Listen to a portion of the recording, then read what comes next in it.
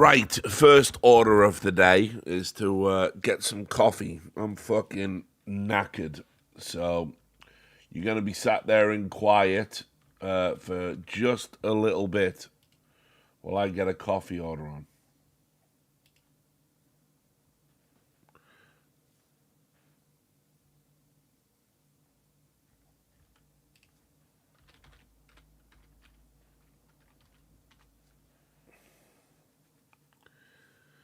And yes, obviously, I read the YouTube chat. It would be somewhat silly to ignore it, wouldn't it?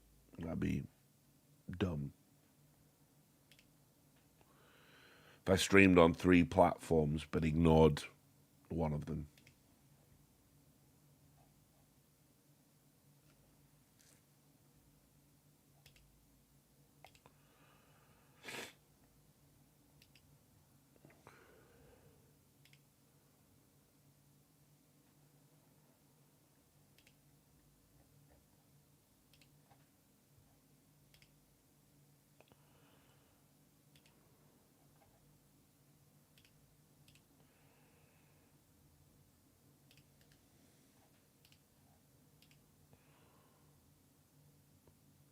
Most streamers ignore YouTube chat.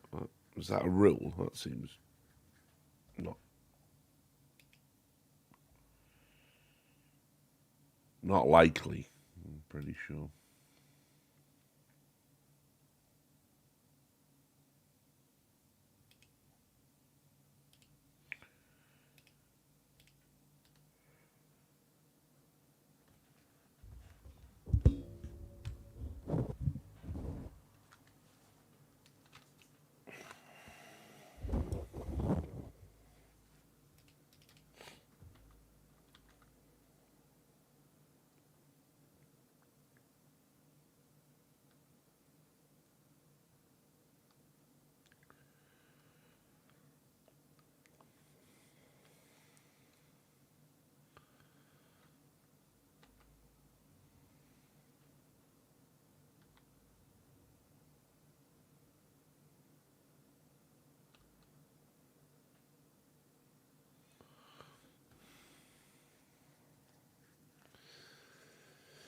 And remember, this is an elimination game between Astralis and Payne.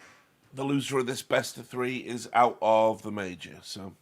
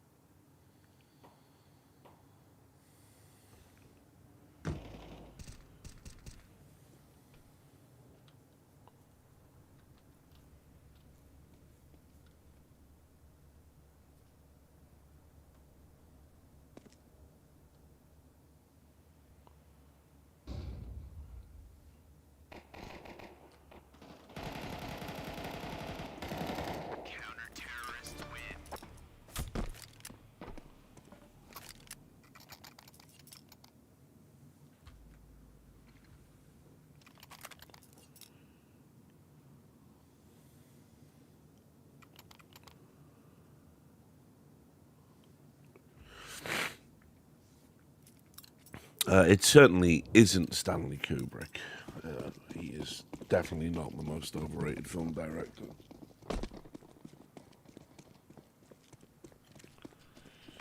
That's a crazy thing to say.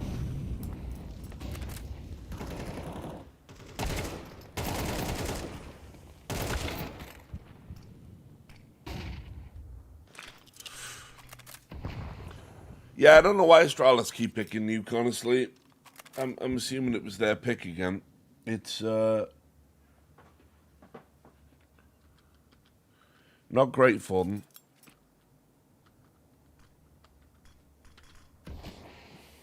But it was Payne's pick. Well, that makes sense.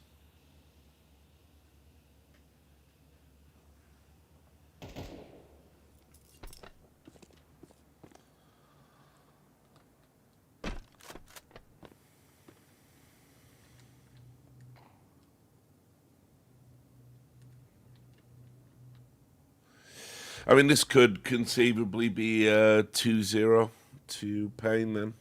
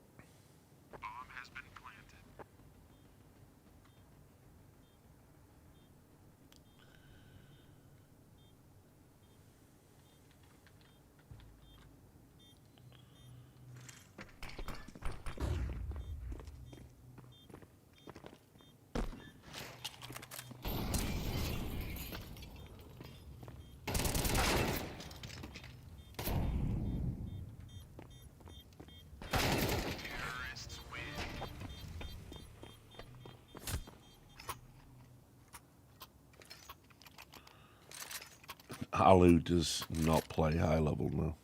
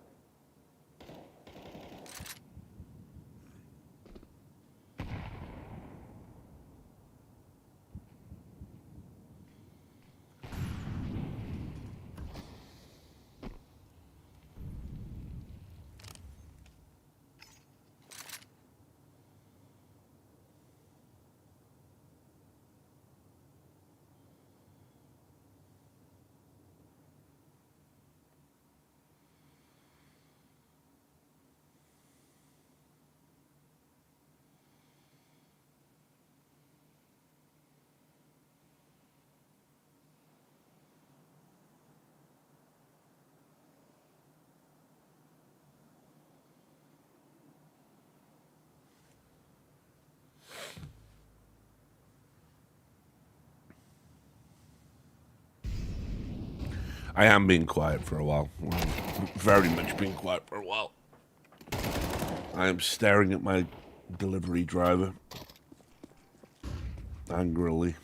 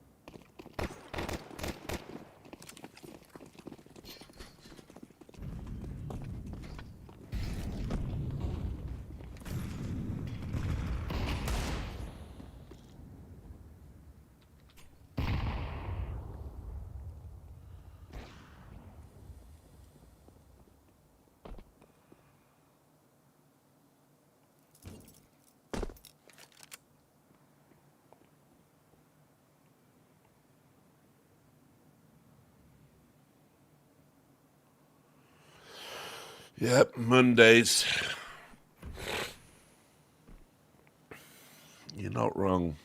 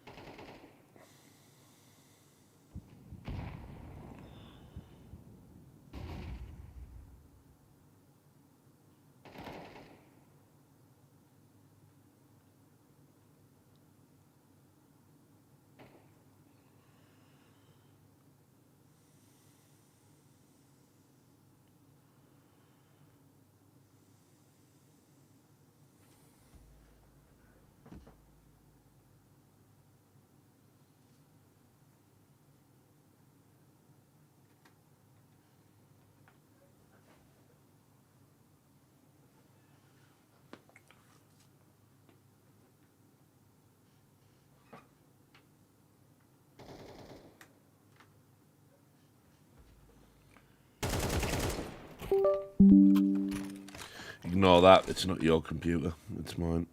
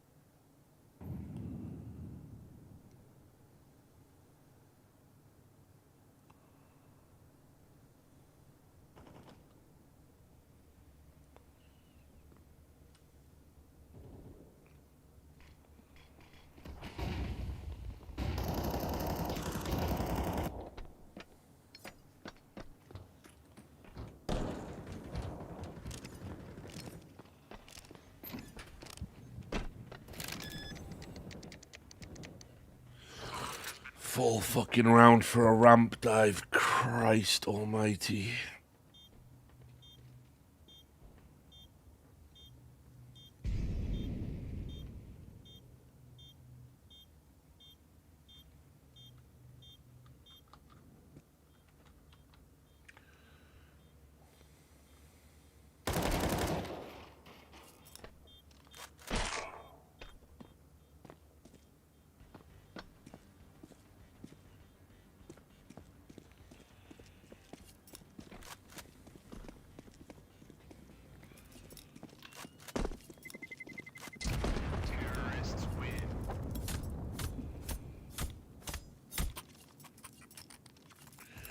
Alright, be right back. Thankfully, the fucking coffee is here. Ugh.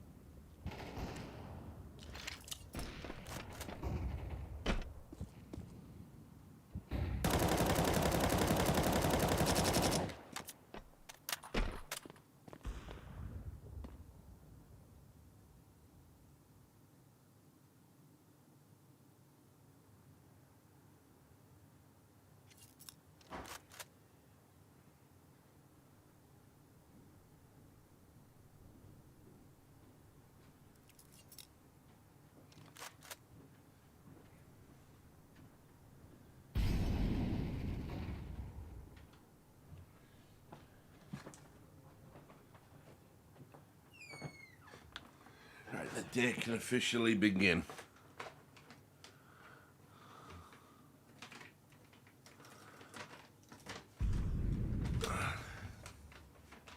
Hello, Richard. Oh, hey, 1 second, I don't have my headset on. Oh. Right, put this there. Right, hello. There we go. What's going on? Not much, man. Just fucking exhausted. I was just up late last night, didn't get any sleep. Classic.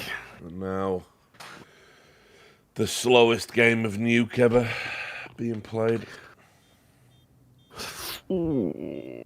Yeah, but is pain making it slow? Or is it strongest? Pain. T-side, you set the pace, you know how it goes. Alright, then. They just did a fucking ramp dive with like 10 seconds left on the clock off the camping lobby for the entire round. That kind of contract's always hard to, it's always hard to watch, isn't it? Yeah, it's not enjoyable. But, I mean, they're going to win this map. I don't know. I mean, like, Astralis probably... This should be the wake-up call, right? Your opponent is picking your map pick.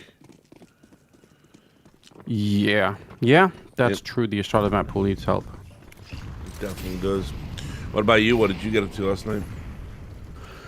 I was trying to write more of the script for my fail forensics. Oh, yeah, nice. Situation. Yeah, I'm trying to put it together. And what else was I doing? I don't know. What did I kind of remember? Probably playing Deadlock or something like that. How many hours you up to? Ooh. Damn, that's gonna be way too many now. In like... Let me check. What does it say? So, like 650 hours? Fucking hell. So, something, we're accumulating. Jais is past 1,000. That makes sense, yeah.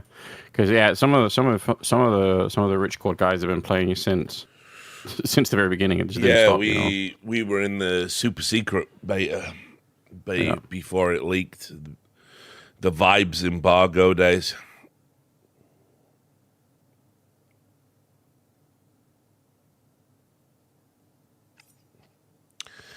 But yeah, not me. Probably don't even have 20 hours, mate. Well, I guess in a way, not that much is lost, because whenever the game changes, it, like, in theory, whenever they release it, you could just probably start playing it there. And I think with all the Dota you're playing anyway, like that, you're gonna understand. There's so much of the basics you will be, like, almost inheriting from that game that it probably makes sense. Ooh, there's a nice shot from there, though. Yeah, he turned up. He had a nice start, and then everything's cooled off. But yeah, I mean, I think like, if the boys are playing it, I'll probably play it, but it just depends. It might just have to be one of those fads I let go just for time constraints. If I get an hour spare, do I want to hop on Deadlock or continue the horror of Dota? Yeah. Well, we'll see. We'll see where the game ends. It's hard to predict right now. I think what is going to be the actual outcome here. So,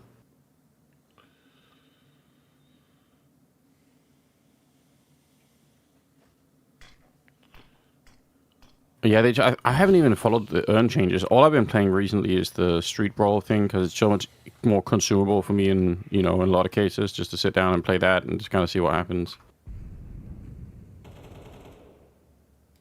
So I do need to catch up on the latest Deadlock changes. Did you did you catch any of the Foot G2 game yesterday? Did watch the whole thing. Yeah. Stayed right until the end. Thoughts on G2 not making that game? I feel like some people were surprised. Yeah. I mean, I had G2 as my 3-0, but I did consider Foot. I kind of felt that was a coin toss. Yeah, same for me, actually. I think, I don't know, like, G2, they don't play, they don't have a tempo mode in their calls. That's true. It's like their T sides are really basic and slow and reactive, which is weird for a T side, but they'll go somewhere, they'll execute their plan, and then it's like if it doesn't go well initially, it feels like they pivot rather than try and like brute force through. And obviously, if you've got good players on a T side, even as a T side falls apart, let's say it's you go to the site, you get on, you lose 2 people immediately, so it's a 5-on-3. Most teams have a player that can just equalize that. You just trade out, get 2 more kills, or someone pops off, or a lurker, pops up from behind at the right time. I watch G2. That doesn't seem to happen a lot. They don't really. They like will then change their game plan and try and do something else. It's just not very assertive, I guess is the word.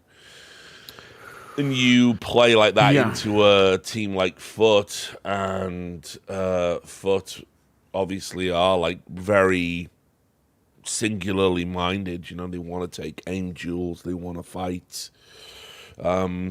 It's like, I just think it's fair to say Foot are the better team, and they called the better game. And look, I'll just keep saying it. G2 are bottlenecked for as long as they keep some Pius on the team. I don't care what scores he brings up. I don't give a fuck about any of that. He is not good enough for what they should be aiming for. Well, especially if to follow on from what you're saying, right? Like, especially if they're not going to be like a tactically brilliant team, then you're in the firepower category, and then you better fucking bring the firepower, you know? Yeah, exactly. And I like that is kind of a, because I really kind of agree. Like, I think like a lot of their, I hesitate to even call it tactics, so that it sounds really harsh, but like it feels like a lot of the time they do kind of wait around to see like, oh, are we going to get an opportunity here? And then somebody tries something that fails, and then you either try to sort of recover that situation, or and you fail to do that perhaps. But it's like there's not a lot of like really cool shit where it's like, okay, we're gonna do like, you know, a fake execute here, and then we'll fall back and we'll catch somebody else in rotation, and we have like this great read on the map the whole time. We like, it's like, it feels like there's not a lot of that, which it's fine. You can play the other style, right? But then for the foot thing, like you said, the confidence in the individuals on foot once they are like up and running is crazy high, right? Like they don't care. They'll take any fucking fight against anybody, you know, which is sick because they can actually do that.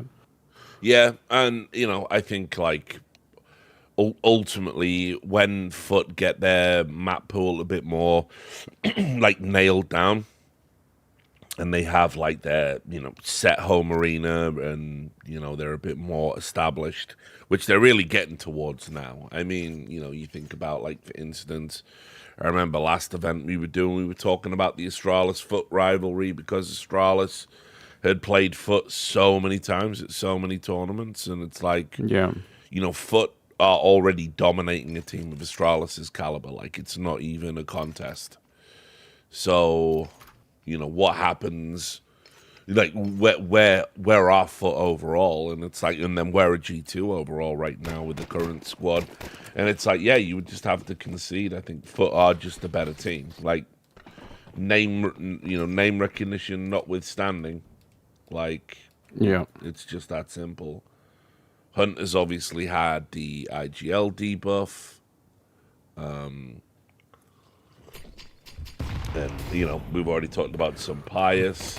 You know, I mean, like, don't get me wrong, Nertz is going to be a shot in the arm for them. I think he's done really well since he arrived, but...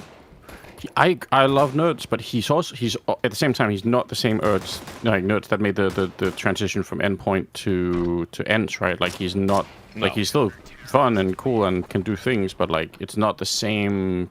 And, I want to see him back to that, whatever, like, you know... Like, more of that stuff that used to be so much fun. Well, I mean, you know, obviously, chances of him getting back to peak, peak Nuts is like, who knows? I mean, obviously, he's got Saw there, but that's also part of my worry. I think something people want to watch out for is, you know, Saw's fondness for the good old Ents guys and his confidence in them, because that's obviously keeping some Pious in the job. Yeah. And true. It could inure both Nuts and some Pious from critique or being moved around. Like, I already feel like Nuts got some pretty solid positions on the map when he's come back. So I don't know. It's weird. I want G2 to be better than they are. Yeah, I know what you mean. But what can you do? I mean, Krabeni is the fragging IGL. Yep. Yeah, he's super legit. But also, in terms of just the IGLing alone, like, there are so many rounds when you can see that, like, he is trying to, you know, the way that he sets up the T side, you can understand what's happening even when it doesn't work out, you know? I think that's like the hallmark of just like, yeah, acceptable IGLing is that, like, okay, we can totally see that if you would have pulled these CTs over to this position, or if you would have landed the Molotovs in the right position and someone had been there, you would have been able to force a fight, blah, blah, blah, like all this stuff. But a lot of the time with G2 is like, I get it. You're waiting. If the first fight had gone your way, you would have won the round, but it didn't. And so it's like that, yeah, that's just kind of boring, you know? Yeah. I don't know what to say about that, you know? Just to the guy in chat, Gilga King, he says Cadril LARPing CS is something else. Why? What's Cadril been doing? Why is he LARPing? What's been going on? Fill me in. Tell me of your woes.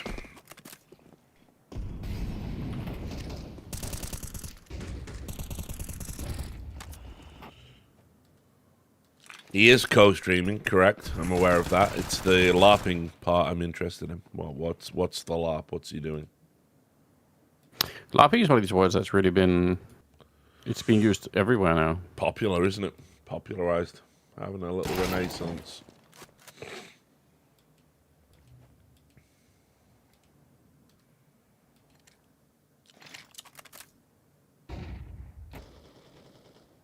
Yeah, it's misused all the time. I guess that always happens when something becomes popular, you know. LARPing, grifting.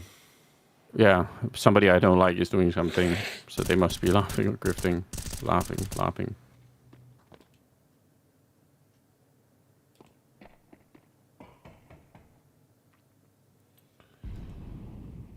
Do people actually do LARPing in the UK? Is that actually a sport that people, or whatever it is, an activity that people do? I mean, it is still a thing. Okay. Yeah. I haven't seen it in a while, but I don't know where I would get exposed to it. Well, fair enough. Like when I was at university, there was we had everything was a SOC, a society SOC. So Right. we had the LARPing, we had a LARPing group, and like I say, I remember one time I was like massively hungover and I was in halls of residence. And these dickheads are outside. I cast fireball at you. I'm like, I'm going to come down there and cast fucking fists on you, you cunt, in a minute. Like, fuck off. I'll do that shit somewhere else before I batter you, No, we had that. And then the other one was fucking, there was something called Battle Sock. And they were medieval battle reenactment group where they would I didn't mind Battle Sock. They were all right. They used to do it they would hire the sports field, so they weren't doing it in the residential area. The LARPers used to do it right wherever there was any grass, So you would just hear these dickheads casting imaginary fireballs at each other at fucking 9 a.m. In the hungover hours, yeah, fair enough. Yeah, not acceptable. I feel like I've noticed it's tied to like very few countries. Like there are a couple of countries that have anybody that LARP, and then there's a lot of countries where it's a really alien concept. Like no one's ever heard of it. I mean, listen, we did this thing one time, which might sound hella lame, but it was fun. We played a game of Assassin one year at university. And basically, it's like everyone pitches in. Everyone who's playing all gets a contract to the other one. And you have to basically kill them, but, you do it in a... You don't really do it, obviously. That would be crazy, but, So if they're in the library and you creep up behind them with some rope and get it round the neck, you're like, right, I've done you, right? And then, you keep doing that until there's only one person left, basically. I mean, I can see how that could be. Like, this is one of those things, right? If people buy into it, it'll be fun, right? If people don't buy into it, then it is going to be super lame.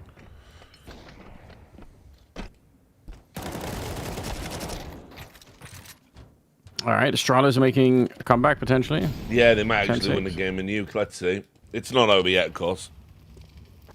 It's never over.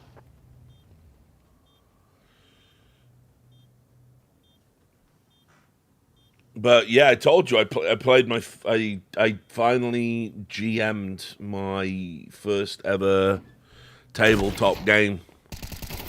It was no, it was this year. Yeah, it was this year. Ooh. Which game? Did a game of Delta Green. It's good. I'm someone as well who's never really got into like the modern kind of tabletop stuff, but I mean I feel like it's like it's a genre that has like a huge explosion, or maybe has had for a long time. I just think now people are like, right. Well, look, this is the really nerdy, beardy thing where probably won't mean a lot to you. But Wizards of the Coast have brought, they've obviously acquired Dungeons and Dragons. Dungeons and Dragons is the go-to tabletop for most people. I played Dungeons and Dragons back in the day. And I mean, like, first of all, it's got the history and the heritage, and second of all, we've all probably played a video game where it literally just uses D&D, the D, whether it's the terrible 5e or the superior 3.5. But anyway, So people don't mind. They'll have a bash with D&D, but the problem is it's just dog shit now and lacks imagination, and it's just really. It actually doesn't really allow for. It's not as good as other systems for allowing actual role play. It's become min-max, numbers, stats, certain combinations of class, all this stuff. And it's like, meh. It's just not a lot of fun. Whereas, if you look at, some of the other systems out there, yeah, I mean, I agree. If you want a fantasy setting, I'd rather play Pathfinder, right? That's a fact. But I'm not really into that, right? But, Call of Cthulhu by Chaosium, that's just sick. If you want something a bit more fun, but with Lovecraftian stuff, the Pulp Cthulhu offshot is basically what if Indiana Jones took on Cthulhu? That's fun. You want something more investigative, you've got Delta Green. I saw the Quinn's Quest review of something called Stone Top, which just looks like it's going to bang. Very interested in where that goes. It's basically an Iron Age settlement, and all your quests relate to the settlement changes depending on what you do. Sort of like a Gloomhaven, but a actual role-playing game.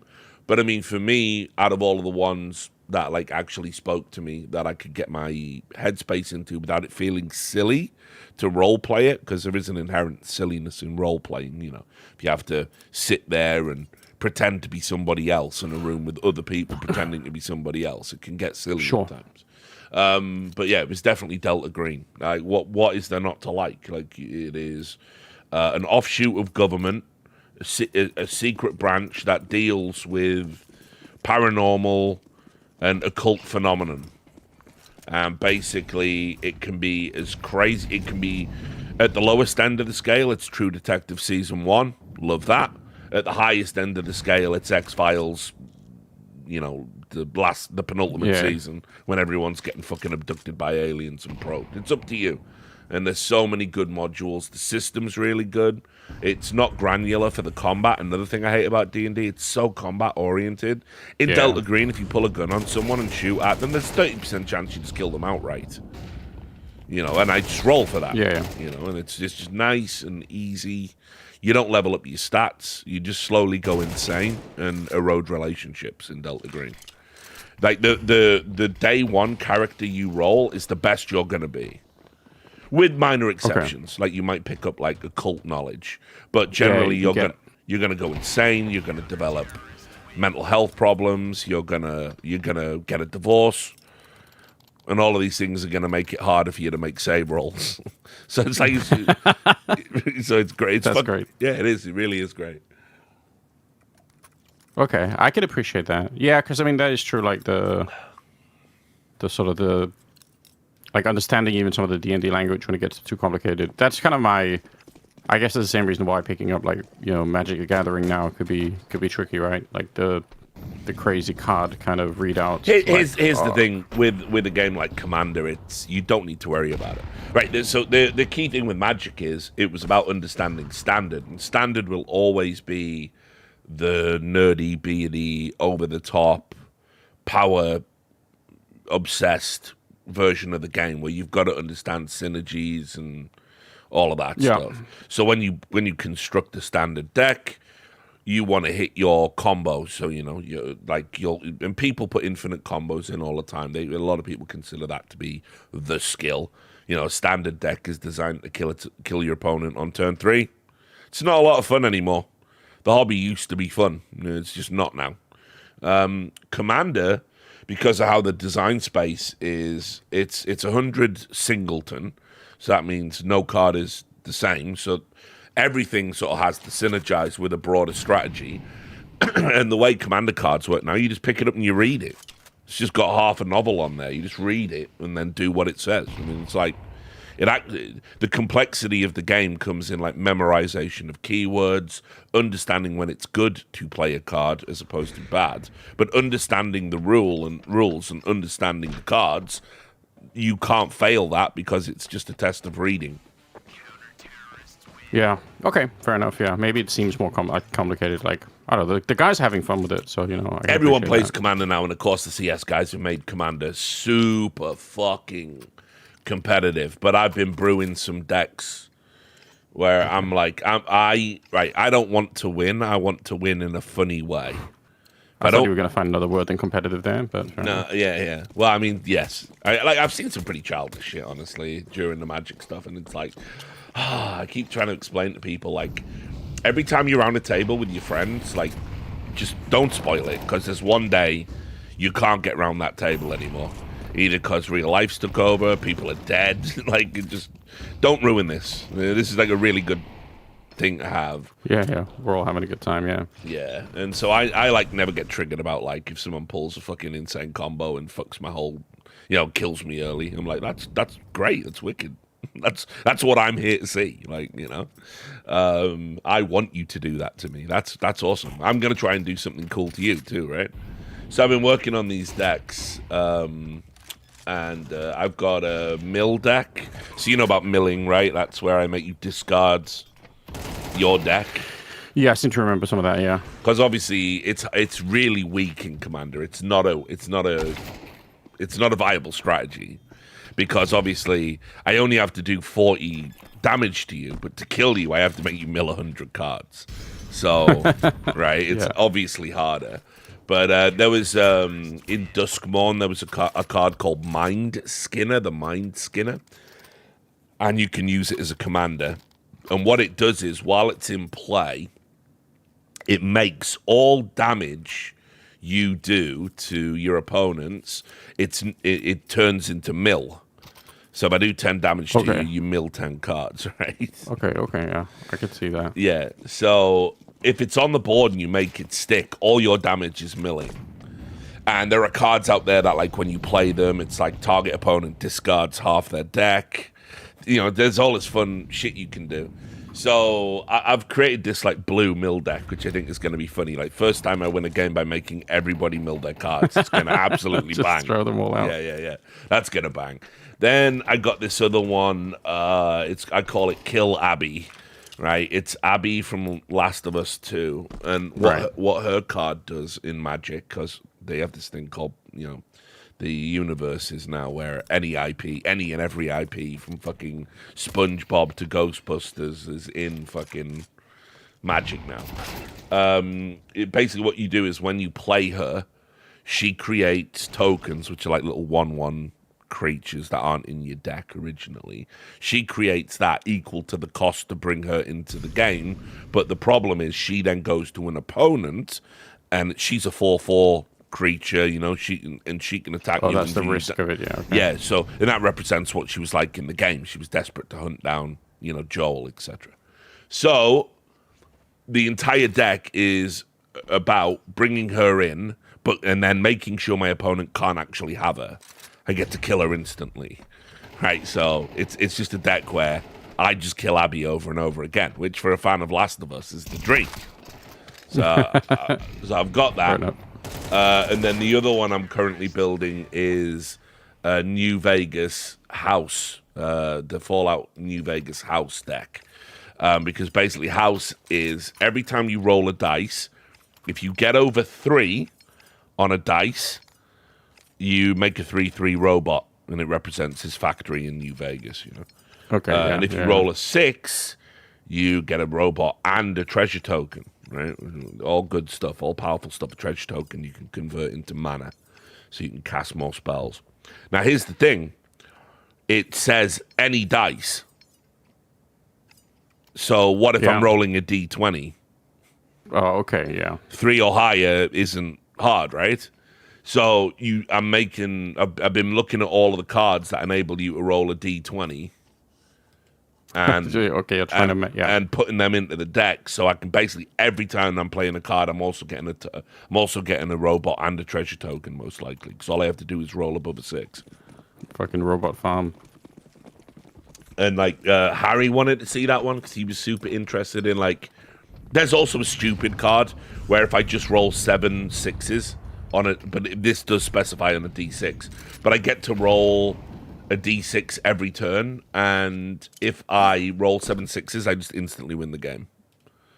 So I might put that in the deck as well. So I've been building stuff because I like to delight my opponent. I want them to laugh. I don't want to just win with a power deck. Like, hey, I got 20 dinosaurs on the board. I swing at you, you die. I want them to laugh and go, how the fuck did that happen? That's the fun part of Magic for me. Yeah, like where the ending isn't immediately obvious, but there's some, like, if you get the right card at the right time or whatever, it changes the dynamic of the game enough that it becomes fun again or interesting. Yeah. Because that is one thing when people have enough creatures out and you're like, okay, you kind of know that, like, there's almost no way back from this game state, That's the other good thing about Commander, fortunately, as well, that just because you're playing with 4 people usually, and the sheer number of board wipes in the game, like resetting game state is very easy. Yeah, fair enough. Yeah, so you can constantly do it. And it's also hilarious. There's nothing like a good board wipe. Like, I remember one of the games we played in Astana, I think Launders had a Hobbit deck, right, based on Lord of the Rings. I think he had the Frodo and Samwise deck. And he was, like, playing it. And basically, I like, Harry plays like Eldrazi, which is considered a bit beardy. And I said to Launders, like, listen, bro, you may as well swing with all your little Hobbit dudes, because I'm about to play a board wipe, and so you won't have him anyway. And he went, oh, and so he attacked Harry, and Harry like blocked all of his shit and wiped his board. And then I said, well, don't worry about it, because I was going to kill him anyway. I played my board wipe, and Harry had a counter spell, so the board wipe didn't go off. So I totally fucked Launders in the ass. He just looked at me and went, bro, you really fucked me with that. And I went, well, that's magic, So that's great. You get all these like funny little moments. It's just some people get upset. I've seen some people proper go off. I won't name names. But I've seen some people get very angry, like very actually angry, like walk away from the table angry over a game of cards, which is like crazy to me. But they're not like that. They're not like that in Dota. They're not like that in Dota. When I play Commander with all the Dota guys, everyone's just having a good time and laughing about it. As it should be. As it should be. Yes, correct. So yeah, just get into it, man. It's never been easier. You just go on Amazon, you buy yourself a pre-con. That's pre-constructed. And you just pick, if you want to wade into the Culture Wars, the Lord of the Rings deck with Aragorn in it. Aragorn's black. Everyone was arguing about that for a week. That's how I spend my time too. I love that. Yeah, I love arguing about stuff like that. Into you can get the Culture War deck if you want. Nice. I'm trying to think. Are there any games IP you actually really really like across multiple mediums? I'm like a huge. I was. It's hard to be anymore, but like a Diablo fan. I don't know. But I don't know if that counts. It might be a Diablo MTG. I don't think. Was there a? There wasn't a. Let me look.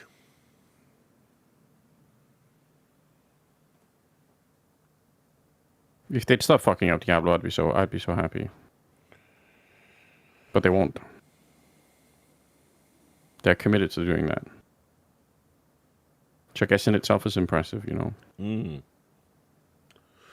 Because they did Final Fantasy, obviously. They've done New Vegas. They've done Lord of the Rings. They're about to release The Hobbit. They did Spider-Man, but we don't talk about that. Shut up. That's my phone charger.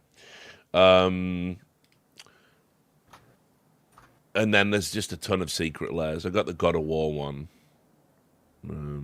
Because I just like Kratos. He's just the boy. Yeah, there's Path of Exile. That's true. I don't mind Path of Exile, man. Sometimes I think to myself, this is going to be the moment when I sit down to play Path of Exile again, because it is a really fun game. But there's just something too sweaty about it too. Are we talking about Path of Exile 1 or Path of Exile 2? 2, I guess. Yeah. Yeah, I'm kind of like, I don't know. I played a little bit of 1, thought it was cool. I played 2. when it came out in early access. It felt worse somehow. And then I went away for a bit, came back, tried to play it again. Still felt bad. Haven't loaded it up since. Man, I do find myself having fun playing Path of Exile. It's just, I don't know, the mechanic of the, the, like a new kind of patch comes out and then you have to start over and kind of keep doing that. And like, I understand why it has to exist, but there's like I don't know, there's just something about it too that also feels, like if I was, well, now that I am unemployed, maybe actually it's the perfect game. I was going to say, I mean, if you're not unemployed, it could be a bit rough, You keep calling yourself unemployed. It's like the craziest thing. You're just not unemployed. I mean, You're no more unemployed than you have been for the last 10 years. Yeah, maybe. I don't know. You're in the freelance I feel pool, like always, and you are working on Skybox like always. That's true. No, yeah, that's true. But I feel like in the past there was more. Like in the past, I usually would have like more things, kind of like or things in the calendar. Where like I feel like maybe that's like the feeling for me is like the level of uncertainty has like quadrupled since 5 years ago or something. I mean, it's true for everyone I know. By the way, it's not just me. I have an opportunity that could potentially include you. I could talk to some people. I won't say too much. Does it involve taking off your clothes, or is it? No, it's definitely it's not exploitative in any way, shape, or form. Which I know will disappoint you because that's your kink. But I was about to say, I've been waiting for this. Yeah. I mean,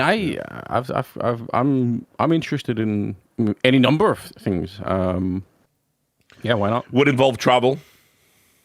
Would involve travel. I like traveling. I think it's fun. So, I don't mind airports. Don't mind hotels. So I will keep you in the loop. I'll drop you a message after today's. Yeah, hit me up. Today's action. Hit me up. But yeah, it's true. There is Skybox. There's always some Skybox stuff happening there. Call center. Right, let's go. Yeah, I'm opening a new call center in India, and I need a manager to teach people how to be charismatic. A call center. We're training the AI on my voice, so every time you get a call, it's from Anders. That's the gimmick. The Anders call center. I'm also collecting, just as for all of the chat and not just Anders, but I'm also collecting the most retarded Reddit threads of the major. Ooh. Because that's going to be part of my major review. The thing I hate about the major is it brings out all the casuals, and the casuals think they should just talk in public about the nonsensical gibberish in their head, when of course they should shut the fuck up, listen, learn, and enjoy the wonderful game that is Counter-Strike, and slowly assimilate to become part of the community. But no, they talk, and they ask questions that reveal themselves to be casuals. Do you think that this is like a byproduct of like a certain kind of cultural thing where it is like it's seen as being a good or a normal thing to kind of just show up and basically be an expert on day one? Because I run into these people in the not that I myself am very much like a business kind of person, but I end up interacting with a bunch of business people through Skybox and other things, and there's like a whole community or culture of these people who, like if somebody made like a new, let's say like there was like a new sub branch of AI where it was like a fusion between AI and nanotechnology, but it was like, in wetware instead. So somebody had made essentially like, like whatever it is, like some brand new thing that no one's really thought of before. Within like a day or two, there would be people who were like consultants in this stuff and would just be essentially experts, even though in theory, the last time that you met them, they were an expert on like, upselling IKEA furniture or something. So it's like, it's like they immediately jump on the new thing, they immediately I don't know how they do it. Like, it's so, in a way, it's obviously totally psychotic, but it's also there's an impressive kind of like the attitude shift of picking up a new thing and just immediately that's it. Like, you understand everything about it, and you just know what data centers are like. You understand how AI works. You know all about LLMs and tokens and all the rest of it. Like, it's crazy. So I wonder if that's like bleeding into the rest of society, this idea, because I think. What's wrong with showing up and saying, I don't know anything about this, but I'm curious? Yeah. Like, that seems like a natural that's what we position used to have to do. on anything. Like, Yeah, that's what we used to do. Like, oh, what's this? yeah. But that's not that. Yeah, that's not allowed anymore. You need to be the expert pretty much right away.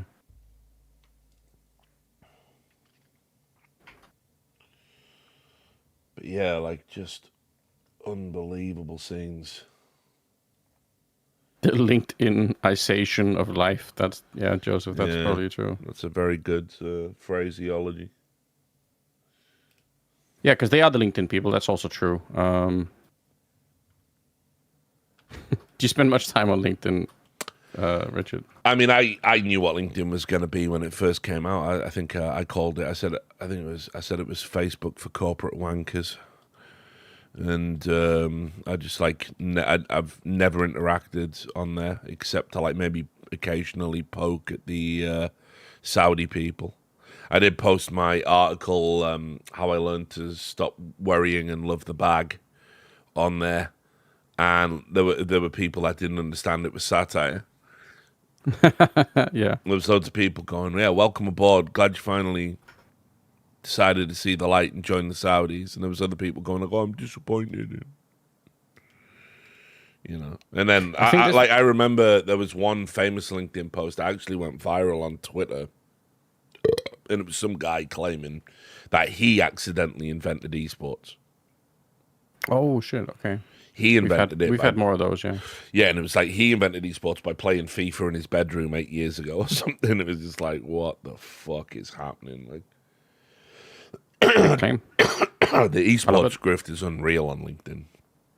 Yes. I think one of the most fascinating, and obviously this has a horrible synergy with the world of AI, because you can get the AI to post your LinkedIn grift, posts where people will say stuff like, a lot of people in this industry think X, X, Y, but I think, Y, Y, Z, and it's this, the formula is always going to be the same, and it's like this simultaneously sort of feigning to be insightful, but ultimately totally vague and meaningless things that are being posted, and then you've got like the same people commenting and sharing each other's thing, and it's just like it really is like an enormous circle jerk of just total time waste. Like, it's mental. But it's got to be an upside to it. There's got to be a reason why people like. There's got to be some benefit for the people that are there, right? Surely. Can't just be wasting time. All the LinkedIn people I know that use LinkedIn and use it as a serious part of their business model, they tell me out of all the platforms they're on, it has the most actual engagement. And LinkedIn's current advertising campaign is that it gets you a better return on advertising, like from actual people that will engage with whatever product you're selling, than any other platform on the internet. That's their current thrust, if you've seen the commercials. So, I don't know. But I've got no reason to be on there. None that I can think of. Maybe I'm missing a trick. Maybe I should be on there and like be out there hustling for a job or something. But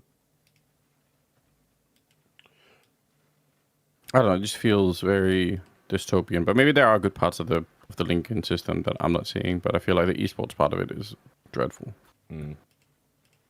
Bleak, as they say.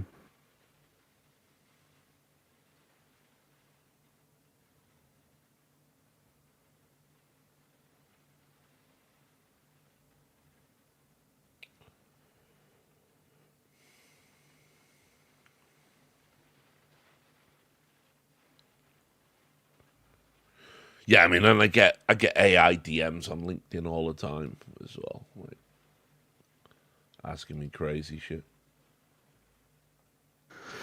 Yeah, what was the progression? It was like I knew a whole series of people who were started out being, I think, machine learning experts, and then when crypto happened, they became crypto experts, Yeah. and then they became. I feel like there was one more thing before the AI stuff. Maybe there was like drop shipping experts in between, but it was like they just, you know, like it just feels so surreal to kind of meet the same people and just day traders. Yeah, probably. I don't know. It just became like a thing that just kind of, like, yeah. And they tell you about it with, insane confidence. This is the other thing that I don't understand, like the level of confidence that people can summon. Like the crypto people, right? Like you've never met somebody into crypto who says, this could be kind of interesting. We'll see, if things kind of work out. But I've got some hope for this, that, and the other thing. It's always like, this is the future of finance, and it will take over and disrupt like the entire world's ecosystem. And, if you want to be poor, then you don't invest it. I think, fuck me, like, just absolutely wild. Yeah, that was a crazy time.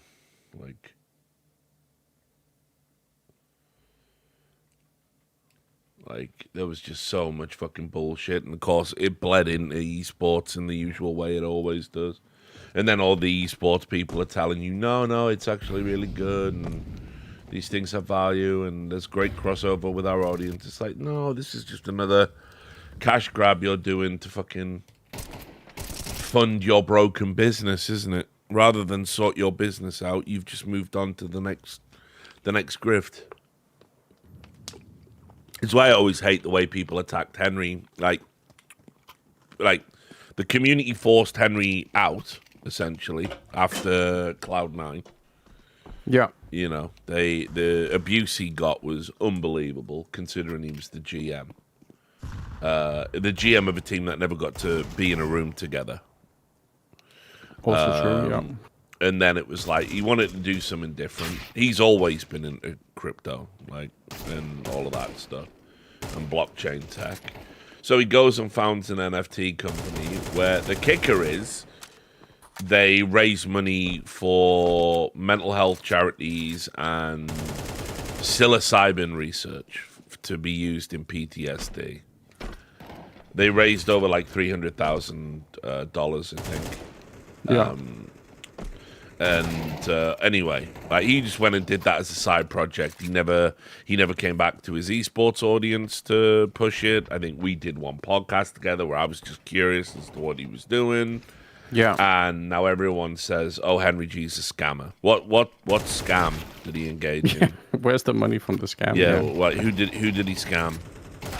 Yeah. Like by that point, if anyone who everybody knew what an NFT was. You were like either in or you were out. There were no lies told. There was no rug pull. It was like, and yet that's the thing everyone says when they talk about Henry. All of those people should actually fucking. Well, I can't even say it on stream what I think they should do, but they're fucking scum. Again, to harass somebody for that, that you raised $300,000 for charity. What did you dickheads do?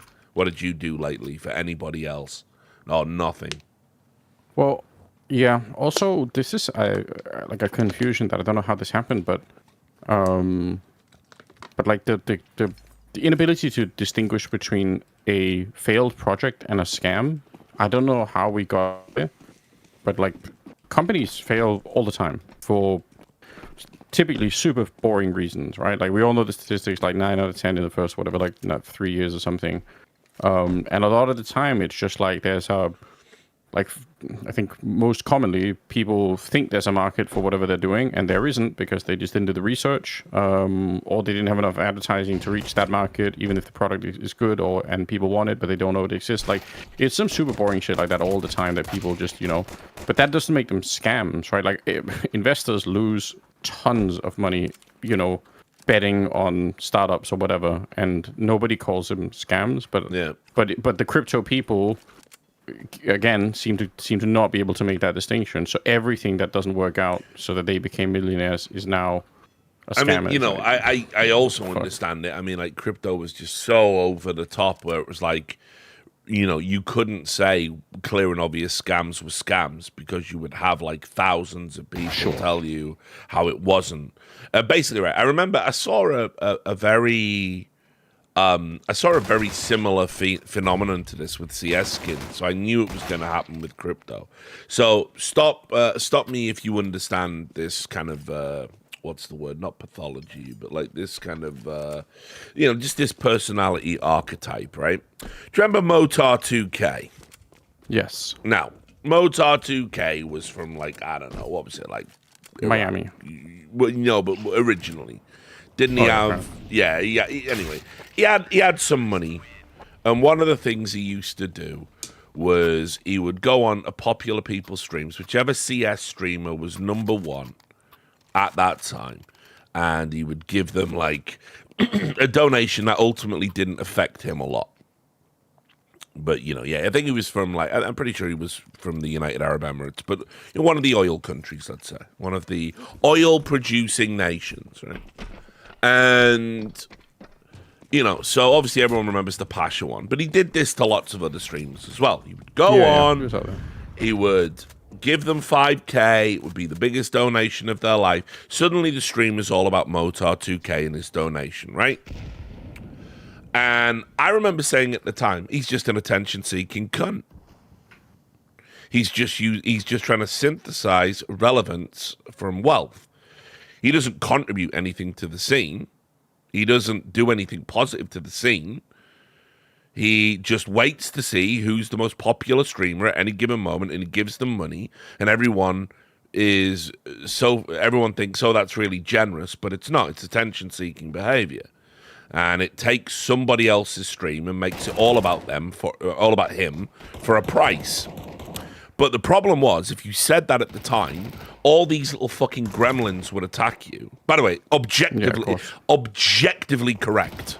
Like that isn't even an opinion. That is a statement of fact, right? But if you were to say that statement of fact, all the little gremlins would attack you. Why would the gremlins attack you? The gremlins would attack you because they desperately believed that if they planted the flag and said, I am on team Motar 2K, maybe I'll get a donation. Maybe one day he'll donate to me. Simple as that. They just had dollar signs in their eyes. Only reason to defend the indefensible, right?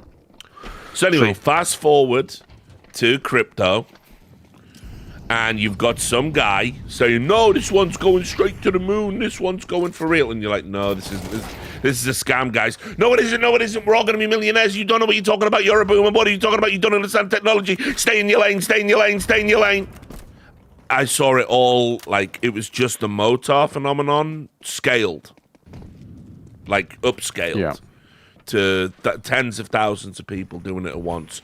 All on the same principle that if people call this out for what it is, then maybe I won't be a beneficiary. So I've got to be crypto's bravest soldier and go out there and defend the indefensible. And that was what was insufferable about crypto.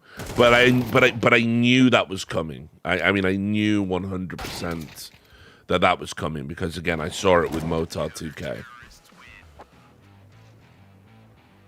Yeah, I think I said that's a good parallel. I had people like this in my who were like I remember there was a bunch of people trying to pitch me, like sort of basically online crypto banking, and they would say like, why don't you put your whatever money you have into like this project, and like it's like the interest on this is going to be like 12.5% interest for just kind of keeping your money in an account. And I thought, like, there's no fucking way. Like, imagine how mental that is. Like, you're saying I'm not investing. It's just an online bank account with the 12.5% yearly interest. Like, that can't, just on its face cannot exist, right? But they all had this like again, the confidence is so crazy. But I guess that's why confidence works. It's like a human hack. If people, because nobody wants to say straight to somebody's face, this is a lie, and you're delusional, and you're dumb if you think so. Like no one wants to just say, oh this is a lie, and you're an idiot. Yeah. Yeah, nobody wants to hear that. But I mean, it's like, the crypto stuff was insufferable, so I understand people's reticence towards people who worked on like NFTs and crypto projects. But I mean, look, not even me, a hater of crypto from day one, on record, talked about cryptocurrency as it was happening on the Richard Lewis show.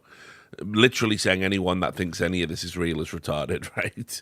Like, not even I would say that the entirety of the crypto space didn't, like, all of it was bad. All of it was a scam. None of it had any value. There was obviously, like, some things that occurred. Like, I mean, I think the broader conversation about how fiat currency is a mechanism of control, for instance, that's been a net positive, that people are now looking at, well, maybe we do need some sort of black market secondary shadow economy to operate with, because governments are now operating in the practice of debanking, right? I mean, I think that's all super interesting stuff. The problem with that, of course, is then the crypto hustlers are like, if you don't have Bitcoin, like you can never have true freedom. Also, like, I mean, in countries where, like, if you're in Turkey, for example, like, I imagine it would be an awesome situation if you could protect yourself against the failure of your own currency by investing whatever you can into, whether it's gold or crypto or something. Like, now I don't know how well that's working out for people, but I can see the horror of living in a country where, the failures of the government, or I don't know if that's the case in Turkey. I just don't know about Turkish politics, but the failure of the currency at any rate means that you're just getting crushed. I know people in Turkey buy gold. It's been a big, and they even had to limit it, right? Like, I think they banned people from doing it because, because if the trade in the country becomes based on gold and not the currency, it's only going to get worse, right? Did you ever watch that Idris Elba documentary he did for the gold? I don't know what they're called, but like the people that control gold. I haven't. He did an apologist documentary where it was basically like saying, yeah, these mines were pretty bad, but like fewer people die these days. And look at this, look at this lake. Good. We're once the mine closes, we're gonna do a big environmental cleanup. Just don't measure the pH of the water now. Yeah, and it's like it's one of the biggest sellout things I've ever seen. Yeah. Why would he need to do that? He's already. Well, I mean, they paid him a metric fuck ton, but yeah, that is the one where he literally goes down into the Bank of England vault, and then he's like, look, and we show him all the gold reserves. Yeah, the World Gold Council. Thank you, Mr. D-Dom23. What the fuck? Isn't that like just an insane cabal to even think about the World Gold Council? Yeah. Well, that's who he did the documentary for. I think it's on YouTube. Well, I mean, you should look it up. I should. I want to see this because obviously I'm interested in the whole gold sphere. So but yeah, I did check out like all of the chemical implications in mining when you have to break up like the raw ore into further bits is crazy. Yeah. It's super crazy. Yeah. But I mean, I'm like I'm not like money smart at all. Like I don't do any of this investing and stuff, or everyone else is fucking playing the stock market or has a portfolio and all of this stuff. I've never. Well, the only reason I do is because I wanted to make like a long-term bet. Similarly, like if I could have invested into MagnoJazz, I would do it not to try and make a ton of money. I would have done it to prove to people that I had the idea, So that's all I've done with the goals. I'm not going to be a millionaire behind it. Like either way, like it's not, I just think it's like a fun bet to sort of say, I think this is going to happen. Let's see if I'm going to be right, But yeah, I'm not like I'm an idiot when it comes to stuff anyway. So yeah, I mean Henry told me for ages that like he always knew which shit coin was gonna pop off and when when to sell, when to hold. You know, he used to play all that market with the crypto. Well, I never did. I was just like, look, I'm good, boys. They're like, well, you can be a millionaire with this stuff. It's like, yeah, it's okay. I think I took.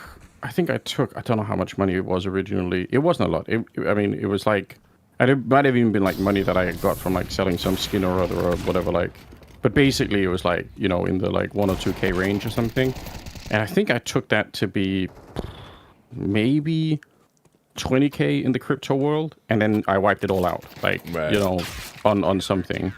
And that was a fucking brutal feeling, like, just like, oh shit, because I don't know, to me, like 20K, that's a fucking lot of money. Some of the boys that were regularly doing the crypto thing back then, like 2016, 2018, between that period, I mean, you know, they made millions. I mean, actual millions, like, now, you know, which is just crazy. Like, but like for me, I after like a little bit of reflection, I realized I've learned like a really valuable lesson here, and it's cost me nearly nothing. You know, like I haven't lost my house, I haven't lost all my friends, I didn't get my parents to invest into this or anything like that. Like I've lost like 1 or 2K on this, even though at one point it was 20, but like who cares? And I've realized that I have no fucking idea what I'm doing, and I'm just like pretending to be, you know, this sick crypto investor, and I just have to stop. So that was great. I actually really appreciate like not going through the like some people I think go for a much harder lesson in that space by truly getting fucking wrecked, you know. Yeah.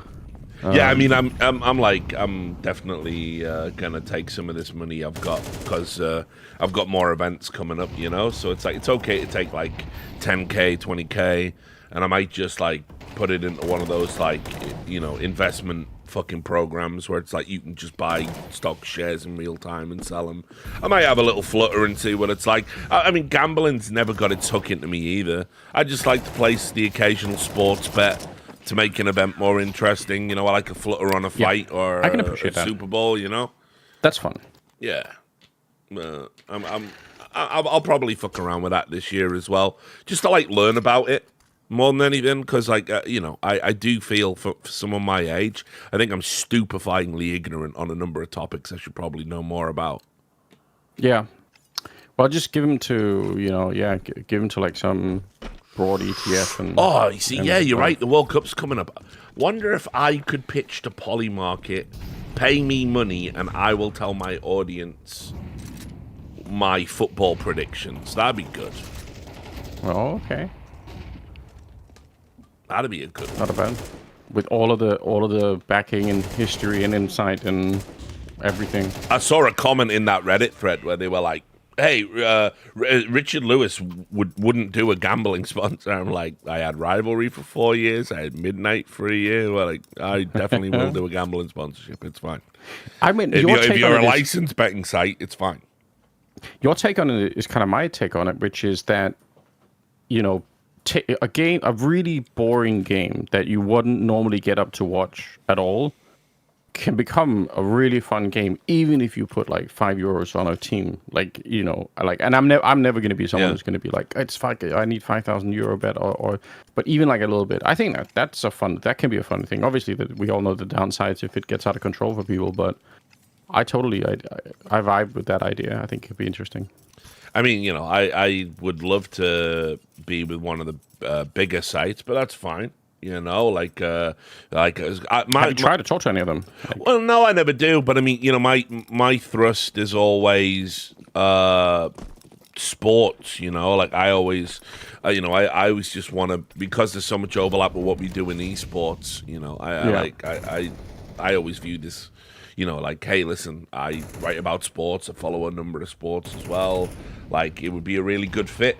And, you know, so anyone that allows you to, like, basically go out and just... Because we all share predictions as well, right? And I'm always uncomfortable doing that in Counter-Strike, because Counter-Strike is something I know explicitly about and might hear rumors about. But I'm just a Johnny-come-notley when it comes to fucking football, right? Like, okay, I see what you mean. Yeah. Yeah. So it makes me feel more comfortable. Like if I'm telling you like, hey, fucking look at the over/under at this game at the World Cup. That's just me putting my ball knowledge to the test. Yeah. You know, but like Yeah, CS, in Counter Strike, knowledge, you could end up in a situation where you have to pretend not to know something because there might be something around the corner. That's fair.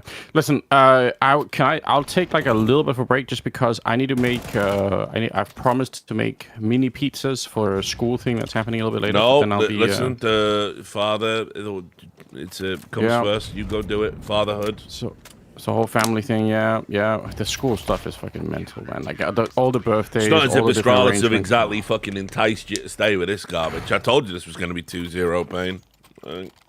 Well, yeah, but in this fashion, like, what are they doing? What's happening? Their map pool's all ass backwards. Like, they think this is their... Like, I think Hooksy thinks they're a tactical team, and they're not a tactical team. Like, they need to keep it simple. Their map pool should be like Mirage, just to Inferno.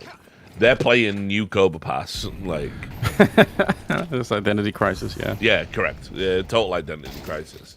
So, and it's a shame, because, I think, I think about Yabi on Mirage. Like, why are we not watching a Mirage game right now? That's true, yeah. Good point. So, but anyway, enjoy the mini pizzas, bro. Okay, yes. Yeah, if we ever have a rich court get-together, I'll make some food. I love making food. I love cooking. Yeah, well, I'm hoping I sent the drums out and said maybe we do Net Guesser tomorrow, so I'm hoping for a few more people to turn up. Nice. Big fan of Net Guesser. Get like a 6-way Net Guesser game going, so. Beautiful. All right, I'll be back, though. I'll be back. Right, toodles. All right, cheers. And obviously the coffee's kicked in now, guys, so I'm feeling much better. I can unplug my phone now. We have battery. Excellent. Do love it. Assault and battery.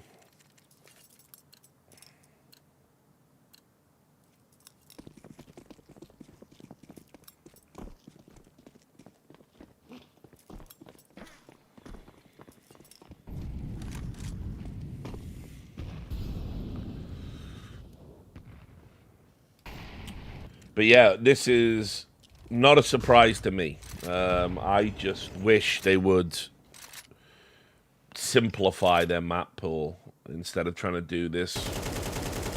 These what I call the speciality maps. I mean, you can maybe make an argument that Nuke isn't so much speciality map. I disagree, but I think whatever. You can make that but Overpass is a speciality map. You got to know what you're doing. There's so many small moving parts on this map, like the difference between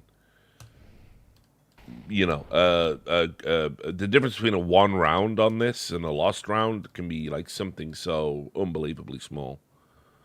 And yeah, when I saw Nuke Overpass, I was not convinced.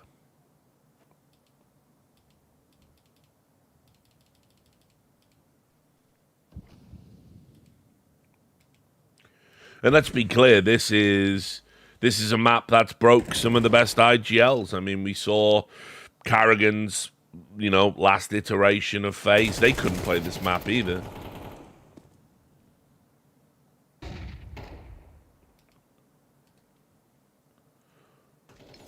Fallen is probably the master now. Out of all the IGLs we've got going, he's probably the Overpass master.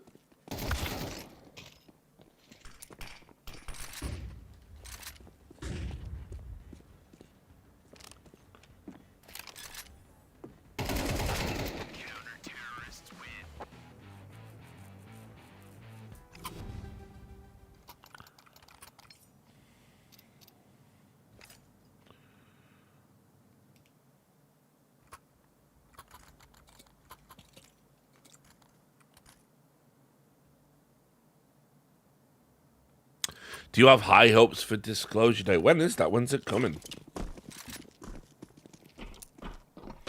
Let's look.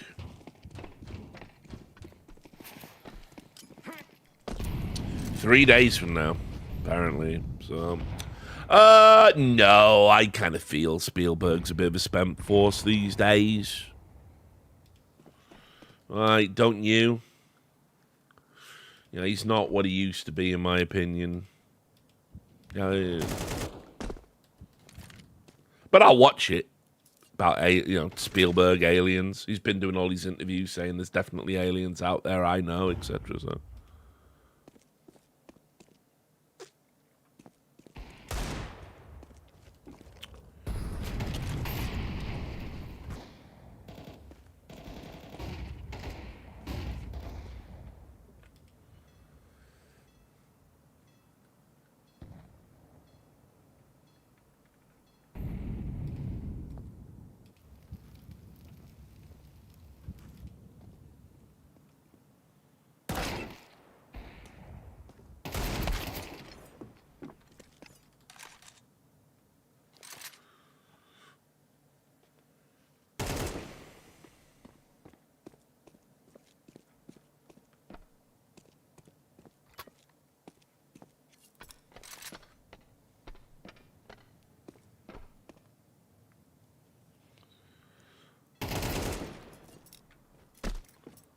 I mean, this would be. Oh, I mean, sick. You're sick nade queen.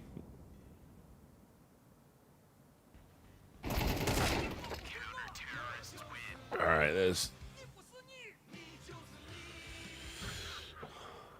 I mean, this is like actually insanely bad.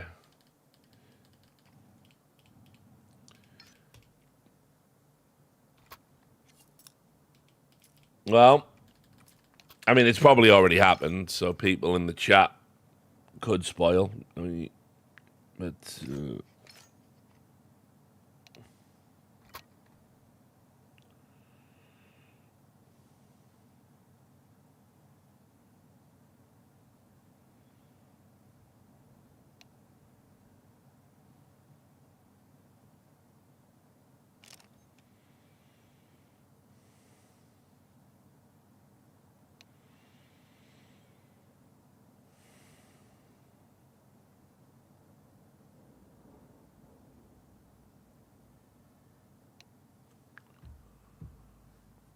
what the fuck is Maui doing? I don't know. What is Maui doing? He's not on my stream. This would be the perfect time for me to go on his stream, actually, because no one else is here, so we could like double up. So.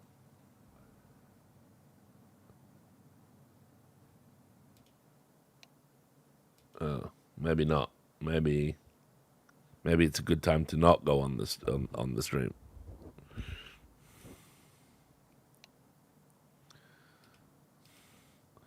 Sounds like I'll wait. I'll chill today.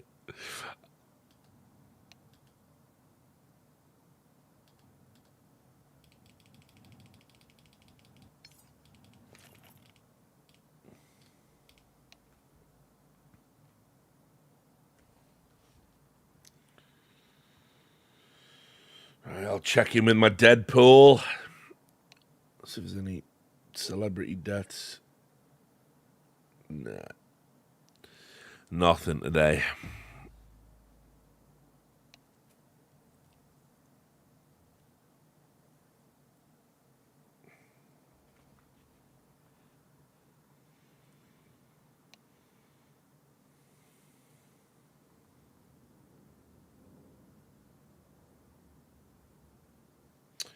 Wow, they didn't plant a bomb one time. Holy shit. That's fucking crazy.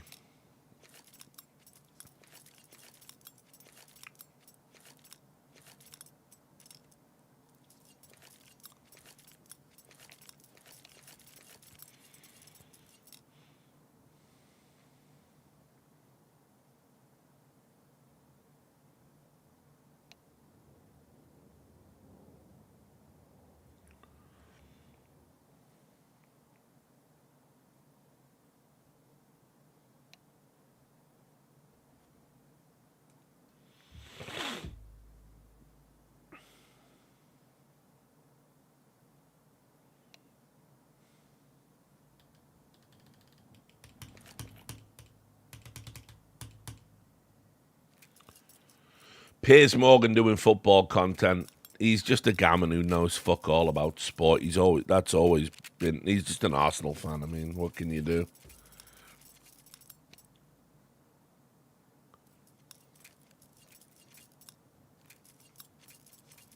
Like, he's never been a serious sports reporter or anything at any time in his life.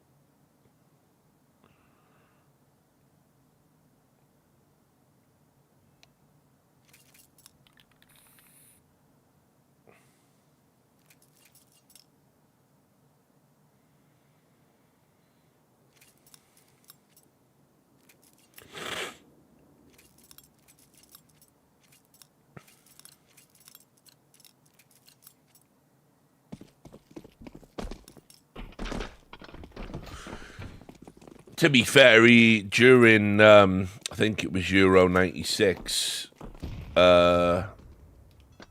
when he was the editor at the Daily Mirror, he did cause a national scandal. Which, by the way, that this was a scandal is kind of hilarious. He put out he put out like a headline that was like, it was before England played Germany, and he put out like a headline that basically said like Achtung surrender or something. And there might have been some uniforms drawn in the graphics. I can't really remember the specifics, but anyway, it sent everyone crazy. Everyone was, oh my god, you're bringing up the war. Hilarious, really, that in the 90s you couldn't bring up the war. And you fast forward to the 2010s and beyond, and it's all Americans talk about.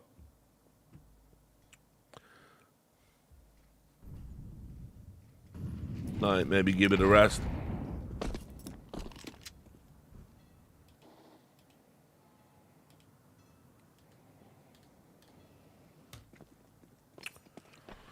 But yeah, that's the extent of his football contribution as far as I'm aware.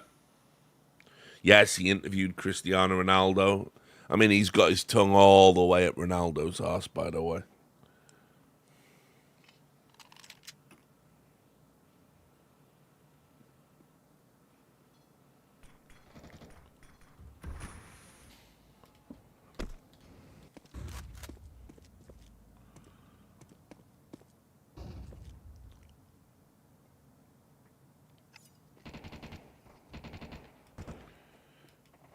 Yeah, I saw there was an article on the BBC, and it was like, "Are Portugal worse with Ronaldo or something?" It's like, yes, he can barely kick a ball anymore. What are we doing?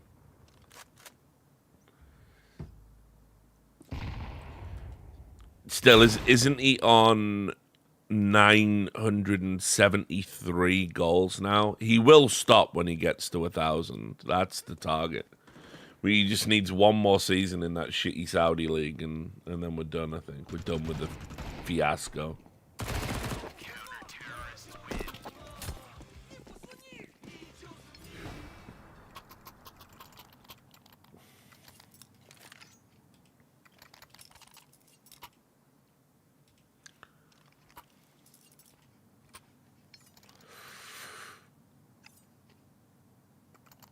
Thor must be calling you in 3 separate lines right now. I mean, yeah, he's fucking up. He's at Ronaldo's ass as well. Hey, listen, I don't give a fuck. I'm not even in the Messi Ronaldo argument. No, neither of them will be my GOAT. I got to see Maradona play, so yeah, I'm good actually.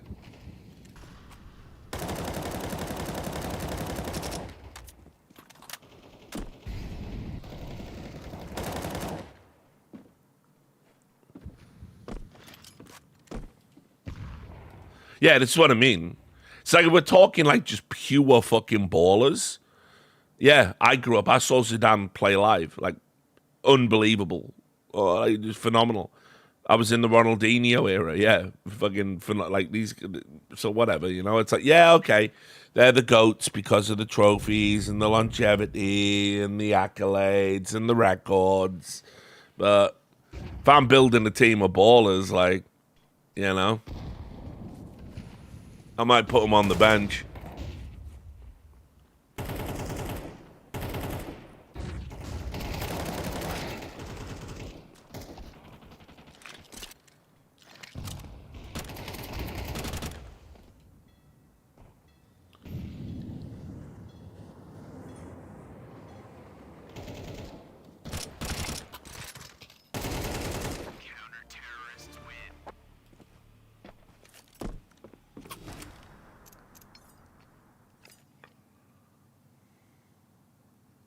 I did see Esports Manager got an actual release date last night. And even more hilariously, IGN put a tweet out promoting it.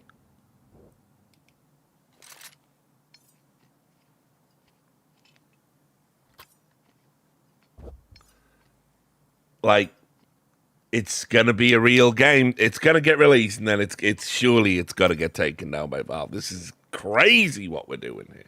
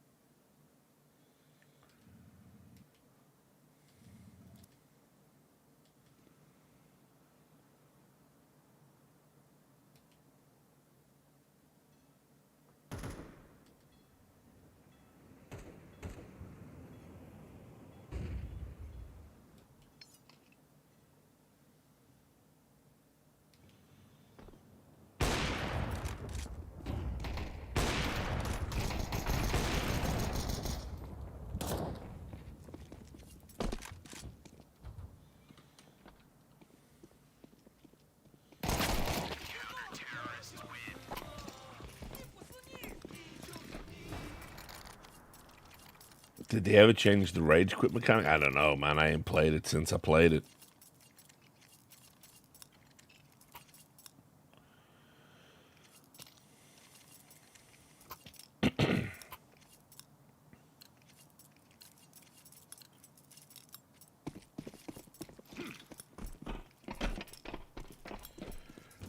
Alright, this is the buy round. Put them out their misery pain.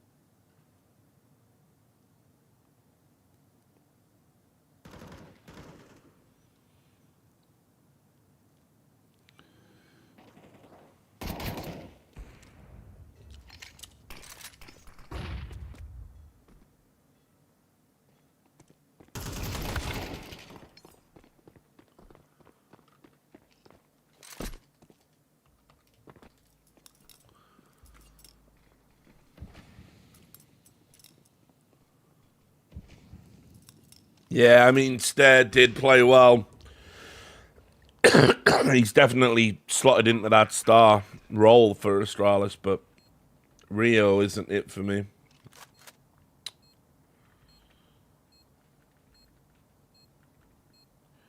And Fozie's been nowhere really this tournament by comparison to his usual standard.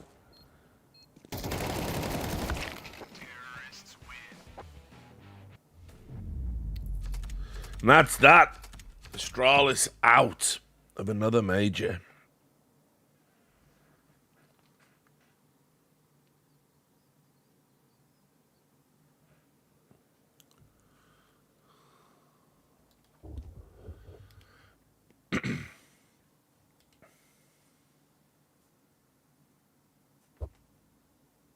I think he's done it!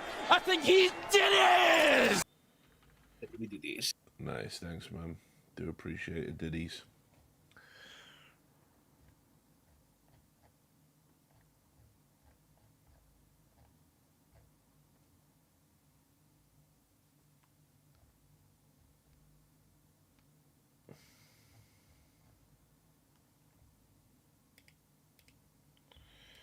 Let's see what else is going on. What have we got? I posted the 4 threads of absolute, newbie and weird takes, let's put it that way. One of the threads is called Falcons Should Buy Krabeni. Yeah, I already got that one. Yeah, yep. Yeah, just buy Krabeni, lol.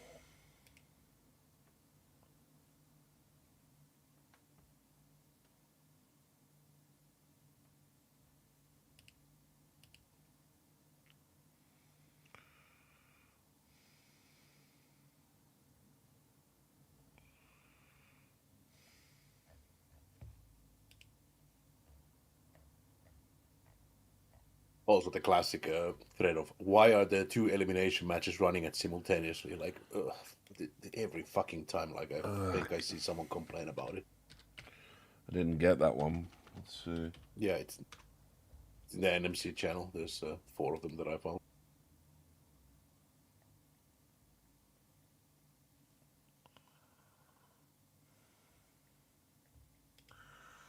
Nice, got it.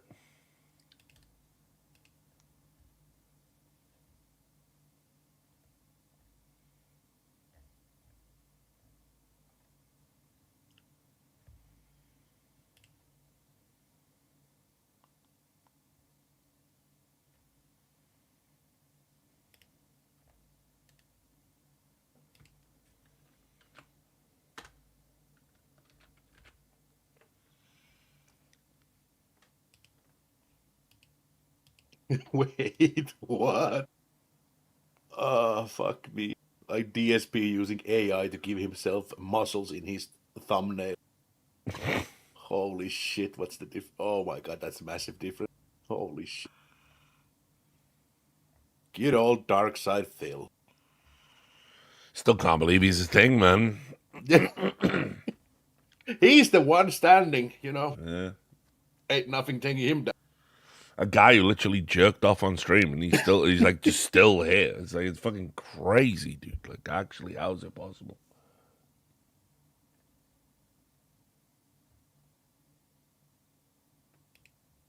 There you go, chat. You can check the fucking thumbnail difference. That is just.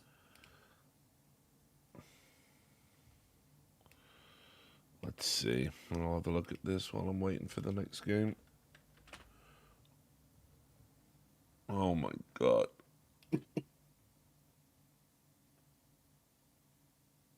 Why would you do that? I don't know.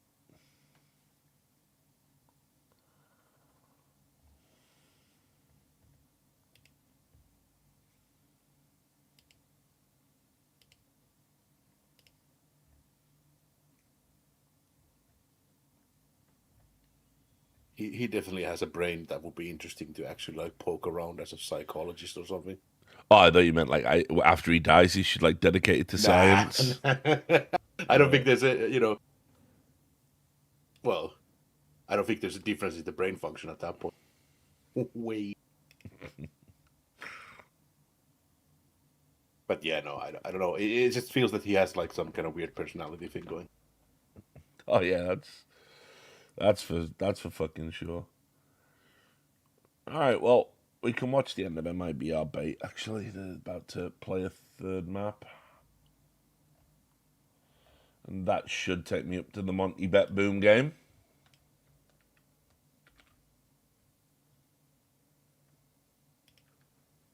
Oh yeah, bait actually came back against the MIB. What the fuck? Thought it was done already.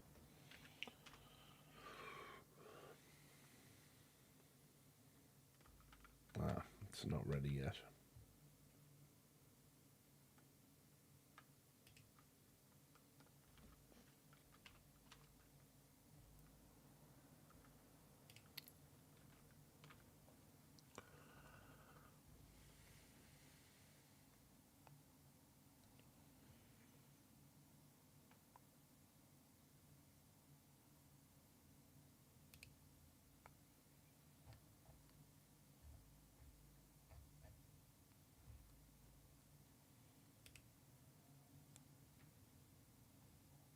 I have to say, Gizmi has probably the least British name you can ever have, or at the same time the most British name, because his first name is Jack, but then the last name is Von Spreckelsen. Nice. Yeah, it's easy to forget he's from the UK. Actually, that technically Monty is it is the UK roster now. Yeah, I think this is the majority now. Yeah, we majority is. We got like Gizmy and Azuwu or whatever. Or you could say it's pre-Brexit UK because of the whole how people are Yeah. from Bulgaria and stuff like Correct. that. So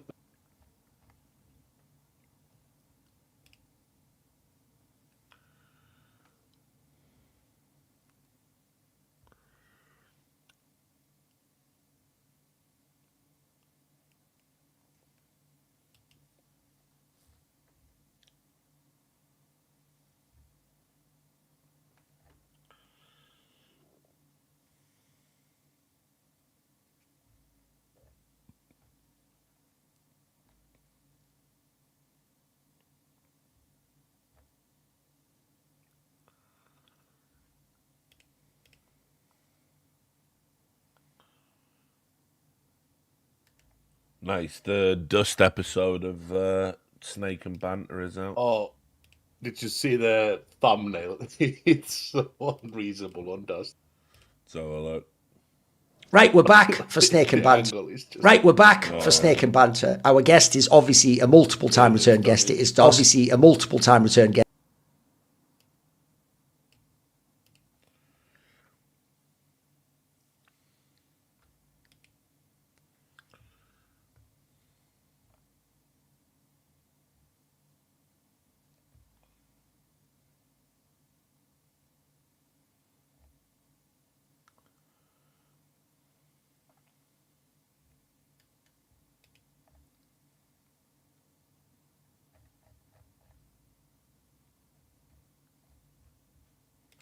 Yeah, I'll have to listen to that. That's going to be a good one. Let's see what the points are. Yeah, the ugly one.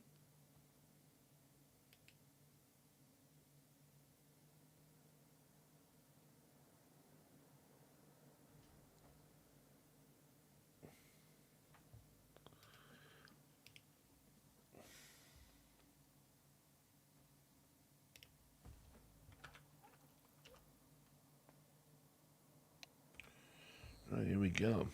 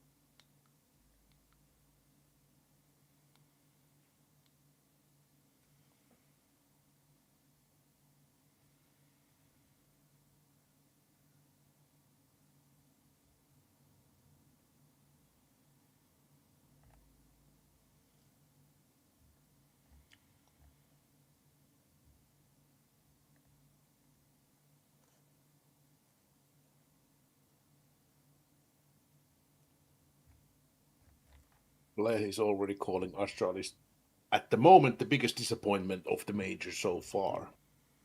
Is that accurate? I don't think so. I don't know. I did put them going through, but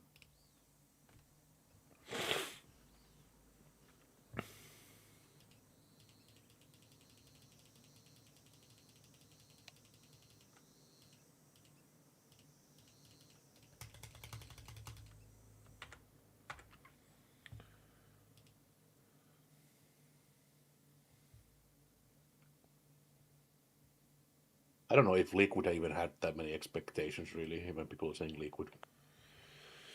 yeah, it's tough actually. I guess people might have had more expectations for Astralis than Liquid. I mean, a lot of people didn't put Liquid to go through. I know I didn't. Yeah, but yeah, to be fair, yeah, so far, maybe Astralis, yeah, qualifies on that point. So of the other teams that I think of, like, I don't think there's any team that has been eliminated that nobody would have, not expect them to be.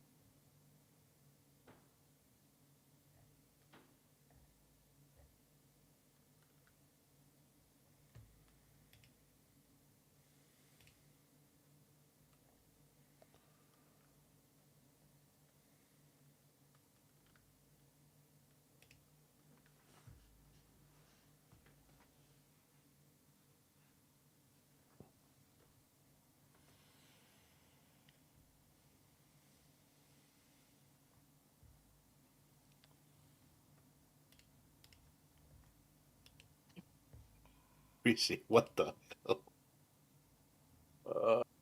Just found out that the woman who was in that Obsession movie used to stream on Twitch with a feed cam. Probably. What do you mean? Oh no.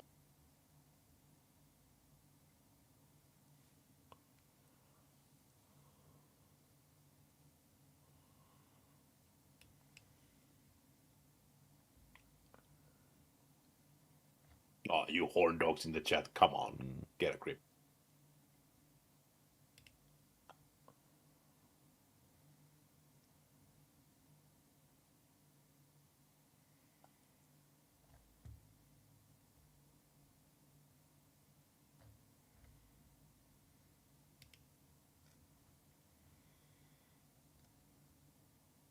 No, no, not that kind of a grip. Come on.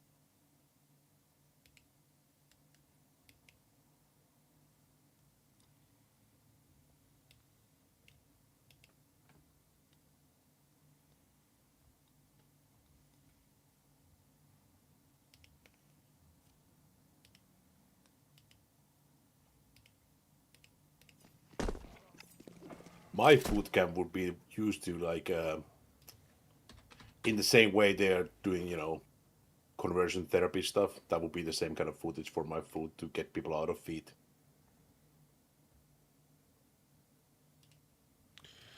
Everyone is someone else's fetish, man. Yeah, I know. That's the weird part about life.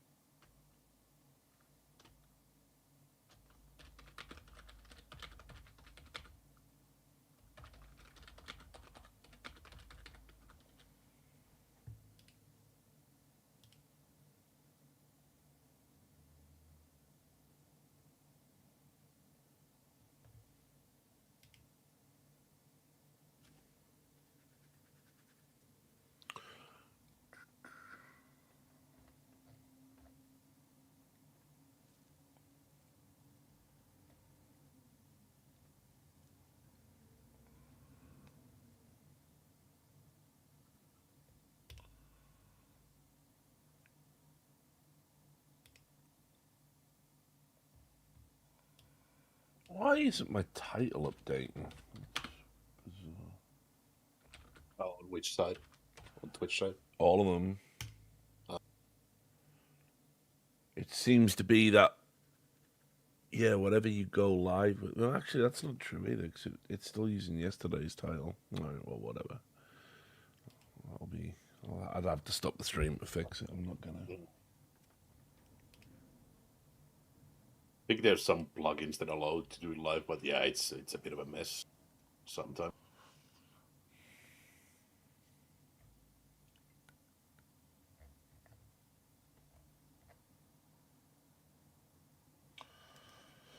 Fucking hell, why is Nicodas still on my timeline? Jesus Christ.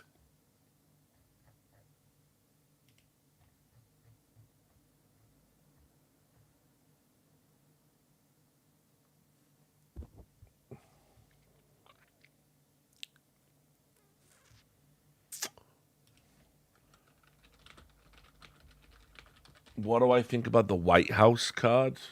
I mean, should be a good fight, the main one. I mean, Pereira gone, I don't really know. Depends. But I mean, I think they put together like a decent card. All things considered, I know people wanted John Jones or whatever, or Connor, but like, I think people, like John Jones, sure. Connor, I don't know why anyone wants Connor to fight ever again. He's a clown. Like, an embarrassment to the sport, an embarrassment to himself.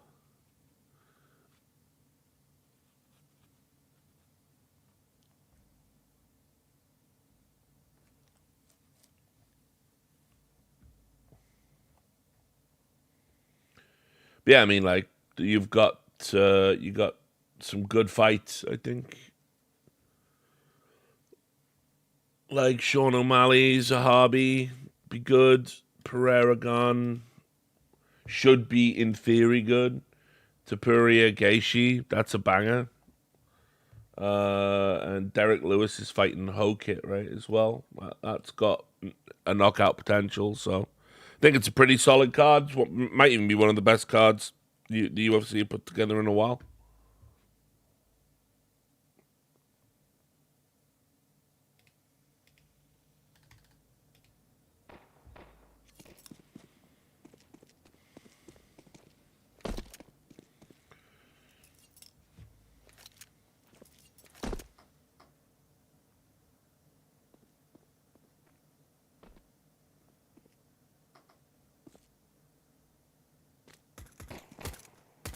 Wonder what will happen on that game. He's going to be attending in New York on the. Oh, NBA the side. Knicks game? Yeah, because that's going to be like a lot of like extra hassle. Yeah, I mean, you know, it's gonna be the usual. He's gonna get booze. He's gonna get cheers. It's gonna be a pointless distraction, but Yep. Not to mention if something happens on the world stage, like how the fuck is it gonna be like? Does he Yeah. just, it's just, I don't know.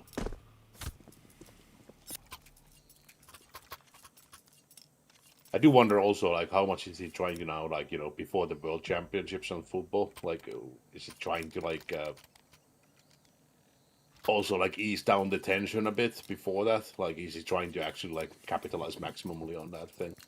I don't think he thinks further ahead than 24 hours anymore. Like, Yeah. I think every day. I think every day he wakes up and it's just a fucking hard reset. I mean, like I saw him on it was on Fox last night. I was doing that one, yeah. He was like, she's like, your voice, you sound a little bit hoarse, and yes, that's because I've been screaming at Iranians all day, screaming at them, because screaming is the only thing they understand. It's the only thing. It's just fuck me. Like, did you also? Yeah, he did say last night something like, "I'm the one who calls the shots." Like, like he was saying that, like, yeah, that's gonna go way down in like Israeli, like the hardliners. Like, fuck's sake, he's gonna botch that one also now. Well, they're probably about to get the first real ramifications of what this all means, because Graham Plattner, aka Main Kampf, is probably going to win. And what that election's that election's tomorrow, so the Republicans are going to find out. Yeah, the main Kampf joke has been made so many times because it is such a easy one to make, really, from that fucking thing.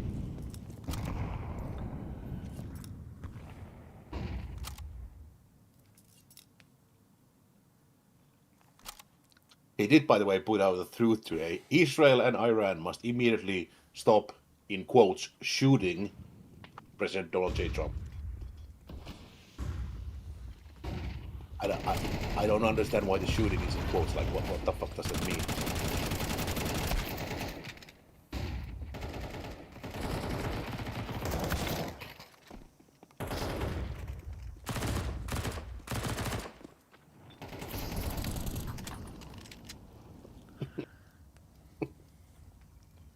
Yeah, me use quotes. Watching. Fuck off. I gotta stop watching bait games just because of Ken's size. His fucking crosshair. The most triggering crosshair. Bright pink circle. Like, fucking. Don't show Kassad that way. Yeah, for real. Someone look up. Does he have like also a pink mouse or something so we can like double stack on it? I mean, I just don't even understand the point of truth. So, well, I do. It's obviously money laundering essentially for Trump. But I mean, like, all that happens now is Trump posts on Truth Social, people copy the post to every other platform. Like, what are we doing? Yeah, there's literally like that one Twitter account that is just copy pasting the. I think it's even Well, doing all the API. journalists just do it because it's like that's the president. The president Yeah. is saying things. He still thinks that a Truth Social post is the same as passing legislation. I mean, he's Yeah, well, just the out of his worst part is mind. that what I've said to people that people don't even understand is that this is gonna be in his official presidential archive. All this fucking AI slop that is gonna be right there, neatly packed up there in the past, so like in the archive, so you can actually see it in the future. You can Yep. just go and dig it up. It's there. All the slop he posts on himself. Like, keep in mind, he's not reposting stuff that at the same level, but he's himself posting. Or, sorry, I'm not saying that Donald Trump person is doing it. I mean, the account is doing. Of course, there's going to be some intern running it. Just gonna say it though. I never want to hear anything negative about Trump ever again from any single avowed Democrat, because if you're gonna vote for someone like Graham Plattner, then he's pretty much got every strike you would want to level against Trump, whether you even believe them or not, right? Like I never believed the suckers and losers thing. That felt like an op, especially with so many people on the record denying it, and only one person on the record confirming it. My details of the story were incorrect. That it couldn't have happened on the day that they claimed it did, etc. But Plattner is on record as having said veterans deserve to die for being retards. I mean, like, we've got it right there. We got the posts, right? So you got that. You got the, Trump is a Nazi. Is he? This guy's got a Nazi tattoo, had a Nazi tattoo on his chest for 18 years. It's the second most recognizable symbol of the Nazi regime after the swastika. You've got it tattooed on your chest for 18 years. You'd only get it covered up. Actually, Okay, third, yeah, sure. I might give you the SS. yeah. I might give you the SS, okay. But there's no way you wouldn't know what that is. I mean, I could show that. I like, everyone's pretending that, like, it's possible to not know what that is. Like, you wouldn't even need to understand it. I could show that to most people, I believe, and they would go, "Oh, didn't the bad guys have that on their uniform?" Yeah, and the best angle is here that because it's mostly Americans are trying to do the whole thing of like, I don't even know that was a thing. Like, no, the other thing is that because this guy himself has said to be a self-proclaimed history buff. Yes, correct. If you're a history buff and you claim that you don't know what that means, you are the biggest fucking liar that exists in anything. Yeah. Because if you're into any kind of history, you would know about at least the modern history's basics, so to speak. And So that fucking Totenkopf is just like way too out there. So you've got that, right? Then you had all of his comments about women and rape and all this other stuff that he made on Reddit, like pretty much essentially the equivalent of the leaked audio, grab him by the whatever. Then on top of that, we've now got multiple allegations, that he has been abusive towards women, and we're still doing this. We're still going to like come out and go, no, he's a good guy. His past was weaponized. People can change. So, in other words, you can do all the heinous shit we hate Donald Trump for, but if you're a Republican, you can't change. But if you're a Democrat, you absolutely can. You can become a better person. It's ridiculous. It's so absurd at this point. Like, just say we only give a fuck about the seat. We don't actually have any principles. We just want the seat. Just say that. That's honest and that's fair. So I'm so tired of this. I watched the nonsense of the Brett Kavanaugh trial with Blasey Ford. Couldn't even remember what year the assault was meant to have taken place, let alone where and when. And she was trotted out, and she, in the press, called her a fucking hero. They put her on the cover of Time magazine. Woman comes out making accusations against Plattner. She's a Republican operative. Look at her opinions about Israel. I actually saw a clip of someone who says they're going to vote for Plattner, and obviously it was one of those like troll interviewers, who goes to these places and asks questions, and then they let idiots, incriminate themselves. And the question was like, would it be a deal breaker for you if he had a Star of David tattoo? Right? And the woman said, yes, because I'm against genocide. But the Totenkopf was fine. Beam me the fuck up. Beam me up. I'm ready. Take me home. Like, the only actually if you like you said it, like if you're gonna say that it's only for the seat, then and you want to argue that the Collins was the fucking other one option, that she's too old or something like that. It's like, okay, then you have to just argue those two things and just say that it's only purely on that. Okay, that could be still like understandable in a way, but then you have to think about what you are actually voting for, and it is going to be always that you voted for someone who's like literally tattooed himself as a Nazi. Like, in the sense, like you still need to carry that weight on yourself. Yeah. If you are voting for that option. And obviously as well, it just, once again, it just erodes trust in the media, because the media are out there carrying water for this guy, saying, oh, look, he's had accusations against him, but it lacks context. He cheated on his wife, but it lacks context. He was sending dick pics and sexting on a platform that's like actually populated by a lot of underage people because it doesn't have great checks, but that lacks context. The Totenkopf, it was a silly drunken tattoo. They also built this guy up completely. I mean, before you even get into that's all of the transgressions, he's fake anyway. He's not even real to begin with. He's not an oyster fisherman from Maine. He's a guy he's a bum who does fish oysters and sells exclusively to his mother's restaurant in exchange for over market value. He lives in a house that he didn't buy himself. He took a loan from his dad. He's not a working class guy. He actually, his parents are pretty well to do. Yeah, and I'm gonna talk shit about his fucking service record now, because like. He was with, what were they called? Not BlackRock? Yeah, Blackwater. Yeah, Blackwater. Sorry.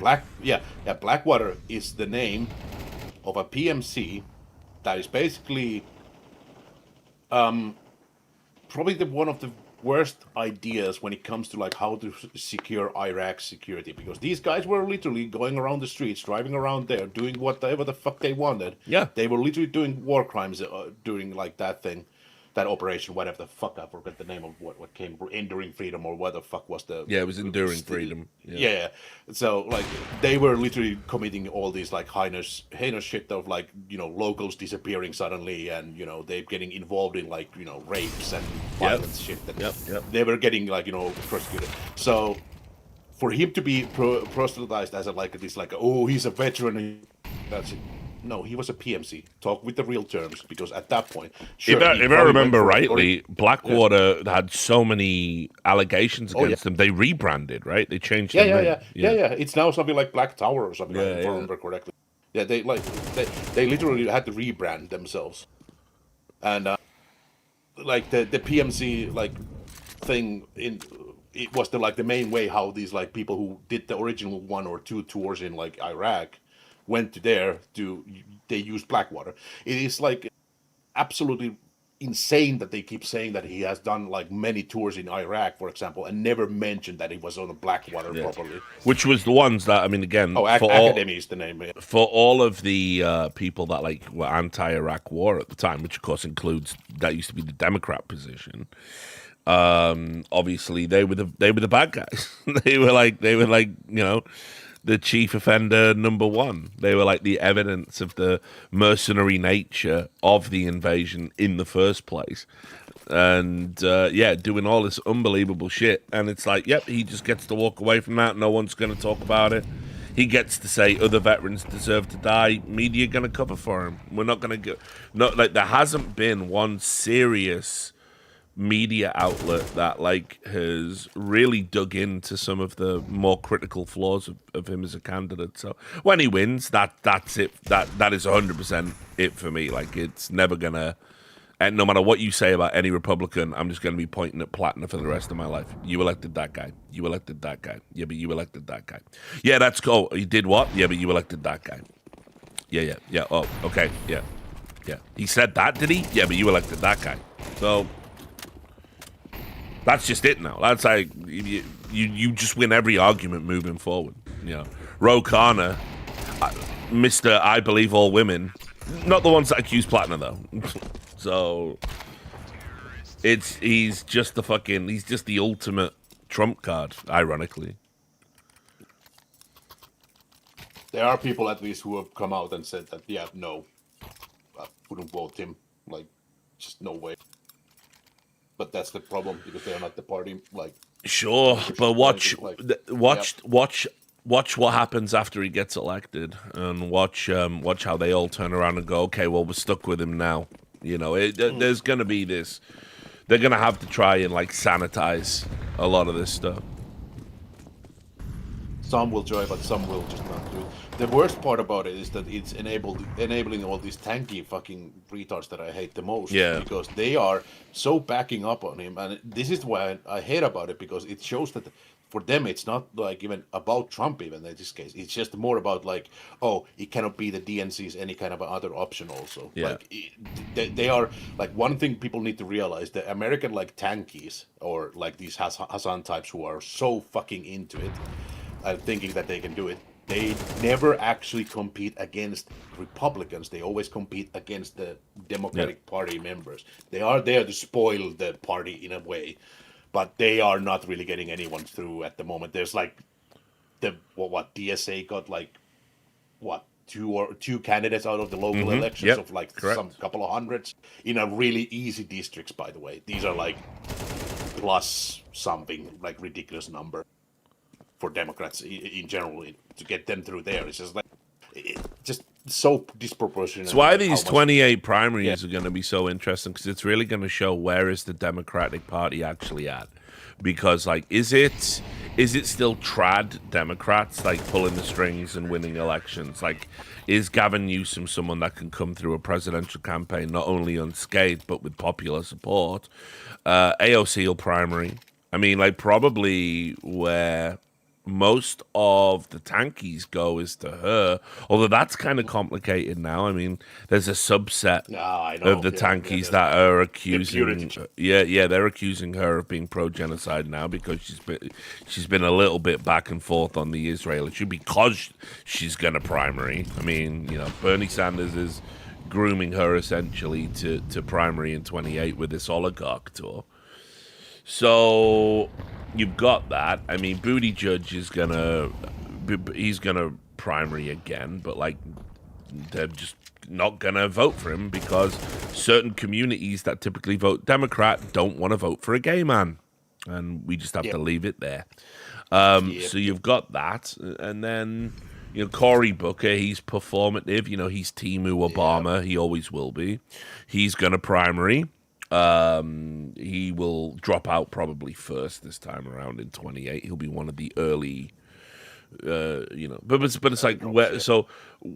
What we're looking at is essentially like how much the Mamdani effect sort of changes political perceptions between now and 2028. I got no doubts Republicans are going to get mullered in these midterms. Like, I think it's going to be a bloodbath, and it starts on Tuesday.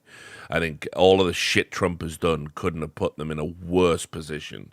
Like, your mandate was super easy as well. It's what I fucking hate about Trump. Like, Trump is playing fucking Bethesda president game. Right, and he's only doing side quests, and every side quest is retarded, and he's fucking it up and taking all the evil options on the side quest. When the main playthrough was super easy. Come in, get the price of living affordable again. Don't do anything to fuck with the price of oil and gas. Get the energy bills passed that you wanted to do to make America more energy independent and another oil producing nation. Don't start any new wars because you said you wouldn't, and the American people are really sick of it. And don't go too hard in the paint as an ally of any other foreign nation when it comes to aid or support, because Americans are feeling like they are being neglected and ignored domestically. And close the borders, sort out immigration, do the deportations people voted for, and that's it. If you do those and only those things, Republicans win in the midterms. Everyone's feel good about Trump, but he didn't. He refused, in fact.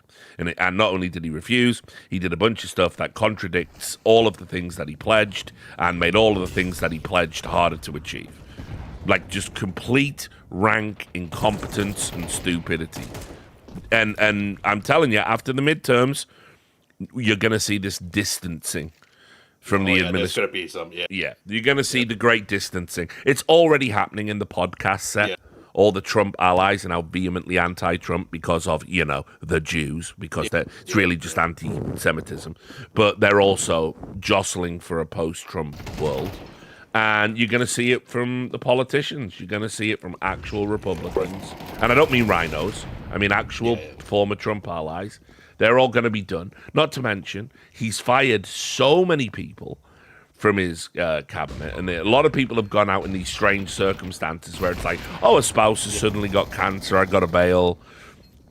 A lot of people that were in the MAGA alliance aren't anymore. And what do you think they're going to be doing post-midterms? Do you think they might want to sell a book? Do you think they might want to get on a new grift? Do you think they might want to be in further administrations? Do you think they might want to retain some form of political power? Well, how are we going to do that? Well, they're going to fucking absolutely destroy Trump. They're going to come out and they're going to criticize him.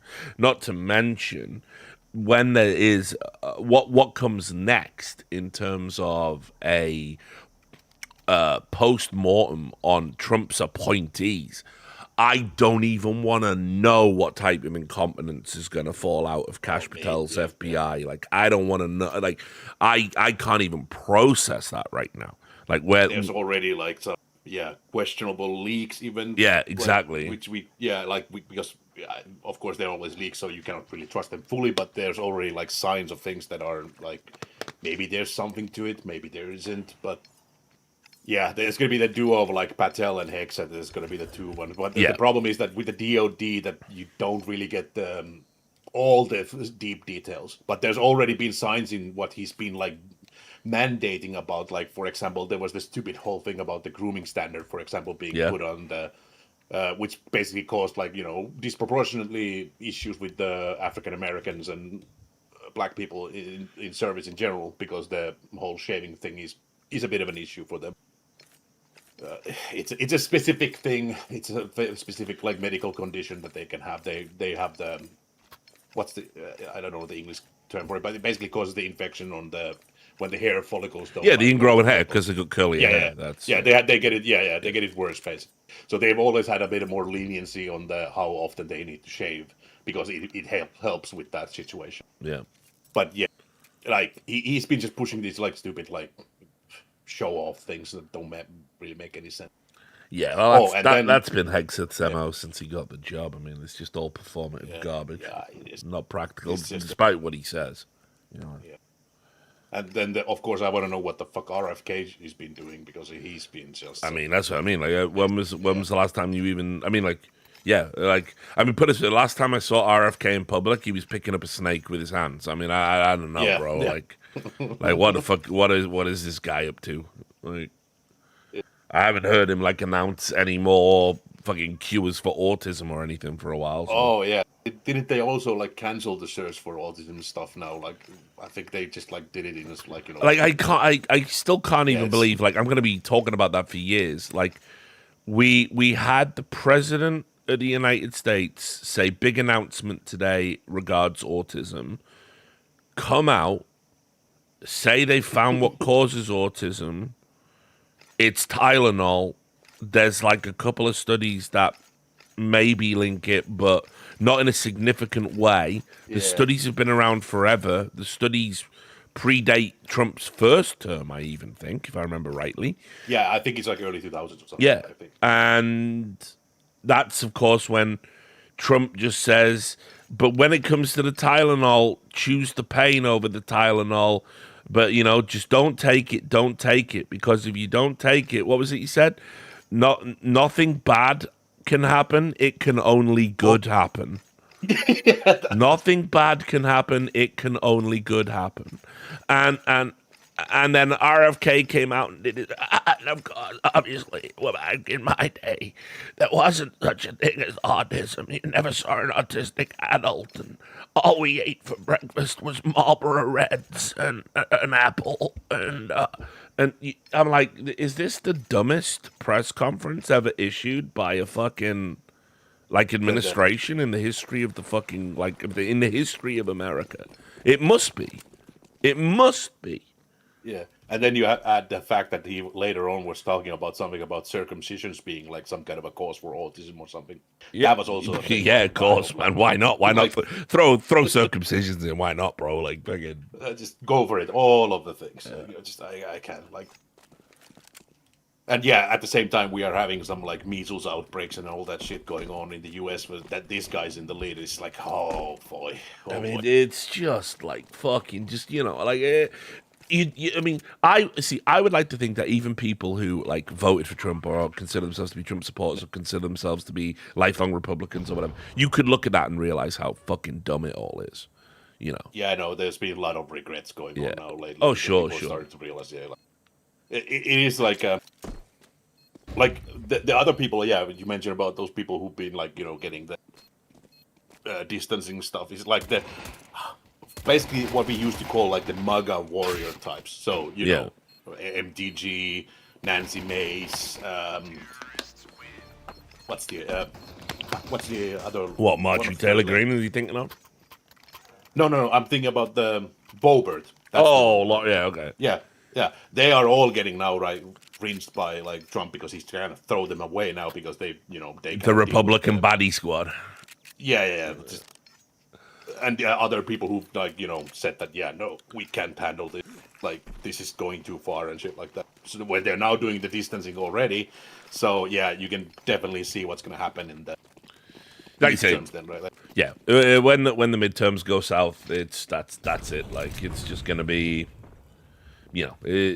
people are going to want to lay it all on Trump's doorstep, and of course because Trump will be going out. And as I said, I mean, I looked at Polymarket the other day, and it's 49% that the Democrats are going to take the Senate, the House, and the presidency in 28. And that's the highest it's been.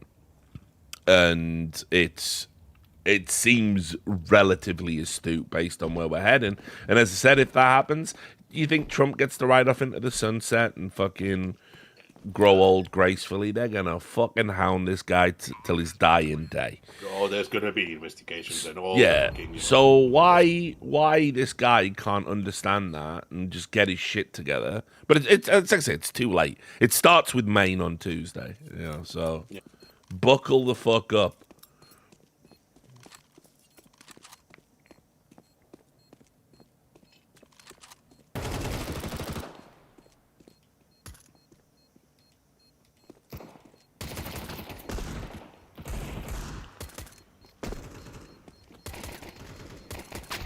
And I don't think he's gonna like he keeps posting about this, like the side question, as you said. I don't think those messages are even gonna get through like to anyone really like what he's trying to do with it, because there's too many things going on, like just too many fucking retarded small things that he's trying to push, and just like halfway doing it. The half-assing is probably the worst part about it. Yeah, really.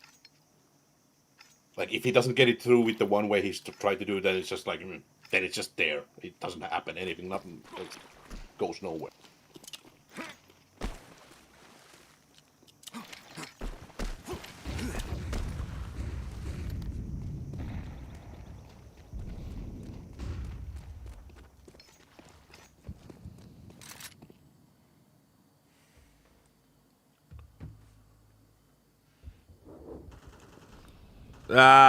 His whole presidency is just to show people he could do it. The second term's no different. He had such a fucking bee in his bonnet about 2020 and the fact that, yes, there was a mass conspiracy to elect someone, an actual mummy with fucking dementia.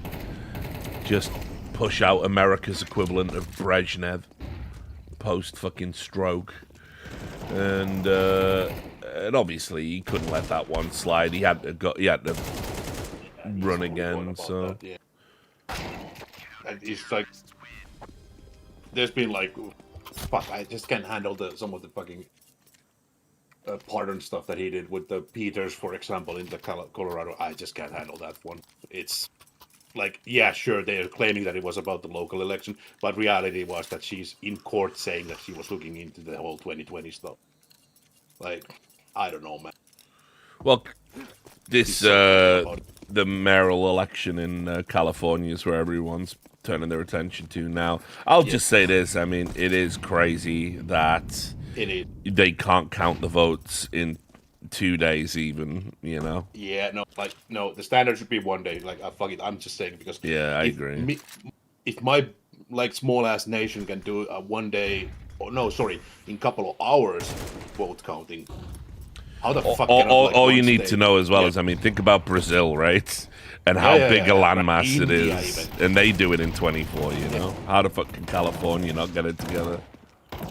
It's just absolutely it is unreasonable, like how fucking there should be definitely like a standard of like it has to be done in 48 hours, not counting of course recounts and shit like that if that happens, but you know, like 48 hours should be the like deadline. Here's the thing, Nyat. You can say Dementia Joe would have been better than this. So there was a scenario where if his brains hadn't have fallen out of his ears live on the stage with that unbelievable, we beat Medicare, right, with that unbelievable line, right, and Trump going, well, I don't know what he said. I don't think he does either, but he's right. He beat Medicare. He beat it to death. You know, like he just giving him layup after layup after layup. And of course, Jill Biden is saying it's because he took some cold medicine or something now. When obviously he's clearly desperately unwell. But anyway, when that happened, right? Imagine a world where that didn't happen. The plan, and you know, I've read a couple of books on this. I read Jake Tapper's book as well. The plan was to get Biden into the White House and then have him retire for health reasons and then swear in Kamala Harris as the first female president, and they were going to do it on Juneteenth. So to also celebrate the black angle. And so you would have had a Kamala Harris presidency in the second term. You wouldn't have had 4 years. Yeah, you wouldn't have had Biden. But that was quite literally the plan. So just so you know, that's not me making up a conspiracy. That was the plan. This is said on background by multiple sources, but particularly in Jake Tapper's book.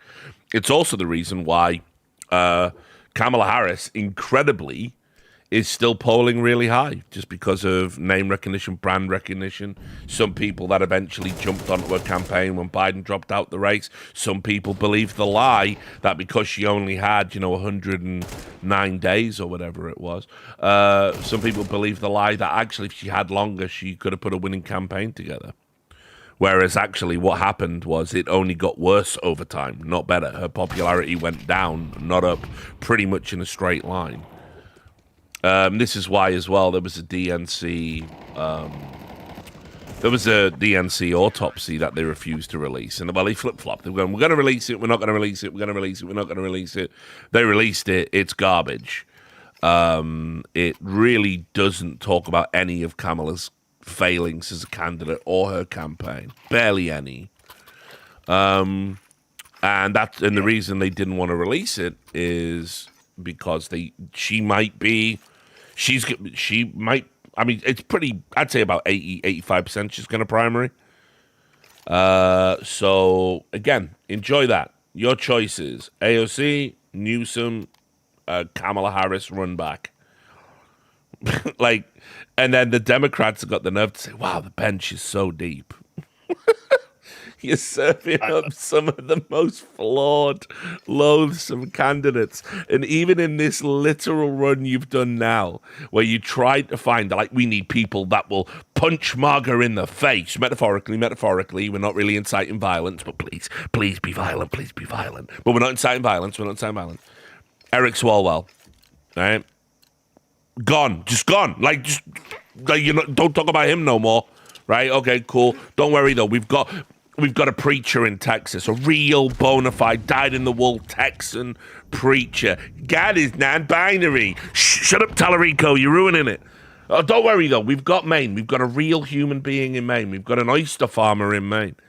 Like, the Democrats can't pick a human being to fucking save their lives. And it's no different when ultimately they win because it's a referendum on Trump. And I've said it before, it's not even if you dislike Trump. People dislike the way the world is when Trump exists. That's it. That's all it is. Everyone screeches, everyone's fucking stupid, everyone lies, everyone's grifting, everything's horrible, it's Orange Hitler, it's this, it's that. People just want that to stop. They want that to stop, and they want to get, like, they want to just get through a day without being told something apocalyptic is around the corner. The rise of fascism, the total destruction of the Middle East, the blockade of the Strait of Hormuz, the total collapse of the dollar. Like, that's all they want. That's all Americans want. And that, and to be able to afford a house on one salary. Also, as someone said that, Mamdani cannot run as a president. No, he can't. No. No. There was a hilarious Polymarket bet where someone put, like, I don't know, like $200,000 on Mamdani being elected in 28, and it's like, he's not eligible. He's from Uganda. Yeah. Yep. People always forget that the local, like, mayoral or even government, governor races you can be from other places. In some states, of course, and yeah. Oh, it might be Rwanda, but doesn't his family live in Uganda? He is Ugandan. I'm not tripping, right? I've got that right. I think it's Uganda. Yeah, there you go.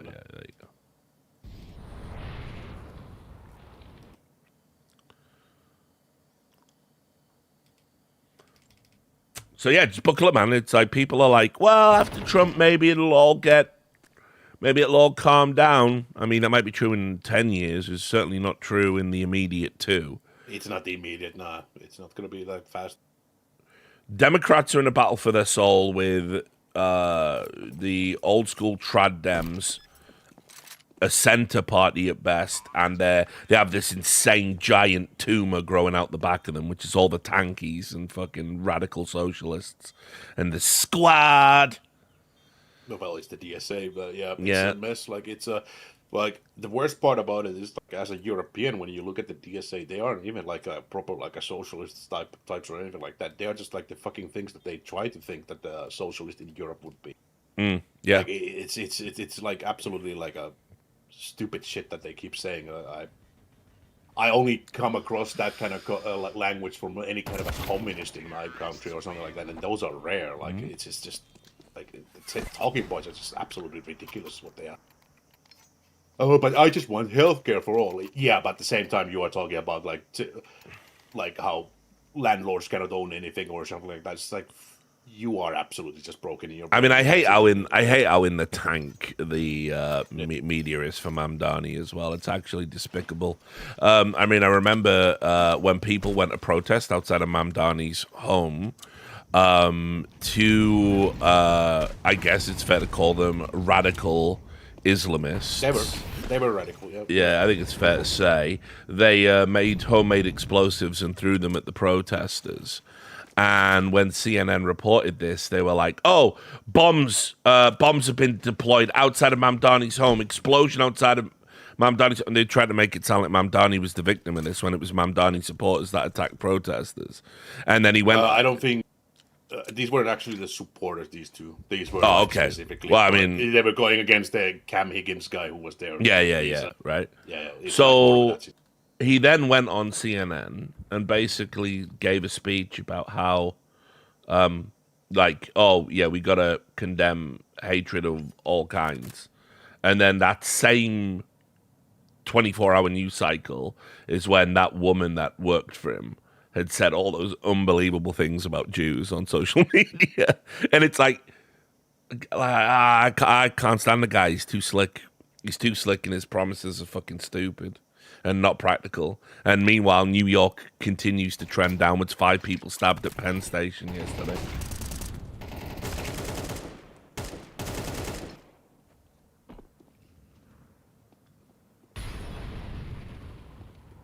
But yeah, that Cam Higgins is just like the American version of a title, like the fucking Yeah, sure. I mean, fuck that Tommy guy. Robinson. Yeah, he's like a Tommy Robinson type. Same. Fuck that guy. But he's protected by the First Amendment. I know.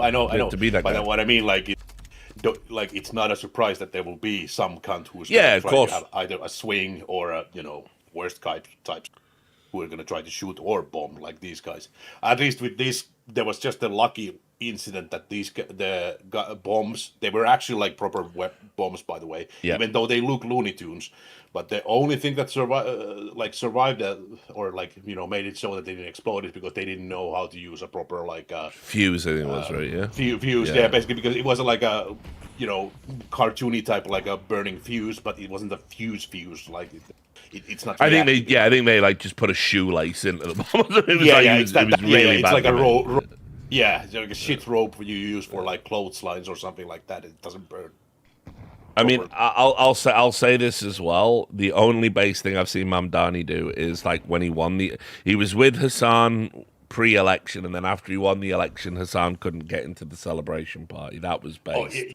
That was base. You want to know what's been more funny? Like, there was literally like he was holding this Twitch stream thing. Yeah. And because he was holding that alone in his office and with whatever the fucking guests that he had, but he was like, the fucking Hassan had to run his own stream to watch his stream because he couldn't probably handle the fact that he would be in the top one, stream in politics in Twitch at that moment. Oh, if right. He didn't do the he had to, cringe. because he was so fucking, personally butthurt about the fact that he wasn't invited to do that stream with him. Like, it's fucking hell. That is at least the running theory based on like why the fuck would you otherwise have that kind of a stream overlap.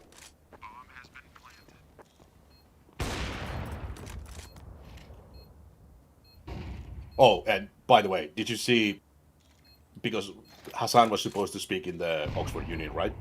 Mm-hmm, yeah. The Oxford Union president, they've been having a spicy post.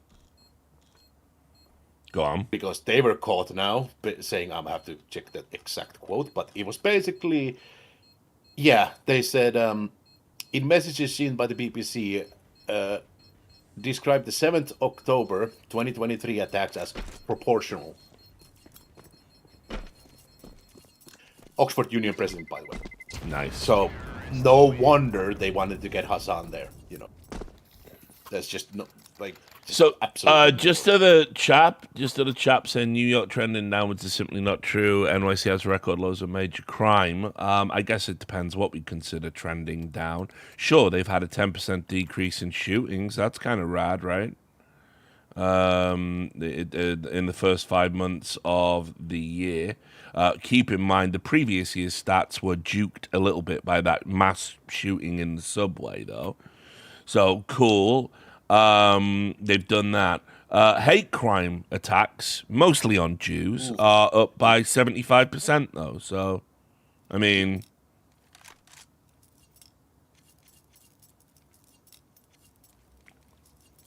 So you got 10% reduction in shooting. If you take hate crimes and extrapolate it over the course of the year, it's a 75% raise in the last 30 days. But if you extrapolate it over the year so far, hate crimes are up 10%. Felony assault is up. So rapes are up by about 20%. So, again, it's cool if you want to carry water for people, but, like, the statistics just don't bear that out. Like, okay, well done. Shootings are down in one of the most regulated states when it comes to guns. Something, by the way, that many of those regulations have been deemed unconstitutional by the Supreme Court. So there you go. There it is in numbers. That's the official NYC state crime statistics, by the way. Not to mention, that's before we even get into the problems of these democratic shitholes not accurately reporting crimes. With many such cases, shout out to Chicago one time.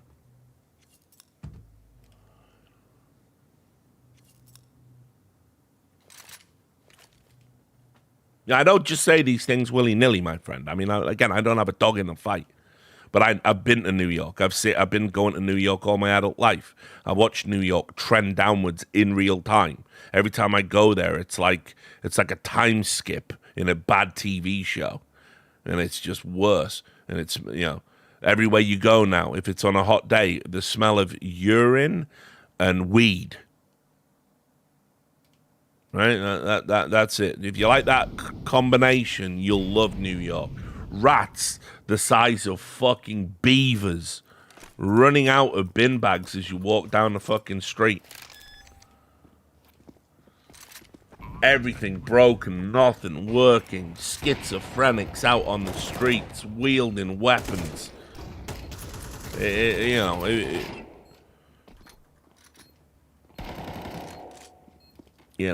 So cool, shootings are down though. I'm 10% less likely to get shot. Thanks, based.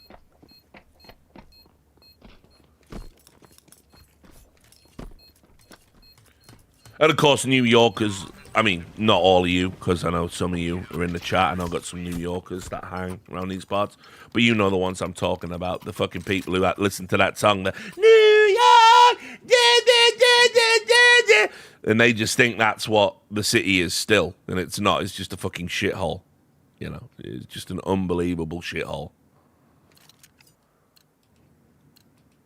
And they're strutting down the street while homeless people are fist fighting. Rats are eating the dead. Sometimes not even the dead, you know. Yeah, just true. Homeless people who are just, you know, on whatever fucking meth. No, not meth, fent.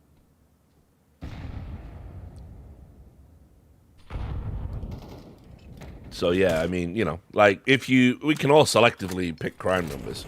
I mean, that's literally the American game. That's the game of the American city. I mean, that's like a political football that everybody loves to do, because you can also do it the other way. You can extrapolate certain statistics and then point to red states and say, hey, red states have a higher murder per capita, but we can, you know, all of the games, there's all of the games. And it's extra easy now because like the Americans are done with the split of like red or blue. Like Yeah. That would never work in Europe, for example, because we don't have that kind of a split. You couldn't be like just saying, oh yeah, this place is just a hellhole because the Green Council in Dusseldorf is like, this means that like it would never work, that kind of an argumentation. But the fucking Americans and their oversimplified like understanding of things, you know. It's why I always urge everyone, if you want to understand how American politics essentially arrives here and why Trump is a symptom and not the disease, there's a great book called The Red and the Blue.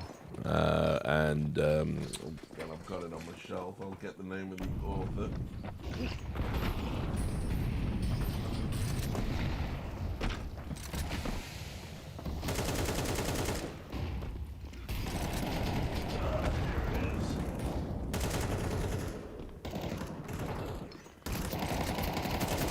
By Steve Kornacki.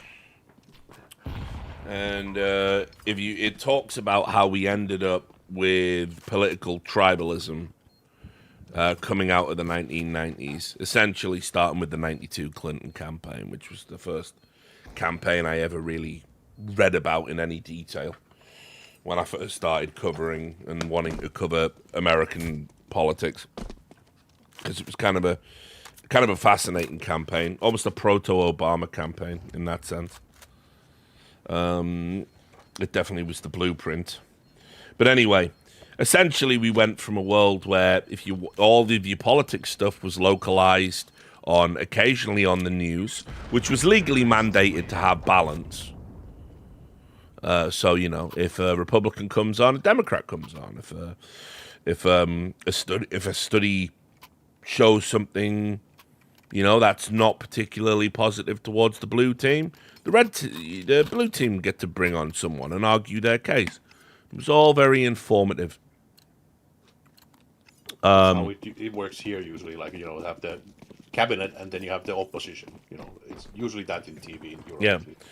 And then if you wanted to watch politics unfold, you had C-SPAN.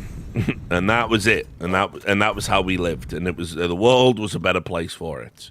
And now, unfortunately, with the rise of 24-hour news channels, social media, the need for virality and attention, essentially the political parties became just like anything else. And that is that they want to hack the attention economy. Last thing, EU Conrad, mate. Yeah, exactly. I am picking stats. Yes, correct. I am picking the stats that matter to me to make my argument. Correct. Yes, that's what you do with statistics. But saying New York is not trending downwards because shootings are down 10% when, you know, rapes are up and felony assault is up, and most importantly to me, hate crimes against Jews are up massively, including 75% in May alone. With a 10% increase across the year. That doesn't sound like a city that's going places to me. But hey, you like it, you like Mamdani, that's cool. You have at it. I'm sure New York's going to be great. Let me know when he opens those state-funded bodegas. You're all riding free buses everywhere in the socialist utopia. I can't wait for that. I'm really looking forward. Here's the thing: you can say that you can like Mandami, that's fine, but don't try to play this stats game. Yeah, It doesn't work. No. Like, it's fine. Like, you can be a fan of, or like, you know, like someone or think that they might be the thing. That is still like okay, but just remember, don't play the stats game. It's just a fucking game in the end. You have to wait. That's just how it goes. And yeah, like Richard said, the hate crime stuff is like absolutely ridiculously blown up now in like especially in New York, like, which is, again, we have to remember there's so many, like, there's so big like a Jewish subculture in the New York City itself. So single largest population of Jews outside of Israel is my understanding. It might be, yeah. I don't want to like quote because I don't have the number on my hand, but yeah, probably. So yeah, it is kind of a problem if such a significant group is getting targeted, and you've elected a mayor that has said, you know, that he won't condemn the phrase "globalize the Intifada," which just means kill Jews, you know. So yeah, I mean, New York's not for me, I'm afraid. Fuck New York, fuck Mamdani, fuck all the idiots that voted for him.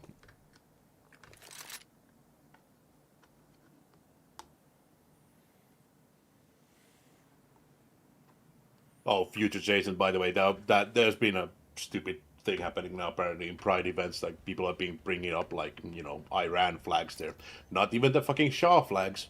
Iran, like the Islamic, you know, state. And I know for a fact that Broheim's gonna have a fucking aneurysm now in the chat because I said. Right, nice comeback from BetBoom. Very happy. Yeah.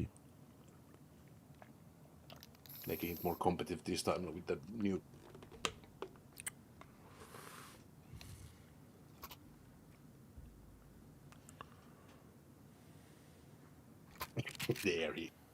There's bro.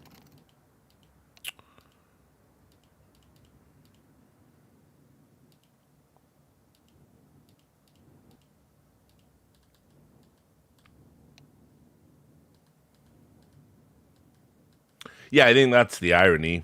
Like, New York is great if you're a millionaire or a billionaire, which is kind of funny given that they elect people that decry the billionaire class and then, of course, are funded by billionaires. Oh, frisky business, that old Soviet flag thing. Yeah, that's the tankies. Because the tankies are on the side of Iran because they are anti-USA and anti-Israel. That's the tanky position. Shout out to my boy from Detroit, Brandon. There's a place that fucking bounced back. Holy shit.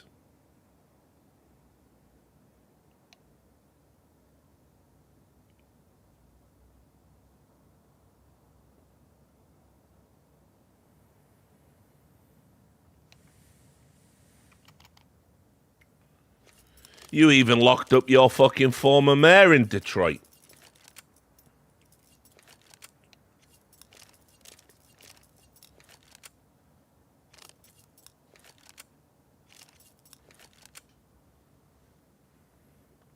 Kilpatrick or whatever he was called. He got sentenced to 25 years.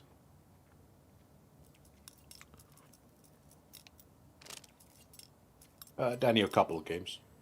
Not that many to mention for me, because I just simply there would be probably not enough time even to play all of it.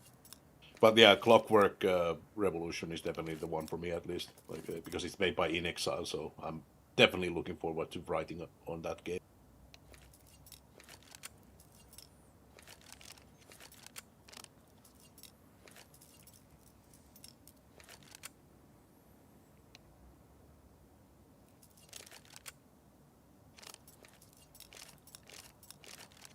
Other game going, by the way. What's the story behind Detroit's comeback? Well, actually wanting to stop crime always helps. But they basically the new mayor's office that came in, can't remember what year it was. They basically pledged that they were going to get the murders down. Detroit was like when I was growing up, it was the murder capital in America in the 80s. It's why RoboCop is set in Detroit. It then stopped being the murder capital, but it would still run you a good 300 murders a year just in Detroit, you know. And then now they've halved that in the last 3 years. They're like middle of the pack for murders now, definitely towards the lower end in America. And it's like they actually just started cleaning up the fucking city. They actually prosecuted corruption. like I say, locked up a former mayor for fucking 25 years. That's crazy, right? Like, you know, love that story. So yeah, like Detroit's fucking sick now. Yeah, Jared Goff, like fucking legend.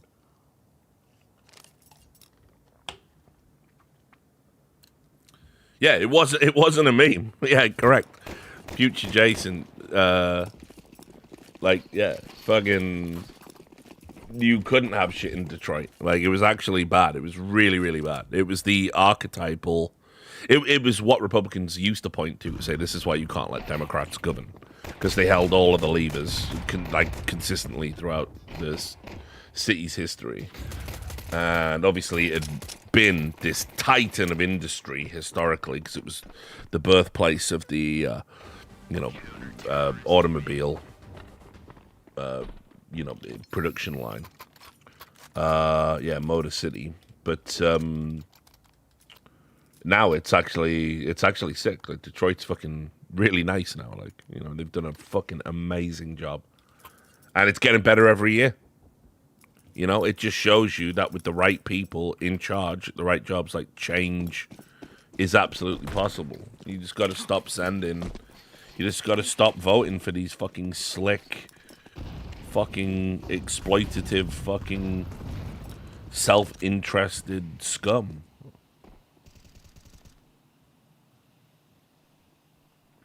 And stop falling for slopulism. Yeah, Jared Goff, obviously fucking sticking around, you know?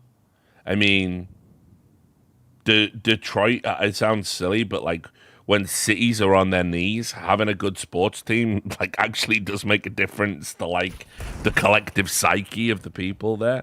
You know, I mean, I remember when, I even wrote about it. It's on my website, but, I remember when, fucking Louisiana hadn't bounced back from Hurricane Katrina.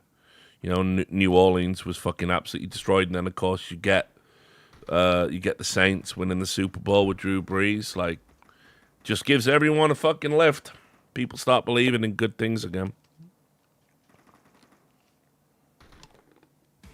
Yeah, it's kind of same with the Ukraine war with all these sports stars that are doing good. Like Usyk is really big for them as a boxer, so have like a boxing champion that's still going at. It matters for the psyche of people quite a bit. When shit's getting real, and shit's not really working for your city, your team doing good is going to be good.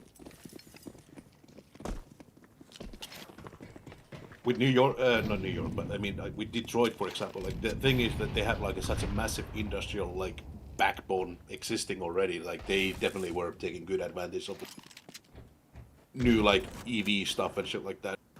So they're gonna get a bit of a boost. I just hope that there's no,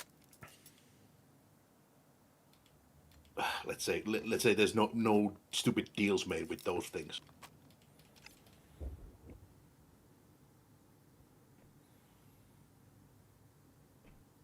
Yeah, so shout out to Detroit. Been there. And certainly the last time I went, I was very surprised at the turnaround. And I don't expect a similar turnaround for New York or LA anytime soon. But if Detroit can do it, anyone can.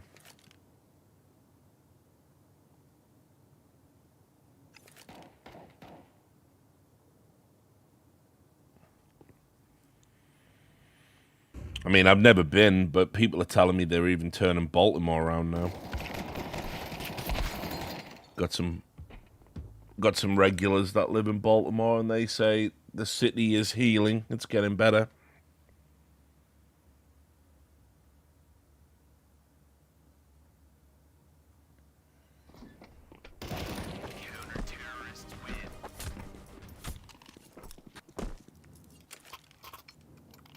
What's up? Yo, you're back. How did the pizzas go? Pizza worked out great. Everyone's happy. Yeah, it's all good. No complaints. We're talking about American cities on the comeback. We were talking about New York being a shithole, which True. it is.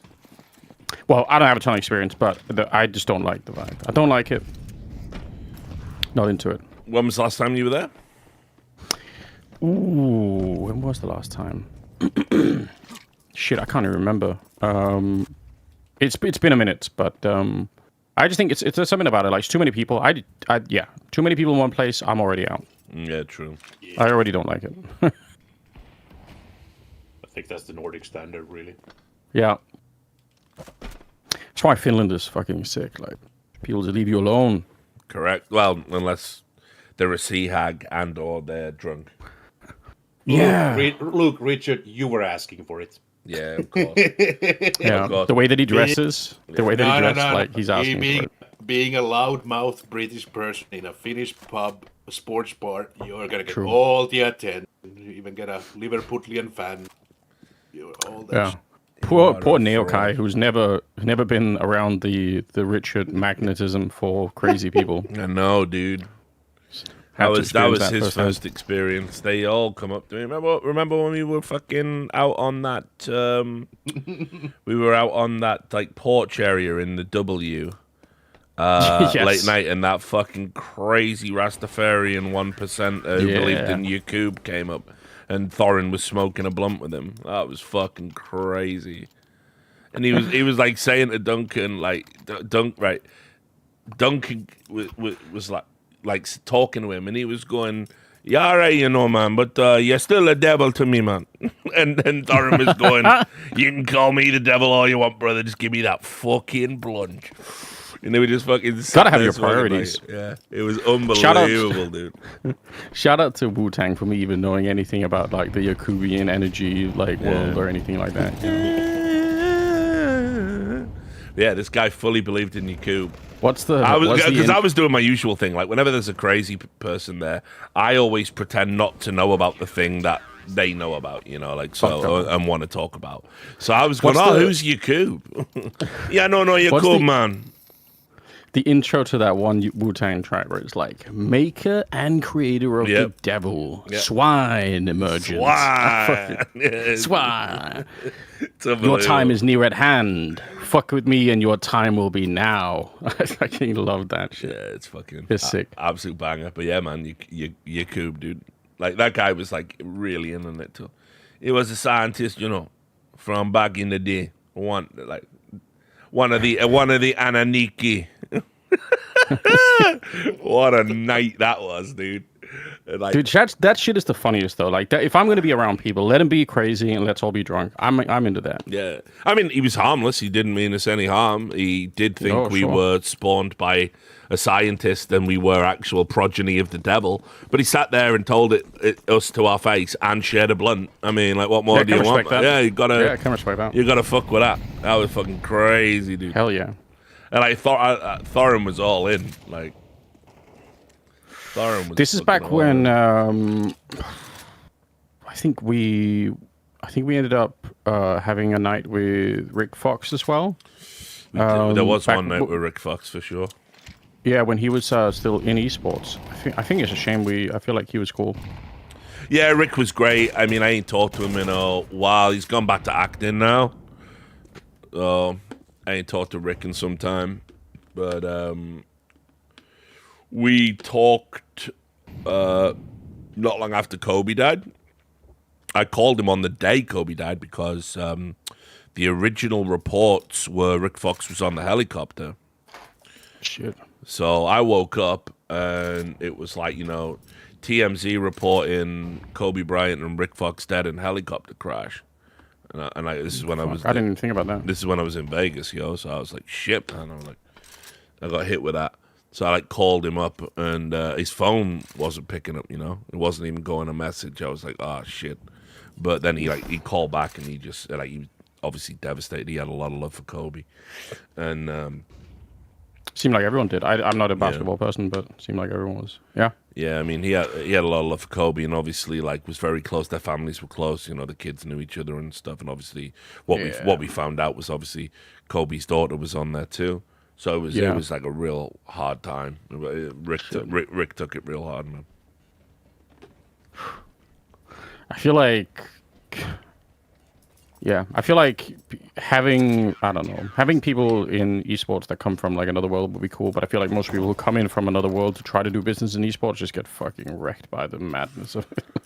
I wasn't even that. I mean, he had a target on him from the start because it's I remember all the madness. Yeah, it was like, you know, all the OG fucking NA owners, the cartel, they thought he was going to come in with, you know, tens and tens of millions to throw around, which of course wasn't the case. You know, he came in with a very modest investment at the start for Echo Fox, but they totally fucked him. You know, they were like recommending him like garbage players, and you know, they were like, oh yeah, you want to get this guy, you want to, you know, like completely fed him like a line of bullshit. And then obviously they did they slimed him with the when one of the players was playing with a tourist visa or like the equivalent of an ESTA in America, even though that's how the league had always operated, and every League of Legends player ever had just done that, right? That was it. The early esports, nobody gave a fuck. Yeah, they reported him to Riot and basically told Riot if they don't do something about it and prevent this player from playing, they'll go public and make a big song and dance about it.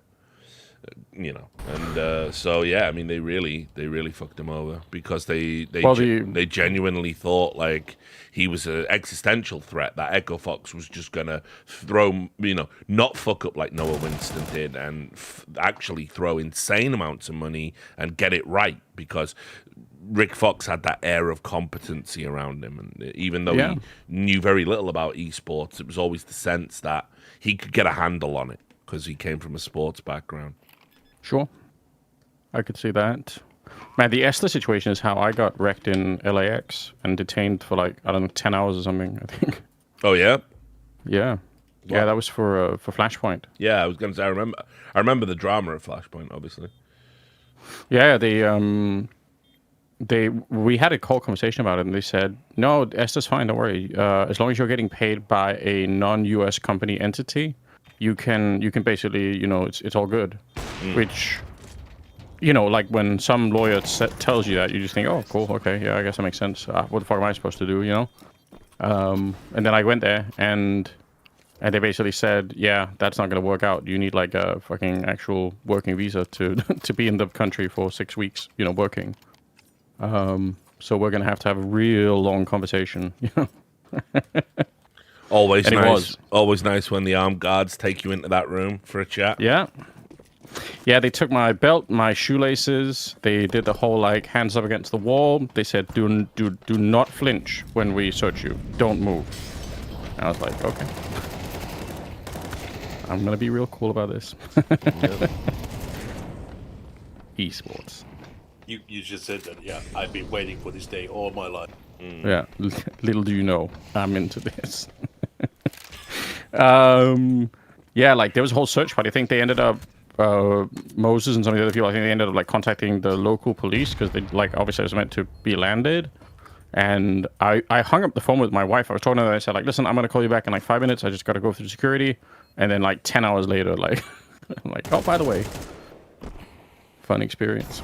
So, but in the end, did they send you back to Denmark? Or I can't remember how the story ends. They didn't, right? They didn't. So one, I enjoyed the 10 hours because this is at the height of when I was into like the whole police interrogation thing. I wasn't being interrogated for anything murder related, but I noticed like all of the same tricks are being, used, which I thought was great. So I was just enjoying that part of it. Oh, nice.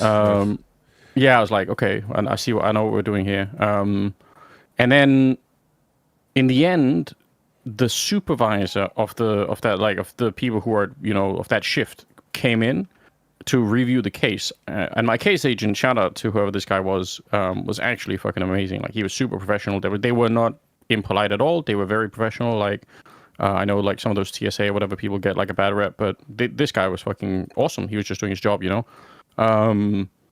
And so, but the supervisor came in. Then they took like another 2 hours to review and talk, and then he came to talk to me. And they basically said, you seem to have done like everything you needed to do, because I think originally we had applied for was it like an I visa or something, like a journalist visa? Yeah. Which made no sense to me either. And they basically said, it's good that I think we stopped doing that. I said like, I said, I don't want to be doing that because from my point of view, that doesn't work. And I still had my Turner, O1, like my O1, yes. Yeah. But I'm not allowed to use that if I'm working for another company that isn't Turner. So because they said to me right at the start, they said, why didn't you just like use the visa that you have? And I said, well, because that would violate the rules as far as I'm aware. I'm not allowed to do that. I can only use it if Turner hire me for something. And they say, yeah, that's that. They went and checked that, and they say, yeah, that's actually correct about that. And then eventually they said, we actually have no idea what kind of visa you should have applied for. Like we don't even know if one exists that covers what you're trying to do. But you seem to have kind of tried to do everything the right way. Like you've been honest with us. You've obviously looked into like how this works, and it seems to be like an honest mistake. So we're gonna let you through. But they said next time if you come back without a visa, you're absolutely gonna get clapped. They didn't quite say it like that, but they said definitely you're gonna be in trouble. Oh, so there you go. So nice and reasonable. Yeah, and I'm white. That's true, as the chat is pointing out. That also helps. Good point. Shout out one time. And a man. Yeah. And maybe straight. Well. Yeah, under certain circumstances, yes. But yeah, I mean, I remember there being all that drama. I mean, that was just such a fucking cursed event from start to finish, actually. I mean, somebody should, actually do, like the documentary that On Fire did about the Olaf boost. Someone should do one for, like, that season of Flashpoint. All of the politics, all of the team fuckery, all of your shit, then COVID happening. Like, oh, man. Yeah, it felt like Duncan got Henry G'd by Flashpoint, right? Almost like it felt like he was out there, like, the guard of the whole thing, like the public face of it, and then everyone was like, oh, actually, we don't want to make the investment. Actually, we don't care. Like, yeah, I mean, basically, like, it was also insane that just because, like, oh, it's Thorin, it's Monty, it's those guys. Everyone was like, we want this league to fail. And I think even though it was like it would have been a net positive, it would have helped break up the functional monopoly. No, I've never the really got to work with Monty ever, like in a more sort of interesting way. But we did some skits where like the vibe in that place was where it's actually so cool because like we all lived in like different like Airbnbs or whatever around the like Culver City. And the studio was in Culver City, and Monty and Susie, they lived like not that far away. And so even on like weird off days, or when you just had like a short day, or it was like I think there were a lot of off days where like we had 2 or 3 days in between like different stages of the show or whatever.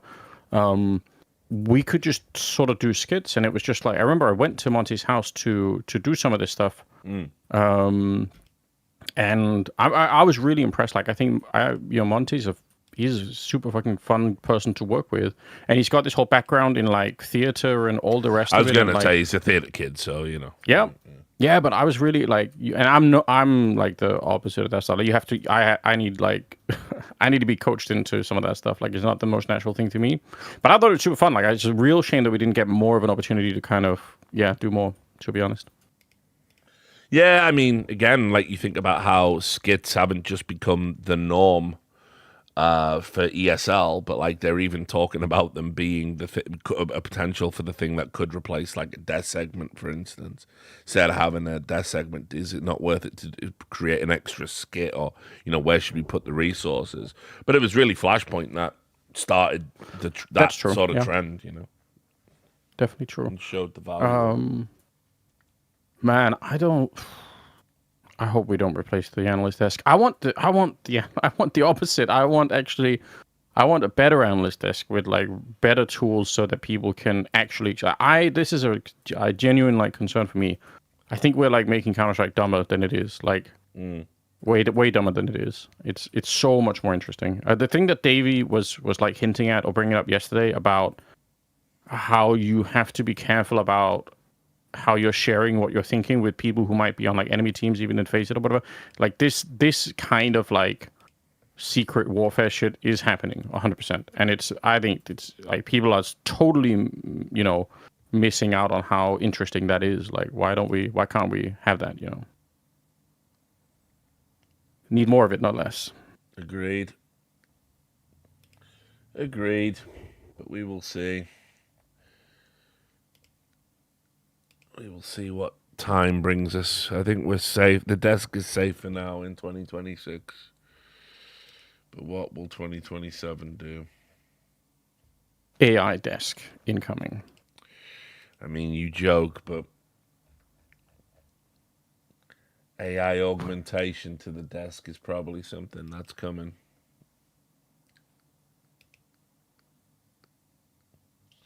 No doubt. Just have rendered people, Dust as an AI avatar.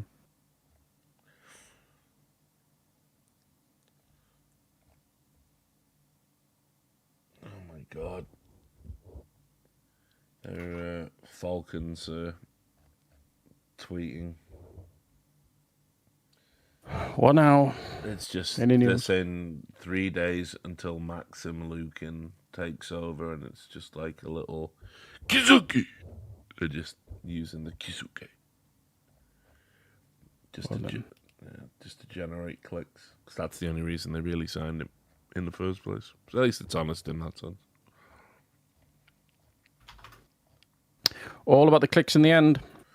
Well, it is when you're involved in a deal where whoever gets the most views out of all of the teams gets money. Oh, I forgot about that. Yeah. Yeah. So True. do you want a good team or do you want a popular team? Well, I wish somebody would.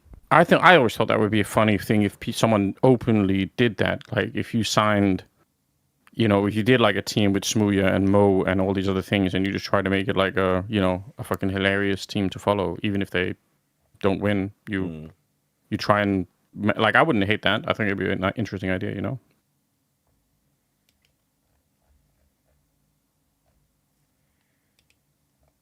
But you got to lean into it.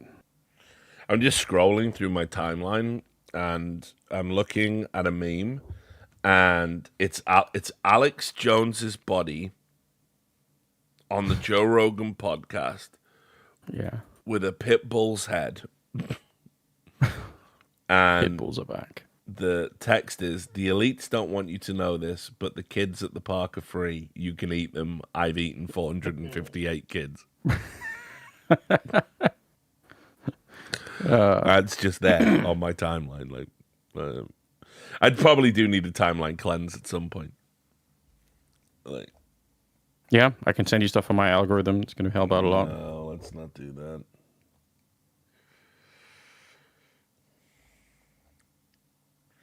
I don't want your timeline. Like, that's not what's going to help. Some of the stuff I get recommended on Instagram is crazy. I don't know. I feel like at some point all of the stuff would have been banned from Instagram, but now it's just like mainstream. Like it's just there. Wasn't that supposed to be? My Instagram was a shithole at what moment. I was getting all sorts of weird fetish stuff there. I don't know how. I had to actually how indeed. Meta about How literally indeed. I complained to Meta and they actually fixed it. Like they had fucked up something pretty bad. Might be because of like my Facebook that is like basically linked to it because of Meta. It hasn't been like, it's been stagnant. I haven't done anything with it for probably how many years now. So there's probably something. The only thing I use Facebook for is I go and look at things on the Facebook Marketplace. I have no idea how the rest of Facebook even works anymore. Like it's truly like a boomer experience of like if I ever have to like find a post or look, it's just a fucking mess beyond belief. I have no idea how to navigate the platform. Also, chat thread. Yeah, so go on. Yeah, the chat trying to say about toes and shit like that. No, guys. You are not ready for the things. What about a toilet brush that you are licking from the toilet when you can see the shit particles in them? That level of shit that was in my fucking Instagram. Yeah, I wouldn't want Yeah. that, mate, to be fair. Instagram experience. Yeah, it's great. That's what I mean. It was fucked. Speaking of shit particles, Candace Owens is visiting Russia. Oh, I know about that. And the Tate brothers were there also. Man. Why? So what? All of those guys, all of them have Yeah, just gone up to Russia? Yeah, because there's the Russian Economic Forum that was held in St. Petersburg. So they went there. They were like, Candace Owens was getting all their like princess treatment, so to speak. Like all the media was like, oh my god, like she's on the bag. Put her in the same bag. She is Tate just brothers. an unbelievable piece of shit. Like the direction she's gone in now is like actually crazy, and she's Yeah. It's off the back of this thing that's happened to so many people, which is their breakout moment was I don't know how to like for me it's just not a revelation, but for a lot of people it seemed like the fact that the media didn't seem to be telling like the whole truth, or at least seemed to be confused about a lot of the things that were going on in COVID, maybe including some scientists or politicians or some combination of all of these factors, right? Like people felt betrayed and felt like the institutions were failing them. And so as a result, they just adopted this new mental algorithm, which is something like everything that we've ever been told is a lie. Like if it comes from anything like a reputable or authoritative or government or science source, it is by definition like a lie that we're being fed. And that's actually how we can discover truth now. We can go and look. If it's in a book, it's a lie.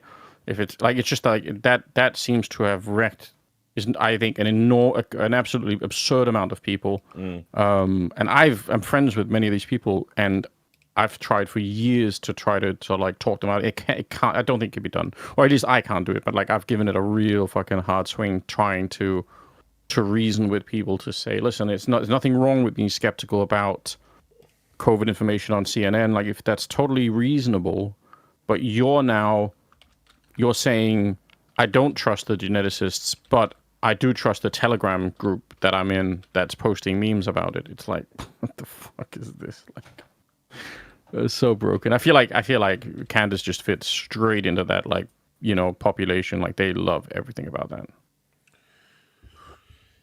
There was a third guy, I forget who was also like from the Oh yeah, it was Steven Seagal, of course, because he lives in Russia. Well, it doesn't matter. But he was that's true. He was also big in with the North Koreans, right? Or was it? Was there somebody else? He might have been doing something for the state because the North Koreans were helping them in Ukraine. Like it might have been that he was involved in that also, but not. I don't think not directly in North Korea because I don't think they. Some of the later Seagal movies, when he's obviously too fat to do like the stunt stuff, to move, it's hilarious when they cut to like an action scene and you can clearly see that it's not him at all. Like just like the body type is actually visibly different. And then it cuts back to like, you know, him doing like some random like things with his arm. But then like anything where he's like sliding across the floor or doing something else, it's obviously somebody else. It's fantastic. I mean, I'll say this. Speaking of other shit particles, Laura Loomer is saying, I know it's rough, right? The beef between Laura Loomer and Candace Owens. Like, where do you choose your piece of shit? Like, who do you want to side with? Who are you going to bring up next? Like Taylor Lorenz? Like, well, yeah, right. But like, anyway, she says that the reason Candace Owens is in Russia is she wants to be like the next Edward Snowden. She wants to defect out there. What is the defect? For what? Like, because at least Snowden had like things he could leak, right? Because I'm guessing Laura Loomer's getting at, first of all, Europe, the Macron lawsuit, because she called Macron's wife a man. There could be an extradition if she was to face criminal prosecution for that. And then there is also, I mean, Candace Owens thinks Israel's going to kill her. Oh, and she also thinks Turning Point USA is an international global military thing because that killed Charlie Kirk, and Erica Kirk is evil and going to get her. Yeah. Trust me, I've followed. I've actually watched like whole episodes of her podcast just out of like painful curiosity for what the hell is going on, basically. Yeah. It's totally insane. Like the different sort of level of evidence is so unreal. When she'll open up like her email and she will just start reading out like some anonymous emailer has written her to say like, you know, I was at an army base around the time when Charlie was shot, and there was a very weird meeting that was happening, and I saw this, and when they found out that I was watching, they sent me off, and it happened to coincide with exactly the time. It's like, what the fuck is going on? And like everyone just buying it. And she's like, that's very interesting. We'll have to look into that. Like, what I think's hilarious is like people forget this. Like Ben Shapiro hired her. To work at the Daily Wire, and obviously she's fucking, you know, like out of her mind, like against the Jews, against Israel, and it's like, yeah, you're gonna have to eat that one, I'm afraid, Ben. Not exactly that fucking good judge of character. I mean, she's always been a grifter. People forget she started. She was super left wing. Yeah, she was a lefty in the Gamergate days. Yep. People forget she was all about Gamergate when she first came into the space. I don't know though. Like I don't know.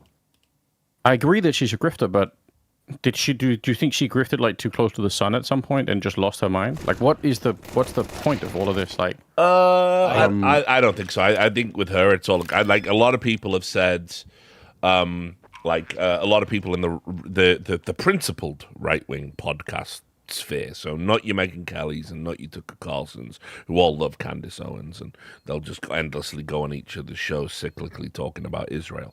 But most of the right wing set seem to have concluded that she is insane. You know, like she's mentally ill. No, not my read on it at all. If you want an example of someone who grifted too close to the sun, it's Jordan Peterson. Right? Well, he grifted himself into a fucking, like, he's like House in New Vegas right now. He's in a fucking chamber somewhere hooked up to tubes, like just keeping you know, his empire alive via his daughter or whatever. She's like the yes man of Well, I think that's all true, but the thing that gets me with Peterson is that it felt like he was just mentally unstable to begin with, you know? So it sort of makes sense to me. Not at the very beginning. He went in at the deep end because he was taking on. So he was taking on a global government at what we now call peak woke. This is true. This is what it's called. Peak woke. He was taking on essentially a government mandate, and so he was taking on the Canadian government academia and on an issue that at that time was, of course, cause celebre, however you fucking pronounce that shit, where it's like the pronouns issue was so big. It sounds so dumb looking back, but at that time it was so huge. Like no one gives a shit now. Like it's only Americans, typically in academia, that put pronouns in their emails still. No one cares. It was just stupid performative nonsense that never actually helped anyone ever. It just made you feel good. But Jordan Peterson went in the deep end. That was the fight he chose on day one. Yeah. And as a result of that, the apparatus that were holding up peak woke, the stanchion around it, obviously all fucking came tumbling down on him. It made him very combative. And the next thing you knew, he sort of became like this standard bearer of people that wanted to push back against that type of thing. Got insanely over popular for what he was, he was a very good psychologist, a very good clinician as well. I think he had lots of good things to say about clinical psychiatry. I think he was all very well respected in his field. But then he started to try and fold what woke was as an ideology into his line of work to almost talk about it in like pathological terms. And so as a result of that, now he had inextricably tied his field of expertise to this never-ending ideological battle, and it just drove him insane. I'd seen, but I feel like there are many instances in like interviews and talking to people and stuff where you could just sort of feel like the ground was giving way under him, like even before things kind of got worse, like he just seemed. Yeah, and again, like I have some sympathy because, like you said, the pressure is kind of wild as fuck, right? But, well, he was also because he's a boomer. He didn't know how bad it could get on the internet. Sure, yeah, he didn't realize that it's not viable to say these things and then expect to, he's used to have a normal life. Well, he's used to the classroom, right? So in the classroom, if a student comes in and they scream at you and they go, "No, this is wrong," you still get to have a conversation and hash something out. You can't do that on the internet, bro. And he was trying. And then obviously, I think, you throw benzos on top of that. You throw, he was nursing his wife through cancer as well at the time. He decides that, he had like some autoimmune problems, so I'm going to go on an exclusively beef diet. This is all a recipe for disaster. I mean, like, you're changing, and of course, as I said, the other problem he had was the massive amount of stock people were putting in him, because the internet is populated by lonely, desperate men who are all looking for answers, and the people who have the answers or claim to have the answers are generally not the people who have the answers, and it gives those people this insane, inflated sense of ego. And it completely consumed him. Completely. Suddenly, he was an expert on climatology. Suddenly, you pick it. On everything, Energy renewal, and he just felt compelled to express those opinions on everything, which is kind of crazy. It's like the same thing Boogie does. You know what I mean? Like, just don't have an opinion. It's okay. Something I don't really understand why this is hard to do, because my feeling was. And I think I mentioned this the other day. Like, I think I even tweeted about this. Like, that this Peterson phenomenon is it's gonna basically go out of control, and this guy's probably gonna, burn up in some fashion or other. The thing I don't understand is, like, how hard is it to say if there's like, here's the totality of all of the Peterson stuff. Why can't, like, if you like some of it, why not just take that bit and then leave the rest alone? I'll never understand the need for people to go and like consume the entire like person and just defend them to the death, It's because people are addicted to dogma, because dogma not only provides you with a prescriptive solution to all of life's problems and a position to hold on all of life's issues, it also inherently creates conflict, and people interchange conflict for causes. So it's society has a dogma addiction. That's what we're all really addicted to. Yeah, and I mean, don't get me wrong. Like, I'm not it's not like I'm immune to this effect, but I always try to be so like when I discover a new person that I think is like super awesome and interesting, and it's like, oh, this is fucking great. Like this person is like they've got cool opinions, or they seem to be thinking at a higher level than I'm able to, or something like that. I always I tell myself at the start, it's like a voice in the back of my head. I say, just remember, like, the longer you follow this person, the bigger the chances are that they will eventually end up in some weird situation, and you don't even have to be a part of that. You can just let go of the reins and say, oh, I don't want to follow you in there. Like, Yep. on the Peterson front, it's like you can do, like you say, oh, I love the psychology stuff, but then let's say he moves into like, you know, the crazy political fights. Like at that point, you can just say, oh, well, I'll just stay in the psychology field. You go there, that's fine, do that. Yep. Like it seems like the easiest it's thing in why the world. audience capture is so fascinating and ultimately sad, because you essentially evolve your dogma in real time to suit the bulk of your audience, but it's not really what you think or what you feel or what you believe. It's just where you need to go. Yeah. And like, you know, Hassan, again, obviously #1 politics streamer on Twitch, very good example to go to. Yeah. You know, very good example to go to. You know, because he is like 100. Like, I don't believe he believes a lot of the stuff he says. Certainly not in any meaningful researched way. I don't even believe he does any meaningful research in any way. He doesn't. No, I think he just. I think he just regurgitates The stuff. Twitter tabs. Yeah. Are the No, research. here's my first point. Guy talks so much fucking shit about, like, you know, the Palestinian cause. Doesn't even know what the Wailing Wall is.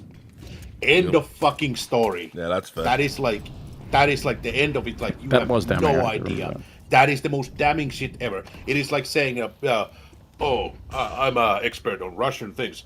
What the fuck is Kremlin? Yeah. Yeah. Yeah, True. like, it's that level of, like, disconnect. Yeah, Broheim, he doesn't know what the Wailing Wall is. He probably has no idea of the whole Al-Aqsa situation also on top of that shit. Yep. So, he is a grifter. Like, it's the omni cause for him now. I remember that clip most for as well. It was also hilarious. Someone in his chat or something asked him to find like Jordan on a map. Yeah, I know. Yeah. Oh, yeah, there's a whole thing of like him doing Which- like the map game, one of those, and he's just fucking failing it all over the place. Which you'd think it's fine if you don't know. You could just say, you know what? I actually not sure I could do this. Like, I roughly know the area, but I don't know which one of these countries it is. You know, like, who cares? Like that. Well, I mean, it's not the end of the world if you don't know, right? Yeah, but it's like, you know, it's just, again, it's you know, right. So first of all, it's inherently bad to pretend to be an expert at something, particularly if you know people are coming to you for that expertise. But then the other thing is, once you realize the audience is extreme in what it wants to hear, once you start feeding that by saying the extreme things you don't believe, then I mean, you are just essentially like a sort of like I don't know what, like reciprocal propaganda. Would that be an appropriate phrase for it? You know, like you come into the chat and you go, yeah, Israel did this and Israel did that. You don't fucking know, but you know this guy definitely wants to hear you say that. Oh wait, all the chat are cheering this guy on. Yeah, okay, yeah, that's right, dude, that's totally right. In fact, yeah, I'm just gonna pull up this headline like right now. I mean, dude, I remember one time it was one of the most irresponsible things I could have ever seen. Right, there was this. I don't know if you remember this, but after October 7th. There was rumors going around. They basically repackaged 9/11 trutherism for October 7th, and it was like the Israeli state knew it was happening, and actually the Israeli state funded it, and it was so Netanyahu. It was so Netanyahu could win an election and continue his forever war against Palestine. You know, so there was lots of that going on, and I remember Hassan pulled up a headline. And the headline said, okay, Israeli state had foreknowledge of the October 7th attack. That was the claim in the headline. And he read that, and he read the headline, and he said, he's like, there it is, dude, plain as day. You know, it's even been reported out of sources in Israel, because again, he doesn't understand as well. Like, much like in the American media landscape, in the Israeli media landscape, it is very divisive. Obviously, there were some people that are very anti. I mean, again, a lot of Israelis are obviously anti-Netanyahu. Remember, this is a guy who politically was meant to be dead. He was ousted for fucking corruption. Yeah, they almost and then resurrected. Yeah. I mean, you know. So, anyway, he read the headline and he had no interest in reading the article whatsoever, because the headline was all he needed to do. And he just held it on his screen for ages. But when they went into, if you go into the article and you read what is actually substantive in the reporting, what it actually claims is that 1 year ago, before the attack, maybe even over a year ago, the Israeli government were made aware of the potential for paragliders to be used in attacks in civilian areas. Okay, yeah. Not quite the same as having a fucking date and time, is it? Yeah. But he just read the headline, let that headline sit there for, 20 minutes or whatever it was, letting his audience absorb this October 7th trutherism, and did nothing about that. Did nothing about that. And I just can't imagine it. I can't imagine feeling good of like, hey everyone, come to me. I'm an expert on these topics. Come to me and get your news from me. And then you have so little curiosity in what you're sharing with your audience. You objectively mislead them over and over and over again, and only in one direction, by the way. It's not like he's just wrong about a bunch of stuff, and sometimes it breaks one way and it breaks the other. It's always in one direction.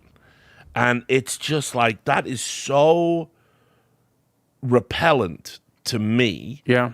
And I just can't, and I can't understand how we live in a world where that is not only acceptable for a business like Twitch, it also seems to be really fucking desirable. Well, that's an interesting question, right? Are we watching the game on slow motion, or am I just? No, I don't even know how this has out? happened. How's it slow mode? What server setting has happened? Like some server timescale shit happened. This can't be in the actual server. It's got to be like GoTV, right? Yeah, I mean, for some reason, the GoTV's gone to like demo speed. This is like the slowest speed. As soon as we started talking about Israel, it got Yeah, but on that whole Hassan thing, by the way, there's I don't think, Richard, you're even aware of all of the things in the past. How could I be? How could anyone? No, that's what I mean. There are people who've been keeping a track on it. For example, Dan Saltman. Well, yeah, for all right, a reason. Sure, maybe Dan, maybe Dan for sure.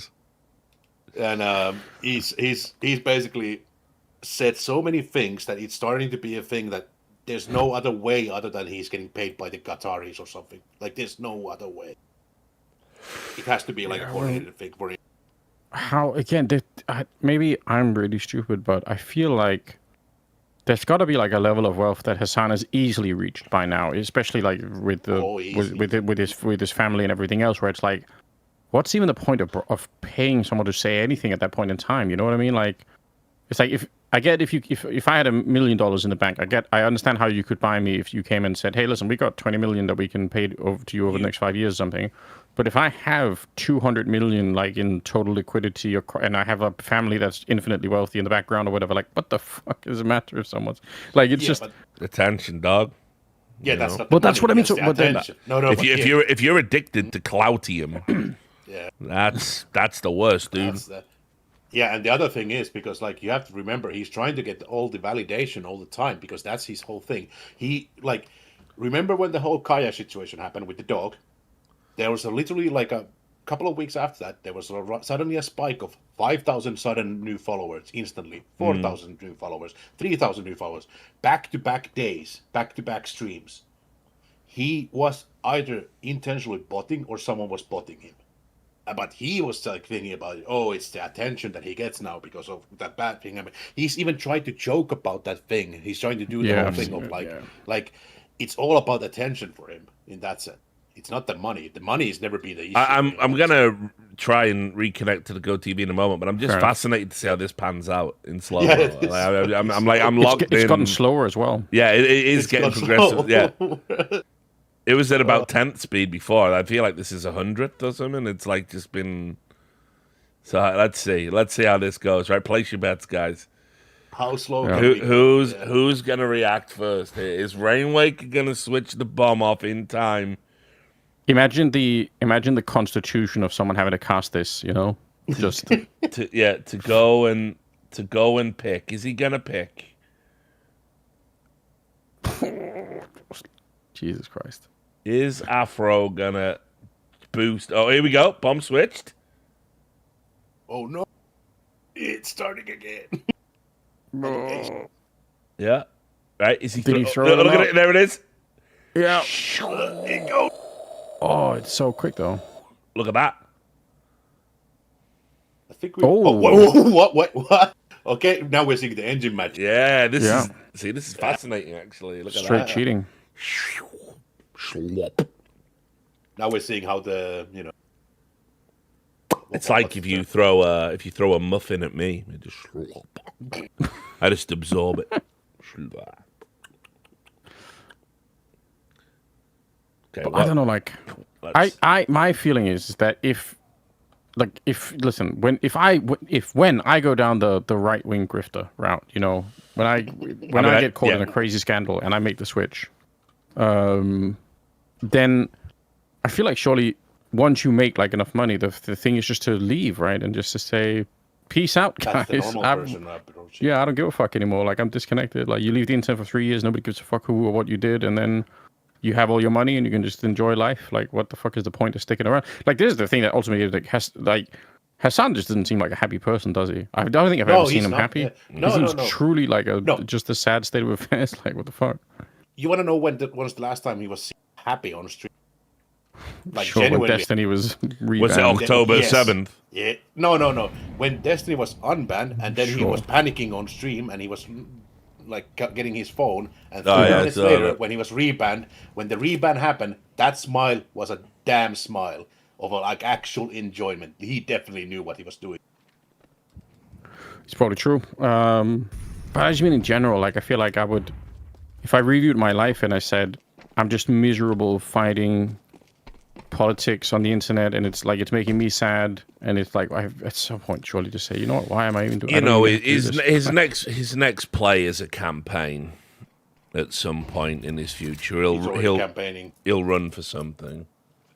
Well, that was my original fear, is that he is going to get wrecked for this Cuba trip, and then that will explode in a campaign. Like, he'll become super popular because people are, it'll be like the ultimate kind of moment of like, oh my god, the American government tried to get him, and now he's like, they knew he was too dangerous. Martyr angle, basically. Yeah. I don't know how likely it is. I'm just. I saying don't know if he could run a campaign as incompetently of Sargon of Akkad. That still remains the most hilarious video I've ever seen that he made, where it was like after he got absolutely blasted in the election. It was UKIP that he was running for, wasn't it? Yes, it was. Yeah, it was the UKIP. Yeah, he ran as a representative for UKIP. Fell at the first media hurdle by making a rape joke to a female journalist, I believe. No, it was another politician. Jess Actually, Phillips, it was Jess Phillips. It was. But I don't know why I know all this shit. My brain's fucked. no, it was Jess Phillips. Our brains are. I mean, I covered it in the video. It was a long time ago. But yeah, fell at the first hurdle on that regard. Got absolutely wrecked in the paper. It's essentially the rape candidate, right? He was that one, was he? Then UKIP got absolutely smashed. Like they failed. Yeah, it was well below expectations. And then he recorded a video of him drinking wine in the dark in his garden, right? Like a Bond villain from a secret island, telling everyone now is the perfect time to join UKIP because it's at rock bottom and we can subvert the political party. sure. Post Brexit, by the way. Yeah, one there that. was no fucking It was use just- for UKIP. Yeah. Yeah, it was just like, holy shit, is this guy for real right now? But yeah, Still the best pictures of him getting hit with the keeper or what's the... Yeah. Yeah. But again, like, I don't know, like that difference between, like either being an expert or pretending to be an expert, or just, kind of being honest about the limitations of whatever it is or be making it very clear that you're sharing, your opinion on something, but it's not like I feel like, yeah, that's if you'll do that, I don't really mind. Like, I don't mind people sharing their opinions in all kinds of ways. That's great. I just don't understand the, like overselling it. It seems to be like that's the earliest sign that someone's about to, go down a really bad path. Yep. So, but yeah, people. I guess there is the easy answer is it's super profitable and it's like an easy ticket. Like, it does hack the brain of everyone when you meet people. Like, I've had this happen to me in the past. Like, not even like on the internet in like some kind of social media concept. I've had it happen to me with people who, they'll introduce themselves. These people too, Richard. Like, where they'll bump into you and they will give you their history of like how they've been in esports basically from the beginning. Yeah, the beginning. And I always wonder, like, it's weird that I've never like heard of you or I can't seem to like, and then they'll tell you like all of this stuff, and at some point they'll start talking about stuff where you just kind of realize this is just totally made up nonsense. Like, it's not even kind of real. But the confidence with which they, started the conversation, like it's like you almost had me. Like I almost bought into this. I don't know. Like that confidence thing is a fucking wild trick to learn. Like if you don't have the filter to stop yourself.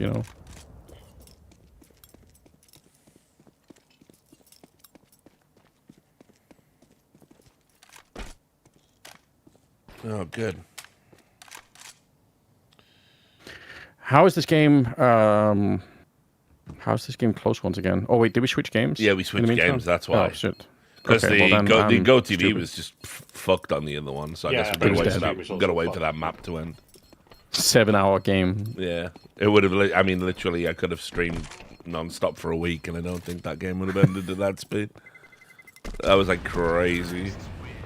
Yeah, apparently there's like a tech issue but it's now resolved. But yeah, Whatever. so I don't know. Monty were winning, so boo.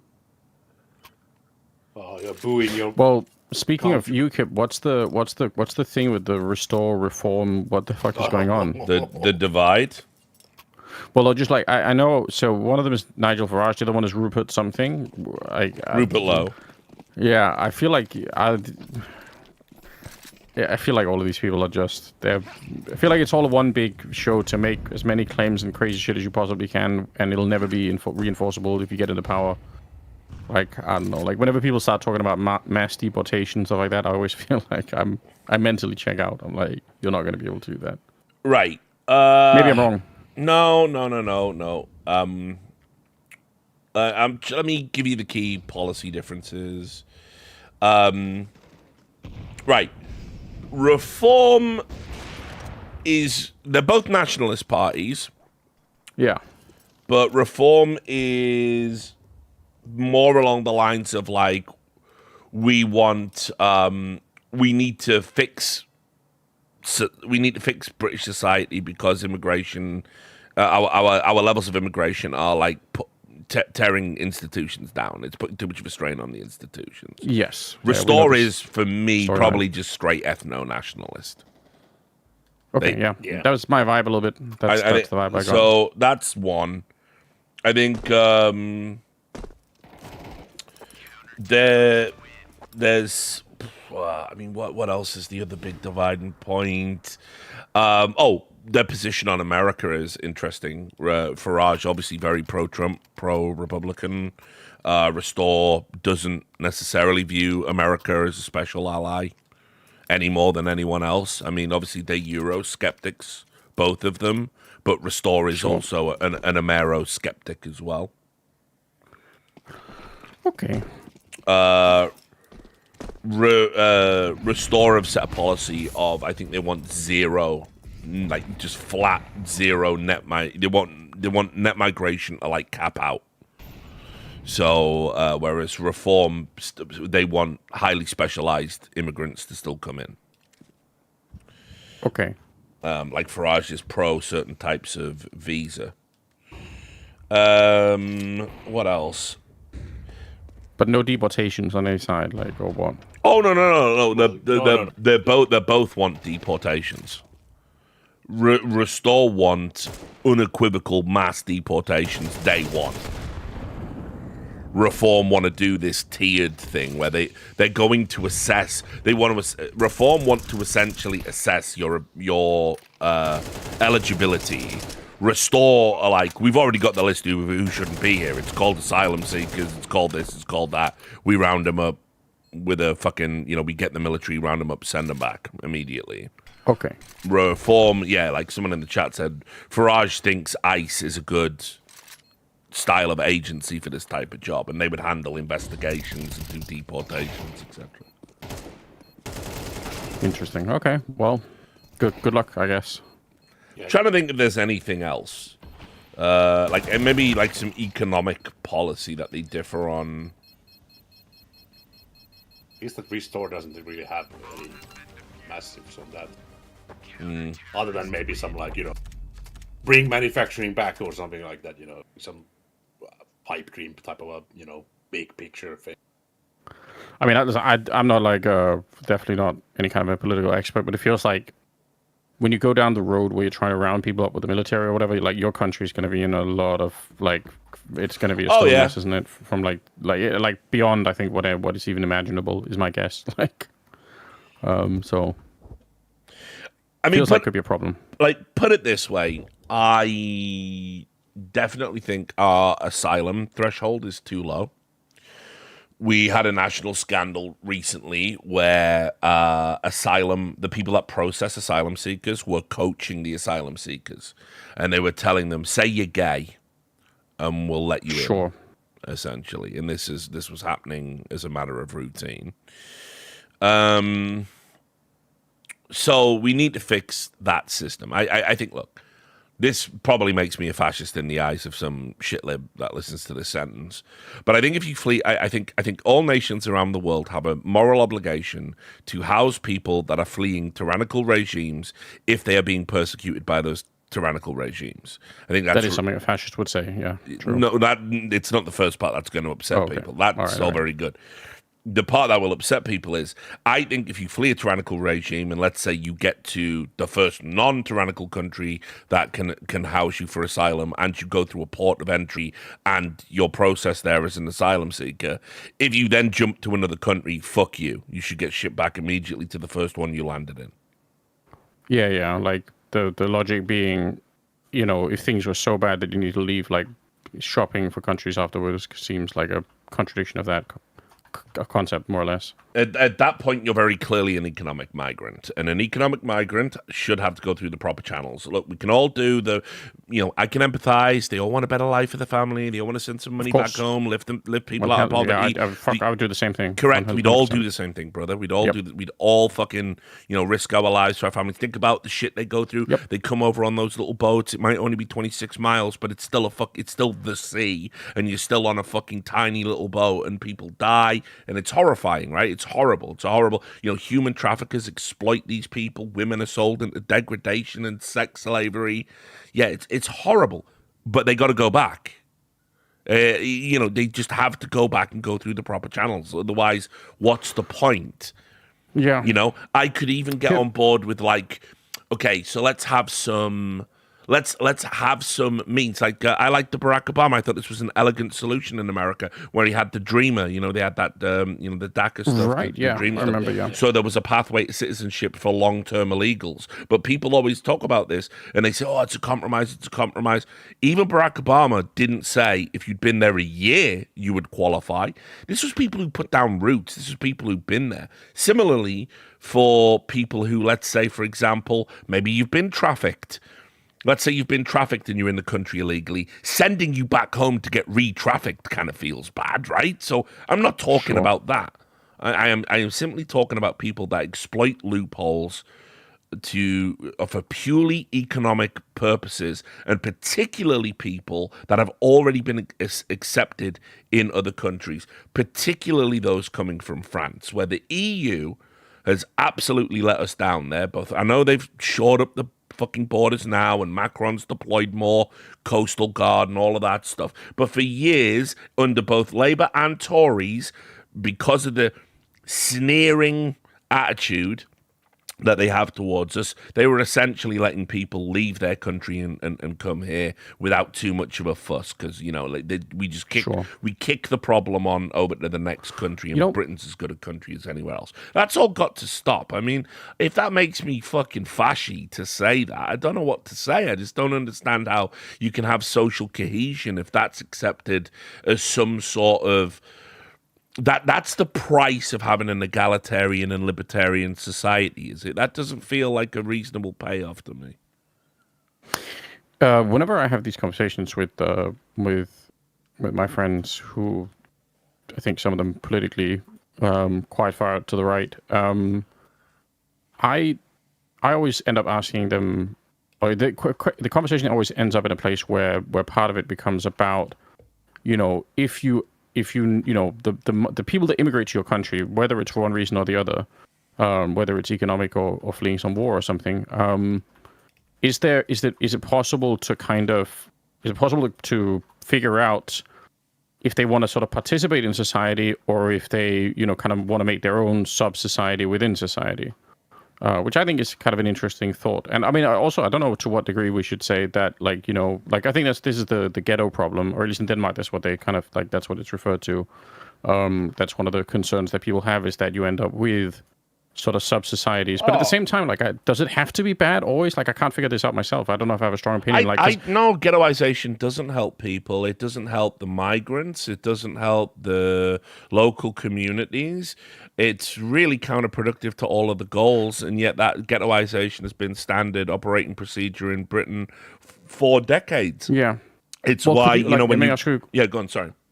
Could you have let's say an ethnic or cultural ghetto if you just agree on enough of the fundamentals of society? Would it be possible to have let's say you have a Chinatown in LA or New York or something, but it's the people in Chinatown basically agree with enough American cultural things that it doesn't really matter, or it's you know what I mean? So is there a minimum threshold where you say, as long as we can meet this, then the rest is sort of details and we'll be fine? I don't know if that makes sense. So, I mean, in America, it's slightly different, because obviously because of the types of doctrine that were in place in American history at that given moment in time, ghettoization was actually driven by the immigrants themselves, because there was no way to ultimately interface with society beyond that. They weren't afforded the same rights. They had to police themselves, and so this is how you have all of these crime groups essentially that spawn up in all of those particular different strata, so it's that's different. What happened in Britain, and this is essentially, I mean, some of it happened in my lifetime. We had the empire, so the problem we had essentially was when we had a moral obligation to these people.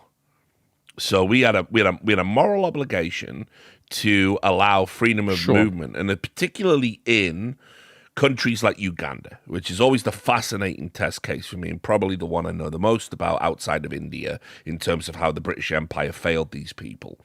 But when we appointed a dictator, because we realized that the indigenous black population would want a black leader to rule themselves, and we looked around at the officers in the British Army and anyone who might be suitable to lead the country, realized that because of our own racist military system, black soldiers couldn't hold rank.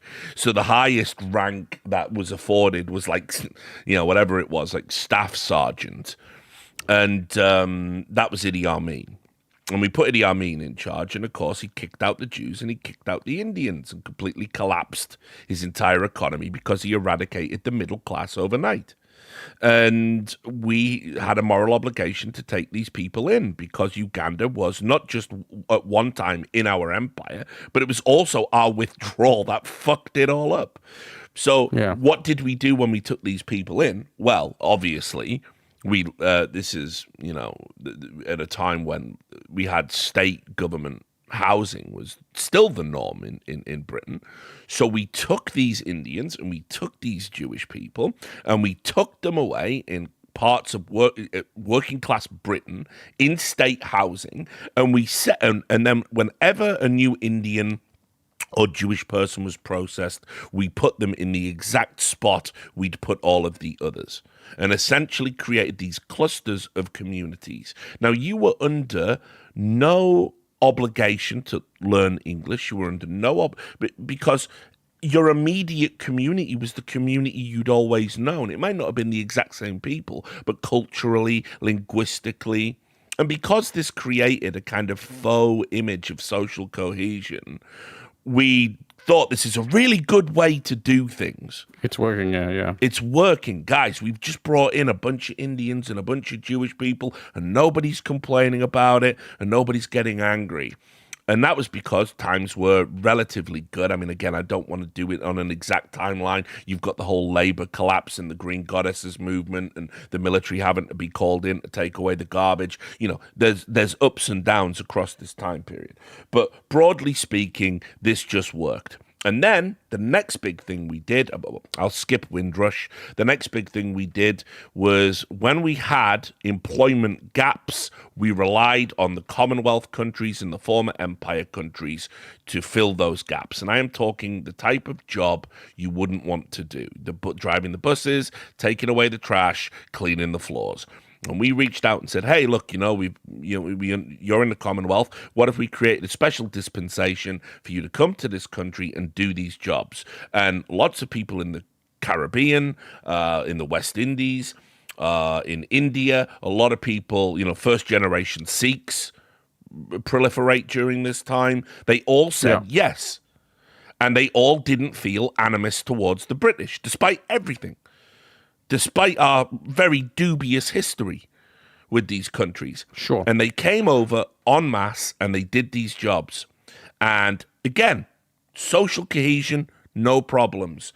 But then the economy absolutely tanked. And suddenly, when the unemployment rates go up and people get hungry, the working class British wanted those jobs back. And you can't have those jobs back, because those jobs don't exist. We filled them with these people. And this is when the whole idea of send them all back starts to foment. So also during this time, we've stuck these people away in the corners of London, right? And it's always in the poorest areas. So the working class that were directly affected by these decisions are part of the community So all the friction is right there. And it's right there every day because of what we've done. We didn't spread people out. We didn't, right? So the worst estates in Britain are very often the ones that have maybe a 50-50 split, but everybody knows that region. Everyone knows what part of the world is there. We got the same thing in Middlesbrough, mate. We mass imported South Africans to work in the many, many call centers in the Northeast because, again, people don't know this. Before we exported all the call center jobs to India, we would just bring in Africans. Right, particularly South Africans, because generally speaking, there's a high uptake of them speaking English, and in the industry, the accent was considered trustworthy. It polled quite well. People liked the South African accent. It was slightly exotic, but fundamentally British, and fundamentally harkens back to a time of empire. So people liked them, so we brought them in. In Middlesbrough, there are entire estates where everybody is South African, where everybody is from Joburg, in Middlesbrough. And I know, I've been to these estates, I had friends on these estates, I worked with these South Africans in these call centers. Why have we done it that way? Because all you're encouraging is these people to resolve their own issues, solve their own problems, retain their own ideas and beliefs. Don't even get me started on, hilariously, Sparkbrook. That's where we took away all of the Muslims that flee Islamic regimes. And funnily enough, Sparkbrook in Birmingham is the area where Fox News called it a no-go zone for white people, for non-Muslims. That was the one famous, I think it was Bill O'Reilly said that back when he was working at Fox. I used to work in Sparkbrook. I'm white and I'm a non-Muslim. I used to work over there.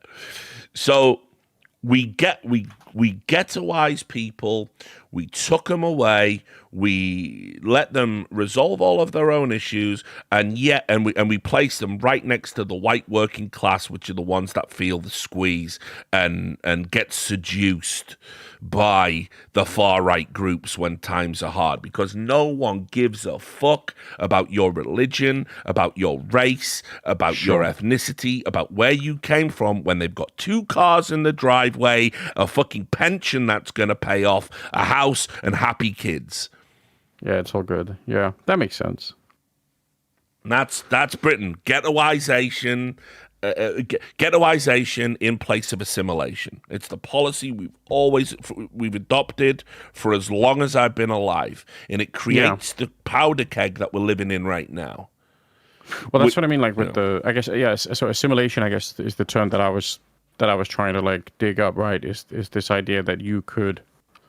I don't know if enforced sounds a bit weird, but like if you could sort of, if you could force people to have enough common ground that they would pass the, assimilation test, but still hold on to like, but from my point of view, at least, I don't really care if people hold on to their, Pakistani cultural heritage. If they're in Denmark, like who cares about that? Like, that's fine. Good to go nuts. I need you to not be, like if a openly gay guy walks down the street, I just need you to be cool with it. That's all. I like something like that. It's like that's a thing in Denmark. But this is the other issue with the ghettoization approach. What you do is you put people to them. They're essentially still in the same hermetically sealed environment they were before they moved. Yeah, fair enough. And so what you find increasingly is a reticence. And also, I haven't even talked about the inverse coin of the working class being seduced by the far right. And this is essentially when young Muslim men, because I know this is going to blow everyone's mind, they really are just like us guys, right? Like we can talk about the tenets of the religion, but I'm just talking on a human level that they need purpose. We all need purpose, and when you lack purpose, this is when bad things happen. And they are beset upon from all sides, right? From trying to find their purpose in society, and this, just like when the far right will seduce young teenagers and turn them into skinheads and get them to commit violent crimes and all this other stuff because they say all the right keywords. What do you think's happened to these young Muslim men? Bad influences are reaching out to them. Bad influences are telling them things about us, about the community, again, that they are right adjacent to. And some of them act upon it. And then this reflects, we do the same thing. We say, oh, man, like someone should really come out and condemn this, like some imam. And the imams come out and condemn it, and then it happens again, and then we say the same thing, and we say, this is rinse and repeat. This is Tommy Robinson's bread and butter. Sure. Yeah. This is how he gets to be a figure in British politics, this nonsensical system that we've set up for ourselves. And this is my fundamental frustration with the way that we've handled immigration in this country. We are driving the working class British into the arms of, I don't want to say the far right, but Restore is the most ethno-nationalist party I've seen actually rise to credibility in my lifetime. 100%. Okay. Yeah. Well, I have a follow-up, I guess, an adjacent question to all of this stuff, right?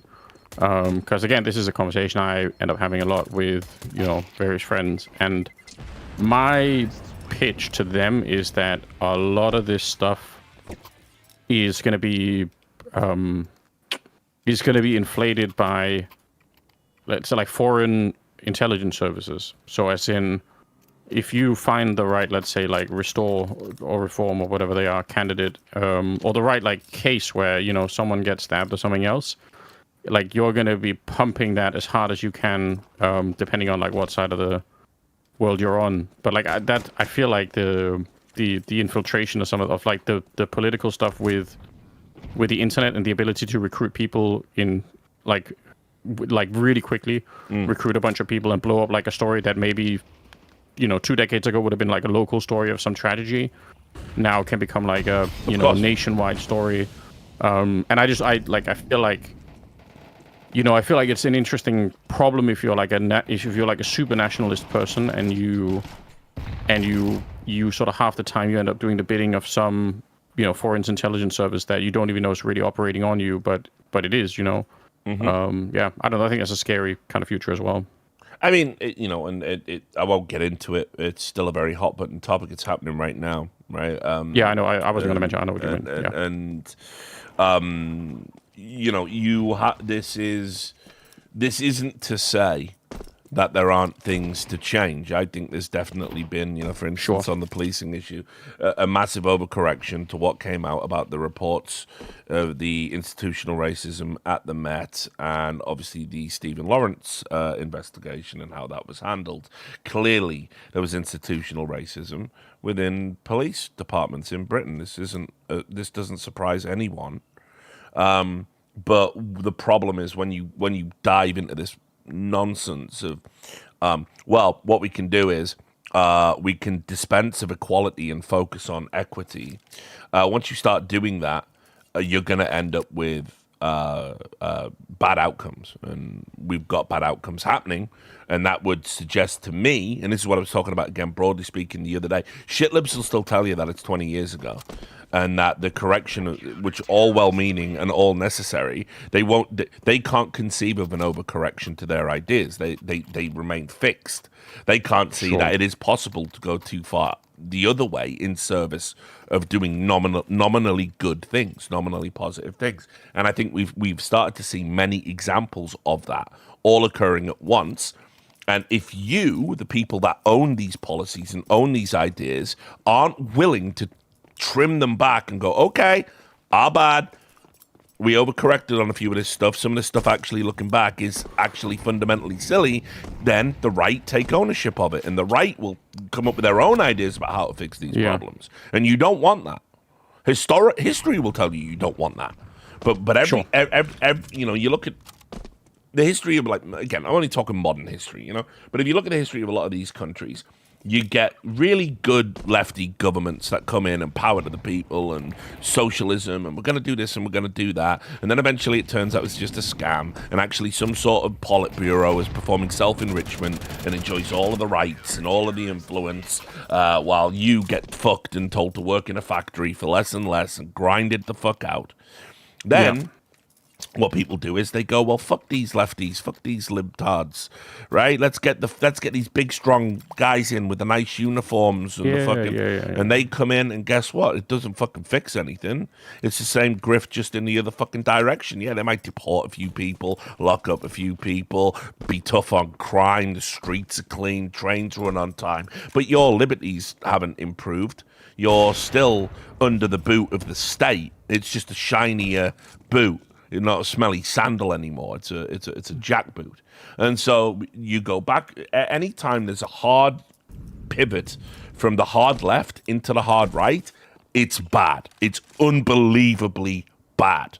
We're on the cusp of that happening in Britain right now because the left won't take ownership for their mistakes. Their smug, superior attitude about how it's impossible for them to make mistakes. And it's a good thing to codify racial difference into policing, which is madness. It's complete prima facie madness. When a police officer turns up, you should all be equal. You're a citizen. That's the key component here. And a crime scene or a happening needs to be assessed without any form of influence, political, ethnic, whatever. A police officer has to be capable of complete impartiality to get positive outcomes, and yet we've codified non-impartiality. And then, and you know what? The left can just tweak that and go, you know what we're going to do? We're going to go back to having it completely neutral, but we are going to monitor statistics, and we're going to create this other complaints commission, and we're going to do all of these things. We're still going to have guardrails to ensure institutional racism doesn't come back. And everyone goes, hooray! We don't have to vote for fucking reform anymore. Yeah! yeah, the lefties have got their marbles back. Yeah, and everyone's happy. But no, the shit libs are going to tell you, actually, no, if anything, we need to go more the other way. Actually, if you notice these negative outcomes, you might be a secret fascist. And they beat you over the head with it. And then people like me, who I consider myself to be very moderate in my politics, I am fucking sick of these people. I am sick of these people. So God only knows what people who are even more directly affected by some of this stuff, you know, like, do you think, right, Labour, do you think someone in Southampton right now is ever going to fucking vote Labour for the next, like, 20 no, they're gone. Like, you have got to put the fucking train back on the tracks, guys. This is fucking crazy what people are doing. So, you know, I don't know, brother. I despair for my country. I think it is. We are going to a bad place. I feel like more than any time that I can certainly remember, it does seem very, very, very grim, like in the UK. Like truly. Well, I mean, there's another point by Kicks in the chat, and I told you this would happen. I was saying this 10 years ago. If everyone's a Nazi, if everyone who disagrees with you is a Nazi, eventually this is the usual response. Richard, you're a Nazi. Richard, you're a Nazi. Anders, you're a Nazi. Anders, you're a Nazi. No, I'm not. Don't call me that. That's the worst thing you can be in society. Please believe me. I'm not a Nazi. Please, I'm not a Nazi. Please, I'm not. Please, just believe me. I'm good. I'm a good person. I would never be a Nazi. I would never hold those ideas. I'm on your side. We just disagree on these 1-2 issues. Fast forward 10 years, you're a Nazi. So what? I have friends who say that, and like I super disagree. I think they're crazy, but they own that now. Like they just say, it's just we don't give a fuck basically. Yeah. Like whatever. Or they're even proud of it. But you know what happens next? A massive percentage of those people then go and stand with the actual Nazis, and that's the problem. Because you have created Nazism and ethno-nationalism and hardcore racism and white supremacy. These are all, if we speak broadly across the world, these are all very niche. These are not big things. These are not broad. These are not big tents.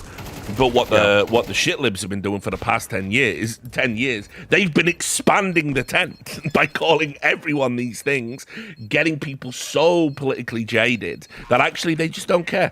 They don't care. Like, what do I have to do to make you stop attacking me for what I believe is a reasonable, moderate political belief? You know, like I say, hey, maybe we should dial the immigration down just a little bit so we can get it back to like 1.5 million instead of 10. Is that okay? No, you're a racist. You're a racist. You hate black people. You're racist. Sure. Yeah. Most people just don't want to be attacked like that every day, anytime they open their mouths. And I've said this, you know, it happened in America. It happened 2 times with Trump. You beat people over the head with this. You know, Hillary Clinton and her deplorables. They sit there and they will take it in silence. But then they go and they vote. And when they go and they vote, there is no one else in that room. There is no one else in that booth. Yeah, true. Yeah. And that's when you get revenge. And so when we're all practicing the politics of revenge, sweet. Look what it gets us. Extreme polar parties. And like I said, that's where we're at in Britain. We are on the cusp. Well, I guess. Yeah. Also, if you want to be a person who isn't joining one of the polls, like if you want to be like the one of the epic centrist type people, it does feel like you are also just getting wrecked from all sides. Well, yeah. Fucking everybody. I mean, put it this way, I couldn't get up at a fucking reform meeting and express my views. Like, for instance, right now, again, without getting into it, because I don't want to talk about this particular topic while it's going on, I always come with cold and sober at the end. But, you know, lots of talk about banning the Kurpan. That is a bait and switch, right? That is a massive bait and switch, right? Because it wasn't a Kurpan in this instance. It was a knife that would have been deemed illegal under any stripe of the law. And I know, and I've been to Khalsa camps, and I know Sikhs, and the Kurpan isn't ever meant to be used as a weapon. That's not why they carry it. It's purely symbolic. It's not so they can tool you up in a fucking street fight, right? So here's the thing: people are now wanting, stupidly, to specifically ban the Kirpan on the grounds it is a weapon. You shouldn't be allowed to carry a weapon in Britain. Oh, the state will be rubbing their hands at that one. You'll get that. There's two salient arguments that you can make here, and only two. One, if we're going to ban religious symbols, let's ban them all from workplaces, ban them all from public, and that includes kirpans, burqas, crosses. Let's just do the whole thing. You know, yeah, let's get, you know what I mean? Let's just get rid of them all. Like, let's just say, hey, religion doesn't really have any place in a secular society or whatever. We want to just do it this way, right? Okay, cool. Or the other salient argument is, I don't know, maybe British citizens should be allowed to have weapons. Yeah, and just mainstream it. Why, you know, like, have we ever sat down and ruminated on why we can't? Yeah, but like, if you carry a weapon, you're more likely to use a weapon. Well, America tanks the mass shootings every day for the Second Amendment. The Second Amendment is a principle that is funded on the right to freedom of assembly, to go, and if a tyrannical regime ever took over or a foreign power ever took over, you would have the means to defend your home. Why not? Yeah, I feel like I don't know. These are both hard questions. I think there is it's easy to see how you can have a lot of friction if you end up bringing like a lot of religion into like public. Like that seems like an easy kind of. But in saying that, I can also see how it could be kind of insane if you end up with a state that says we're going to police, you know, people's, you know, religious appearances or something. Like, it's just like that also feels like kind of a dead That's what end. I mean. So This is the fundamental problem with when you get into the realm of trying to fit religion into the laws of society, particularly if you are a predominantly Judeo-Christian society, and therefore non-Judeo-Christian religions don't necessarily, you know, they don't necessarily correlate with the values of the imposed values of the state. You know, Denmark's a very good example. You know, you, if I remember correctly, you banned halal and kosher killings, right? I don't know if we did do the hijab ban thing, didn't we? And you did the hijab ban as well. Yeah. Yeah. So, you know, and I remember the speech at the time, I believe in Denmark was, we believe animal rights trump religious freedom. That was a decision made in the country, and people said it was prejudicial, screaming, protests, riots, but it went through. And here we all are, and everything's fine. You can still import your halal meat. You can still get your halal. It's just Denmark aren't going to perform, you know, Danish butchers aren't going to perform the killings or whatever. No, they are performing the killing, but I just read it. It's the stunning part. They did the thing that most Right, okay, yeah, do. There it is. So, since 2014, that you have to stun the animal before you do the slaughter. Right, there it is. You cannot do the live, like the live. Because traditional halal is you have to slit the throat and whisper the prayer and say the blessing, so the animal can hear it. I think, yeah, right. So, and obviously Macron, France, they banned hijabs as well. I think, is that correct? I think it was generally all religious. Yeah, all head coverings. Or was it just a niqab? Symbol. I don't know. Like, I think it's all. I've seen it like I've noticed in context with the kids in the school and everything. Like, I've noticed sometimes if, you know, there are instances where like the sort of the religious aspect of one family and another sort of it's like, I don't know, it is brought up in a way where it almost feels like it's kind of, you know, it's becoming not something that we can all just kind of nod our heads at and say that's totally cool and fine, but it becomes like a, you know, a real, like a point of friction or something, and it's like a thing you have to discuss your way around, which it's such a shame because I feel like most people just don't care at all. Like, I was doing the pizza thing earlier, right? And normally I would put pepperoni on pizza, but just out of caution, I just used, there's like a, you know, an ox-based pepperoni you can get. Yeah. I just use that. Why the hell not? Like, I don't even have to ask people. Like, why not just go? Like, it's so easy to do, and That way, like, people who don't eat pig, they don't have to. It's like it's an easy thing. I don't think if that is like some kind of like crazy concession on my part. Like, no, but it's what I mean. Again, it all comes back to the initial point, man. Like if you cordon people off and you don't get to learn about the particulars of each other's culture, beyond like whispers and taboos or the most extreme examples being in the news, we can't even begin to make those concessions.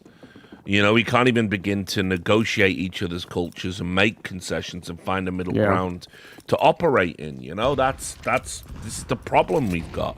And like I say, it's just unfortunate in Britain that we could have just took a few sensible steps, and none of this is happening. And it would require some ownership from the likes of Labour, from the likes of Keir Starmer. Would require some ownership on their part. They would have to admit they made mistakes. Because of their refusal to do that, this is where we're at instead, where, to the average person, reform might sound like the necessary change you need. And by the way, do you think Nigel Farage is going to come in to government, become a prime minister, competently run the country, not perform self-enrichment, not give all Didn't of his... fuck off last time almost immediately after the Brexit thing? Yeah, after filling everyone's head with bullshit about how much we actually spent on the NHS.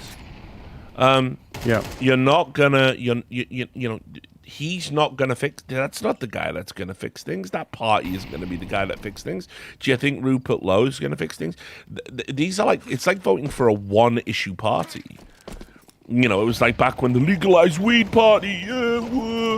You're voting for the monster raving loony party. This is what we are essentially voting for. They don't really have any answers beyond deportation. Yeah. And it's just tragic, So, I mean, I look at other European countries and I look at, like you say, these concessions that we've made that, okay, look, you've got the right to religious freedom, but it can't just be all in one direction. Like we culturally fundamentally disagree with this aspect and this aspect. And as a result, we're going to introduce legislation that will give us a mechanism via which to correct the things we don't want. And that hasn't made, every Muslim, for instance, flee Denmark as if it's an unwelcoming society. The taxes will do that, right? But true. But it's not the laws, and we can do this in the UK. A few little tweaks here and there, a few little concessions, some understandings both ways. But we're not interested in doing that. At all, and none of the political parties even talking about it. It's either all or nothing, and you can't have a cohesive society like that. Yeah, back to the polarization angle. Yeah. You just can't. So I don't know, brother. I mean, like I say, I think where we're at right now, we have to negotiate this thing in Southampton with some cool heads, and unfortunately, neither side has any interest in that. I think everyone's talking about how inflammatory Farage has been. I mean, no one's talking about how inflammatory Lammy and Starmer have been, and they have been very inflammatory, and they have been in front of cameras non-fucking stop. They say Farage is using it as a fucking political opportunity. Lammy and Keir Starmer are as well. Absolutely out there peacocking and going, we must respect the parents' wishes. This is what the parents want. If the parents had said, we're fucking furious, burn down Southampton, we would be doing a media tour fucking saying that the parents' wishes are what's sacrosanct. You're a political party. You're not meant to be enamored with the wishes of the individuals. You're meant to look at what is good to make the country function correctly. And if you're incapable of doing that, stand down and let somebody who is capable of big picture awareness and big picture understanding step in. Instead of gurning for the fucking media. Yeah, but again, I wonder if the era of social media and alternative media and the ease with which, again, I don't know, I could be crazy, but I feel like I end up tracing. I just see the work of potential intelligence services from other countries everywhere. I feel like The ability to Oh, recruit yeah. populations like so easily just makes the whole political space so like mental. It's not even recruiting. Like you have to drop that word from the vocabulary. It is just influencing the whole thing. They have Yeah, I the guess word that's what I needs mean. to. Yeah, fair enough. Yeah, They will. yeah. There's the different stages. You seed a thing. Basically, you will find a cause that needs to be pushed out of it. You would start giving them more attention in social Yeah. media algorithms, and then you Yeah, 'cause harvest it. Yeah, that's Yeah, when because you I'm not push saying it. like obviously you're never messaging somebody on Facebook to say, Nah. "Hey, I'm from I'm from North Korean like intelligence, and I want to recruit you." You're just empowering them to to find each other and to get the right talking points and blah blah blah and all the rest of it. Yeah. The biggest, like, if you read the actual like playbooks and like all these fucking things, it is always so dissident, not dissident, but the internal conflict. It doesn't mean that you take a side. You just feed both sides. You feed the noise. You let them go at it more Yeah. and more. That's why I've said it many times. Like social media needs to either die, or algorithms needs to die from it. This Yeah. feeding algorithms need to fucking die, because that is Yeah. the cause. What we have is so many like these Well, echo and chamber that- form.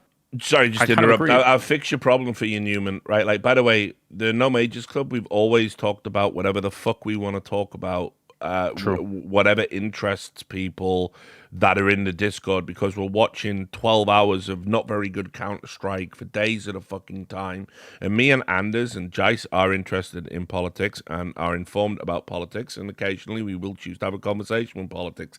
No, it hasn't been every single fucking day. You're full of shit. Some of the days have been deeply fucking silly and ridiculous. I'll refer you back to the net guess day.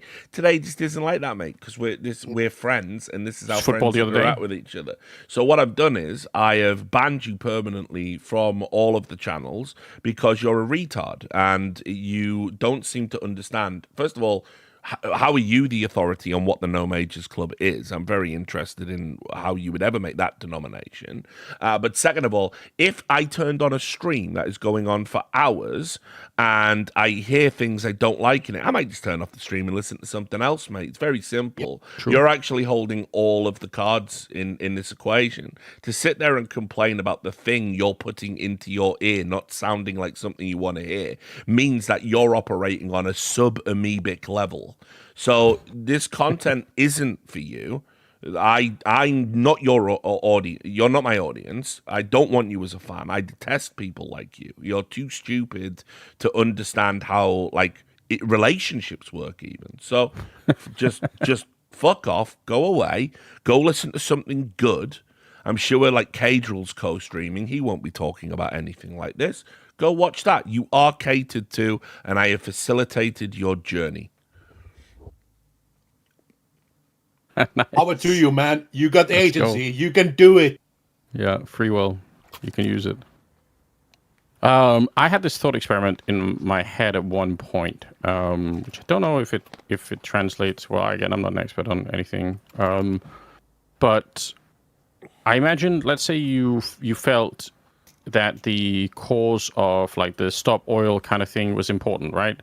Maybe it is, and you say like, I want to do something about it. Like I want to go sit on a highway somewhere to remind people that oil could be dangerous and our climate's at risk and whatever else is going on.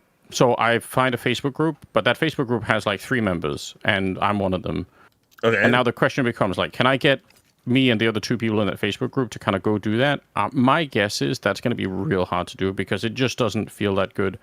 But then if some foreign intelligence service says, actually, we're going to throw, 300 more people into this group, and now it feels like you have a significant amount of people. And if the conversation comes up and somebody says, do you want to go sit on a highway somewhere?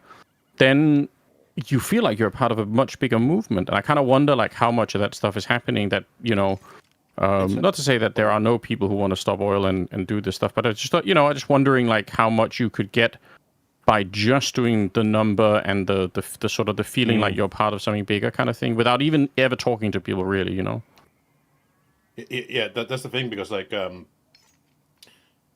because the whole the Palestine action going on in UK, because it's a good example, because it's also in the mainland Europe, there were a couple of those movements going on. Yeah.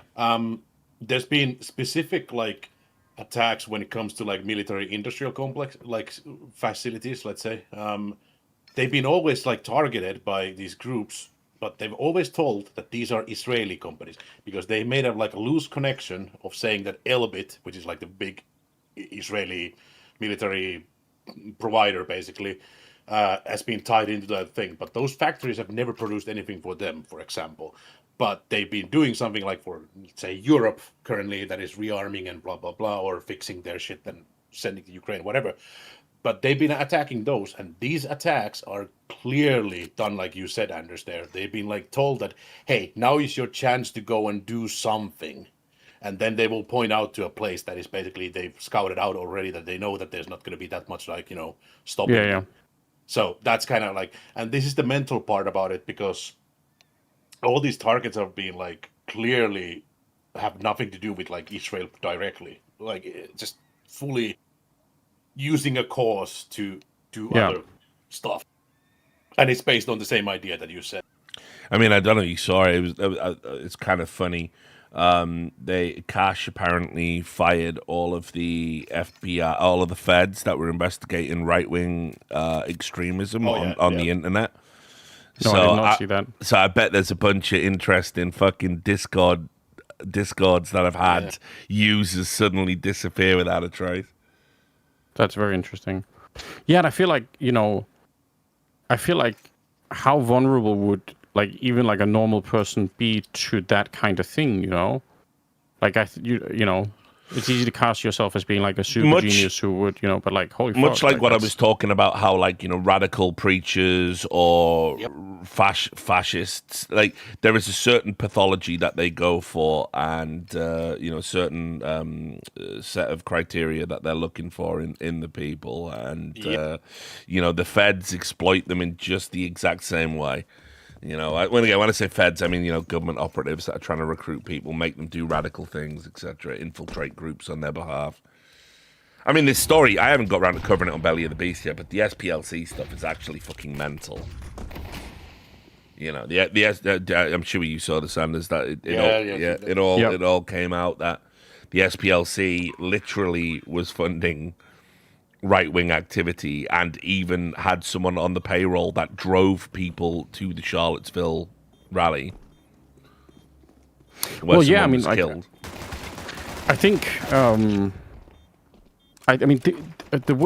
reason why I care about this stuff, or the reason why I think about it sometimes, is I hope this isn't one of those meme stories that I've just accepted as truth. So if it is, somebody correct me quickly. But I think during the Second World War, MI6 basically fed frontline information to some guy who was pretending to be a fortune teller in America, where the goal I think was to sort of for the American population to buy that he would have insight that nobody else had. But remember, the flow of news is going to be much slower.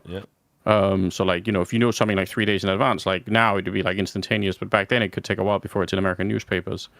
And the goal was to give this guy credibility, which he would have because he would basically have information that not even a newspaper would have, and he'd make predictions, and then to start to make predictions Europe is going to fall to Hitler and all these other things, this is going to be with basically trying to recruit as much as you could of the American population into sort of being ready to be sympathetic with the European cause, and to sort of prime people to be ready to join the war, more I know exactly who you're talking about, right? So it was a Hungarian guy, and basically that could be true. Yeah, what they did was because astrologers were so well regarded at that time. Exactly. They basically were paying him to counter what the German astrologers were saying. That was basically his role.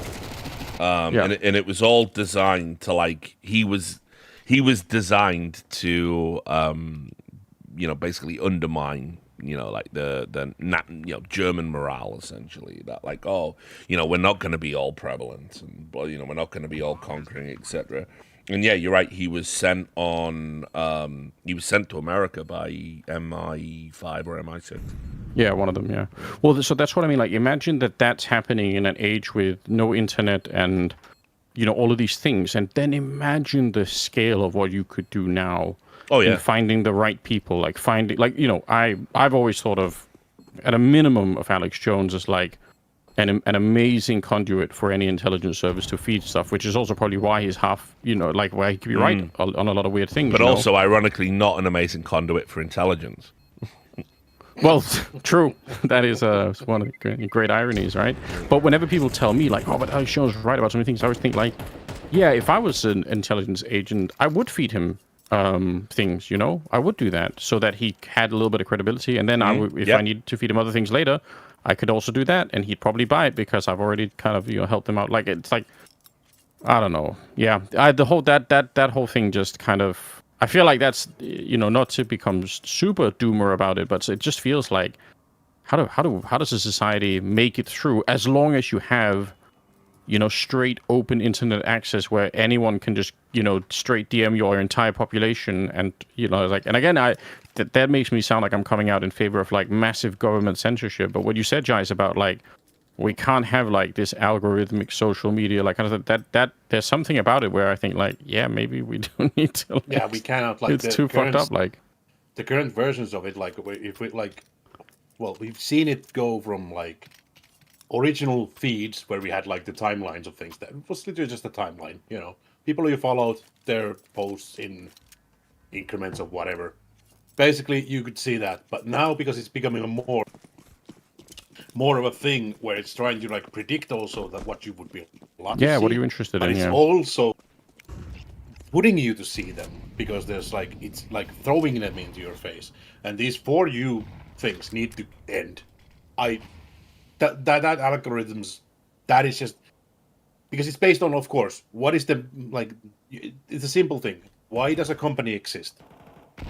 What is the purpose? Make money for the fucking shareholders.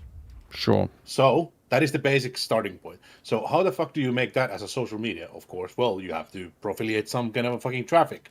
What is the best way to do that? Create a page that will recommend you the most trafficked stuff ever. How do you manipulate that? Oh, you just fake out the fucking traffic to those things so it's more popular. Like, it's a self-feeding machine. That's why it is a thing that needs to end, because it doesn't do anything good. And that is why it's been manipulated by people. Like, easily. Yeah, man. Like, that's just... This is the most simplest thing. Like, people are always thinking, oh my god, it's so complex. No, there's nothing complex. The Twitter For You tab is hell on earth. Dude, it's mental. Yeah, it is. Absolutely mental. It's like hell on earth. I mean, I'm not... look, I still think Elon Twitter is better than non-Elon Twitter, but just... I don't know at this point anymore, because it's just... I'm still there. I still think having people being permanently deplatformed for saying "learn to code" to a journalist is worse. Actually, I think having a secret set of executives at a company that are working directly with the government was bad. And then when Elon continued that with Doge, I also thought it was bad. But I think the one thing I noticed is when old Twitter used to have, like when there was a happening, when there was a big news story, Twitter used to deploy its staff to essentially cut back on, unregulated footage or whatever it was. And a lot of accounts would get banned, deplatformed. They were very good at suppressing breaking news stories. You're more likely to see total disinformation now on Twitter, but you're also more likely to see what's actually happening. So it remains only just, it's still, Elon Twitter is still better than old Twitter for me. But I get why people would feel the other way. I mean, community notes, for instance, are more widespread now. Both sides get community noted. Yeah, that's funny. Yeah, true. Yeah, but no, I mean, it cannot. It doesn't need to be 1 or 0. There's something in there. Agreed. Because like we can see it here. Our brains are already thinking like, oh, it's either this fucking libtard Twitter or it's the Musk hell Twitter. Like, no, there's something in the between. Like these, our brains are also fucked by that. By the way, yeah, totally. I notice it myself to like more and more lately. It is true. So, for all of us in the internet, we need to start like unfucking our own brains in that sense. Like we need to start doing that also quite a bit. Yeah, definitely. Yeah, I don't know. Like I said, I have so many friends that I still talk to them because I think it's going to sound super patronizing. I think of them as victims of like all of this stuff. Yeah. But like I don't know how to get them out of it is the problem. Like fuck. Well, I mean, it's ultimately people either get there by themselves or they just don't get there.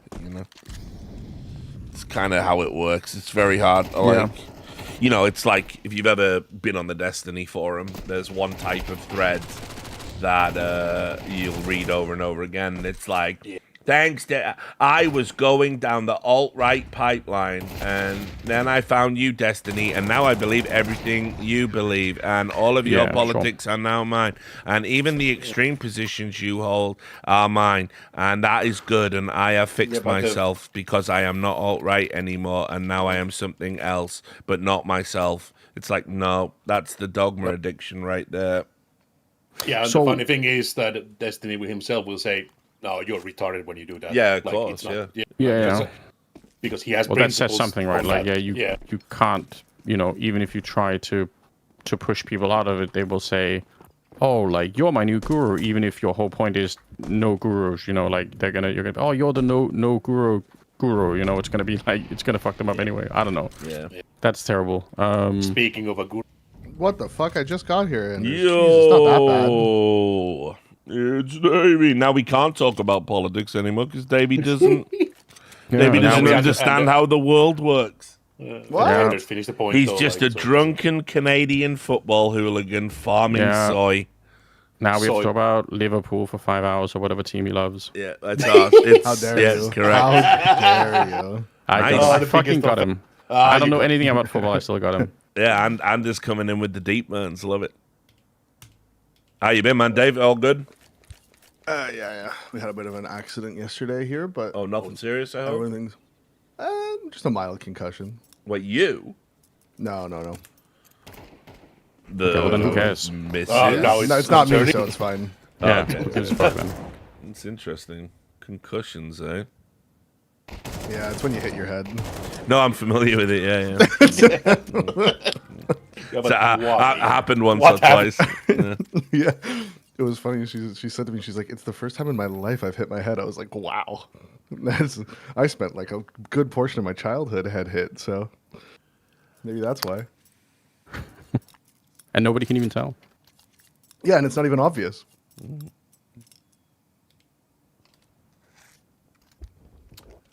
Well, I hope she's okay. Give her my best. Oh, good, just resting. Yeah. So what politics were we talking about? Oh, no, nothing interesting. We were it's like we were doing the whole impending collapse of British society, feds recruiting radicals thing. But we're all good now. It's our system. We've talked about it for the day. What do you think? I heard very briefly something about Destiny, who I don't know a ton about, but I know that he's got that mega beef with the Hassan guy who just had that New York Times article dropped on him. Did you already cover that? Oh, the New York Times article? Is that the one about the fucking the FAP top? Yeah. The FAP. Yeah, it's called. I didn't read the article, to be fair. I just saw that it exists. It's kind of weak sauce. It's like even as a bona fide guy who thinks like Hassan's like actually a net negative for society, I'm like it's kind the weakest of angle. It's like he's a bit of a coomer. Is he super wealthy streamer? Yeah. So it's just a hit piece, really? Yeah, essentially. Oh, there's trust me, there's going to be more hit piece coming because he's been involved now in like local politics. But this is the problem. It's like I said, once you're on the government radar, it is weird. It's almost as if there were factions of the government operating within the media. It really makes you think. So he's made enemies all around. Let's put it that way. Because everything I've heard about him is that he's a scumbag. So yeah, he is. I don't think I've heard a positive thing about him. Yeah, there's.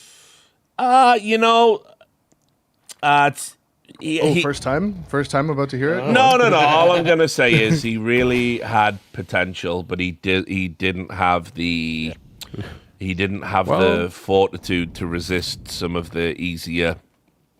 Let me link you a Taylor Lorenz article. I'll find some positives. Yeah, well, yeah, sure. There you go. Yeah, if you want to hear positives, talk to Taylor. Taylor, fucking. He's in a bathtub.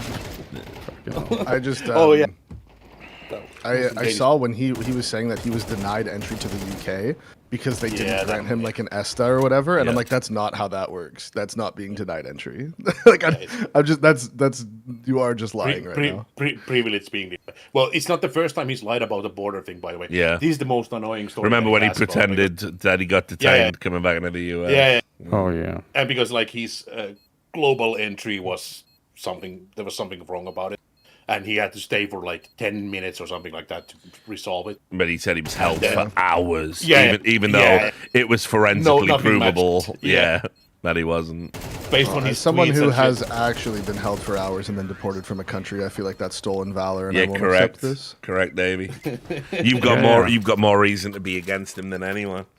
Yeah, I'm the victim, and he's stealing my victimhood from me. But yeah, dude, I mean, like, you know, just it was when people are presented with opportunities to become popular, but you have to sell your principles to get that. Some people say no, some people say yes. He's the type of guy who says yes. So, right, BRB in 5 minutes. I just got my lunches here now. I'm back on the keto grind after having starved myself for 24 hours. So it's time to eat. I can't wait. Beautiful. Yeah, someone said in the chat that he plays the victim when there's like anything inconvenient happens, like even the smallest thing. Like it's so annoying, like especially when he's a millionaire. So like it's very narcissism. Oh yeah, no, it's like next levels of narcissism. Narcissism is an absolutely crazy term. Holy shit! Like, the way you said it, also like narcissism. Like, narcissism.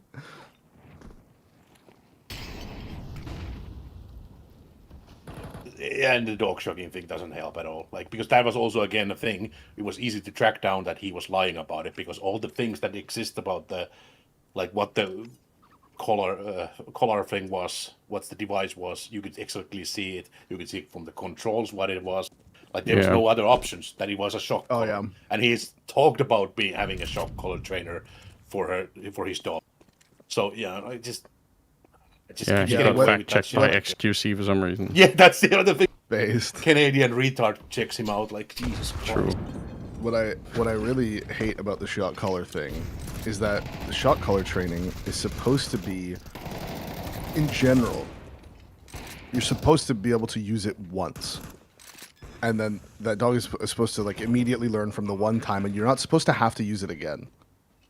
And even then, I don't like it. But sitting there and just like spamming it is unbelievable. With a level that makes a big dog squeak. So with that much fur, like by the way. Yeah, it has to be like the highest setting at that point. And yeah, it's basically like it's a training tool. It's not a fucking permanent behavior kind of thing. Yeah. It's not a control. Well, and if it's done properly, there's supposed to be, for those of you who don't know, there's supposed to be like it makes a noise and then shocks one time. And then after that, you're only supposed to you only have to make the noise to train. You don't actually have to shock the dog ever again. And even then I don't love it. Not a big fan. There's other but in ways certain to do it. circumstances, like I guess in like if you have a really violent dog, a big violent dog, it's not it's not bad.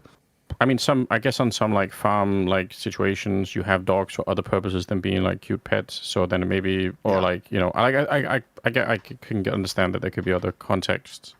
Well, we have it around here where the neighbor's farm, because obviously the farms sort of like bleed into each other. But the neighbor's farm, because it's not livestock, it's it's planting. It's not livestock. I can't think of the word right now. It doesn't matter. There's an electric fence around theirs to keep, because they do have livestock. So they have some.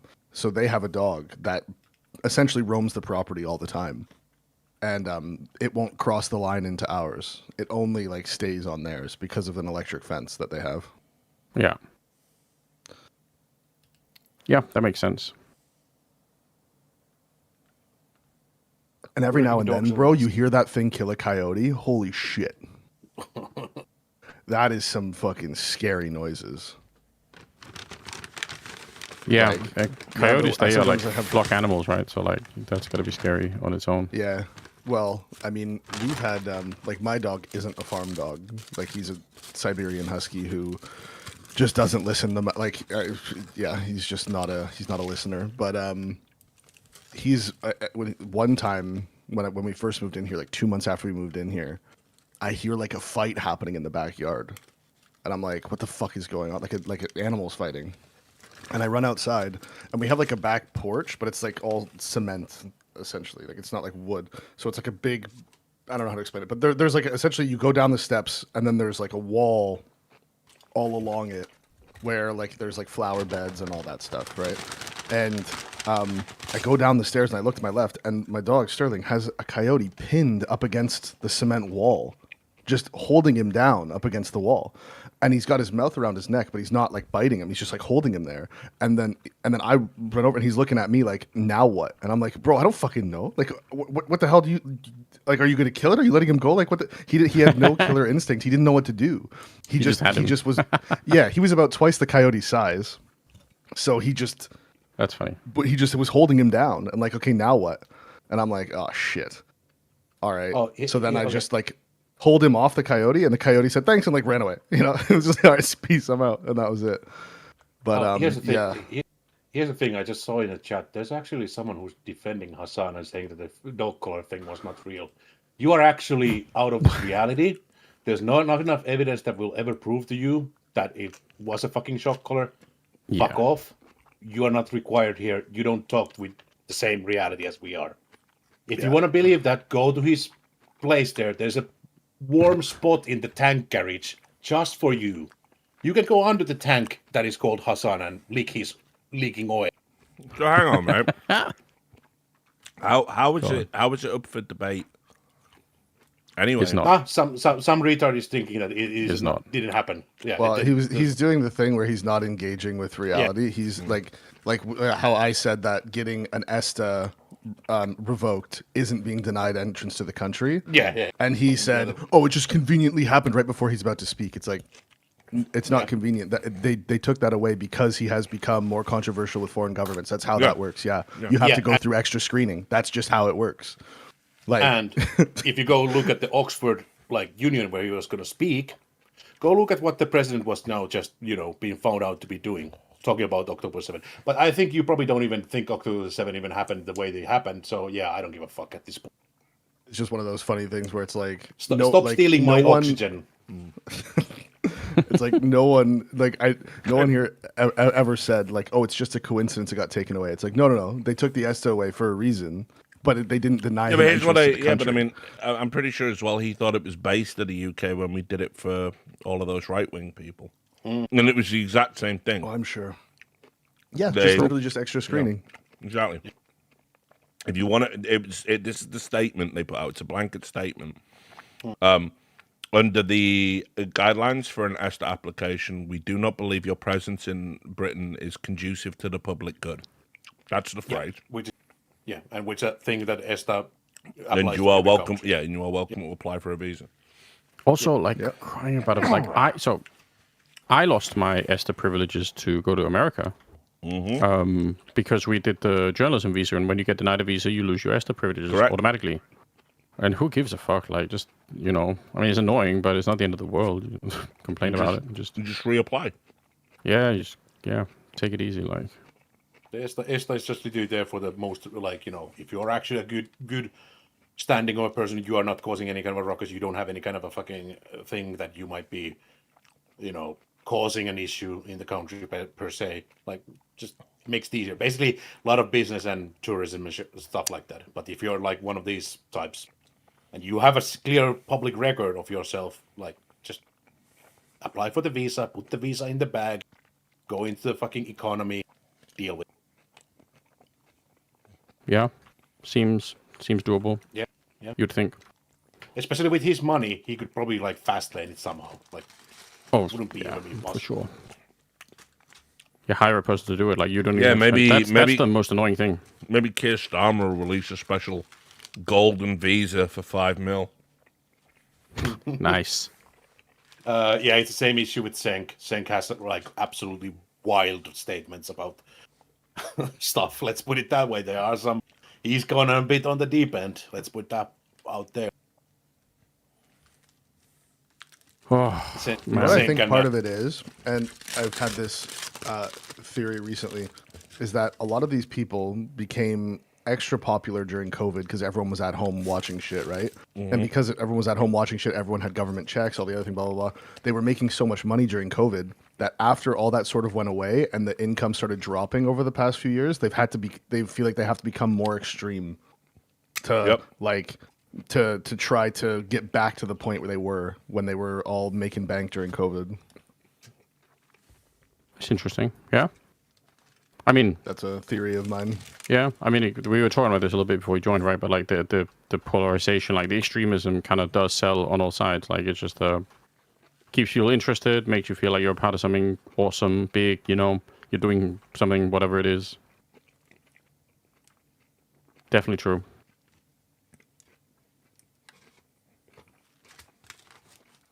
You could probably okay, but just giving Starmer a fucking Arsenal fucking season ticket.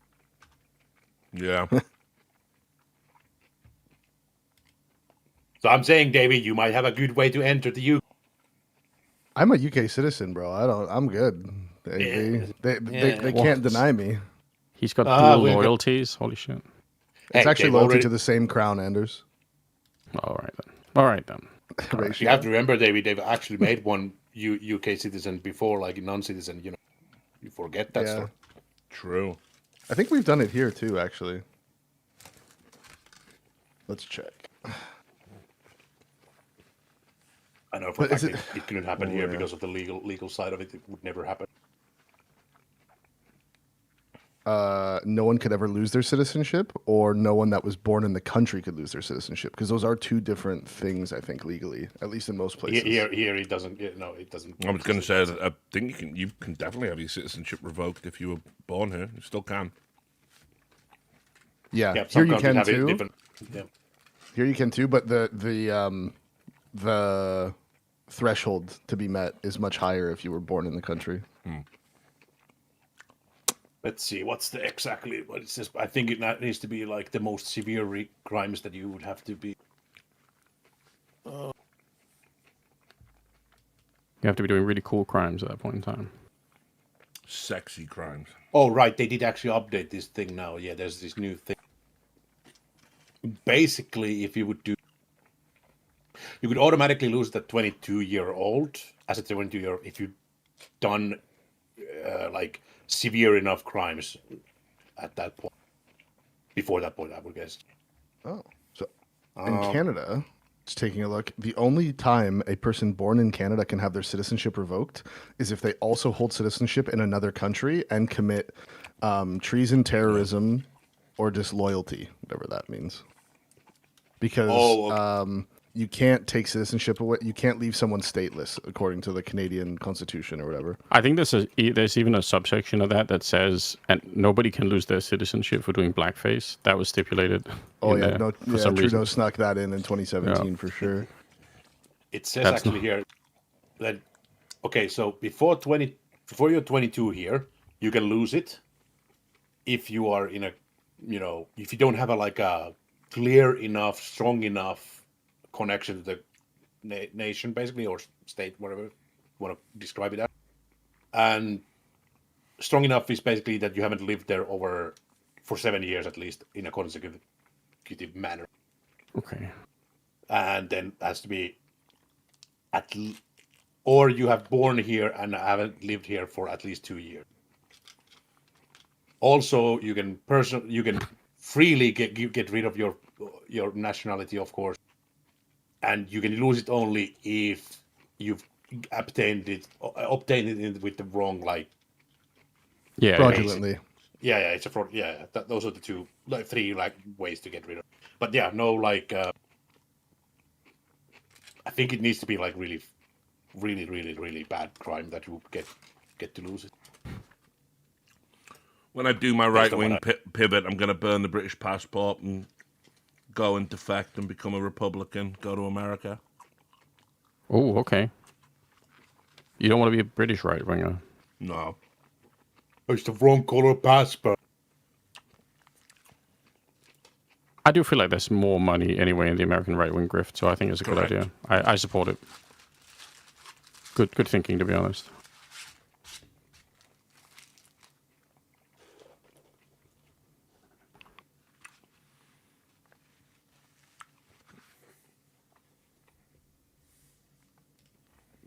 Right. Can I has game?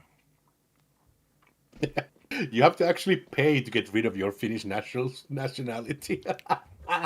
Oh, that's good. That's Let's see, super this is- clever business. It's only 400 euros, but still, like, you have to pay for it. It's kind of fun. You need to pay to fuck off yourself. Nobody's paying you to fuck. To be fair, I don't know who the fuck would get rid of it because, like, that passport is like one of the strongest. It's one of the best in the world, yeah. Yeah. It basically feels like if you get it, like, why the fuck would you get rid of it?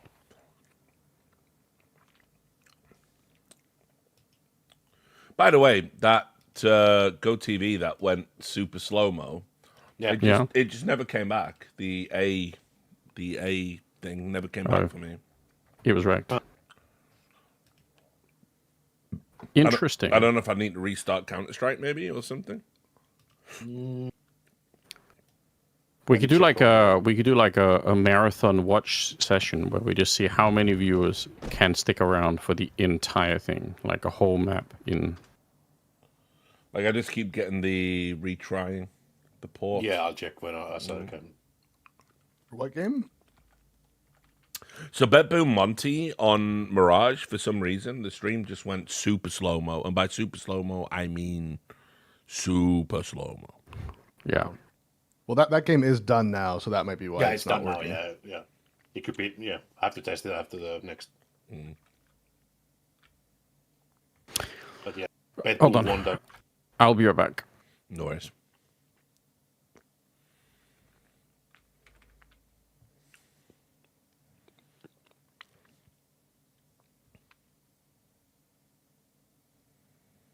I'm gonna just try the. Oh, here we go. No, we are on Inferno. We are in. Yeah. All right, good. Because that's definitely the fucking game I want to watch. G2 big? Big G2, yes. Yeah. I don't. Listen, Legacy M80. You can have fun. That's great. But this is the game. It's actually come around pretty quick today. This is the last game. Really? Yeah.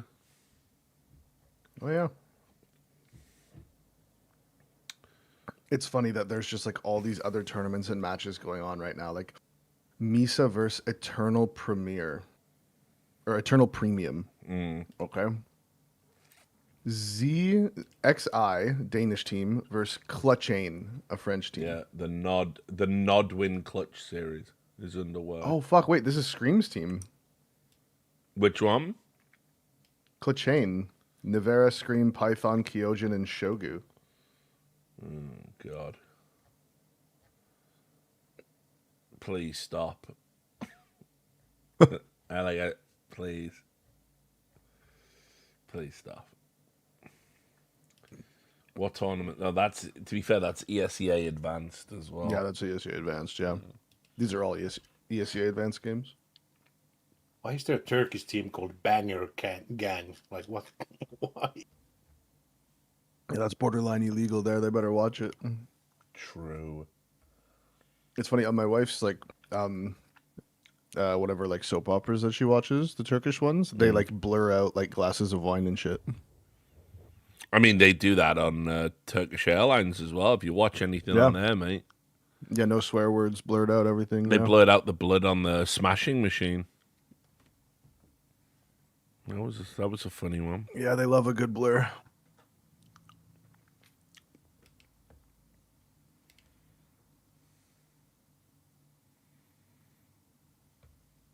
Still a goated airline, though.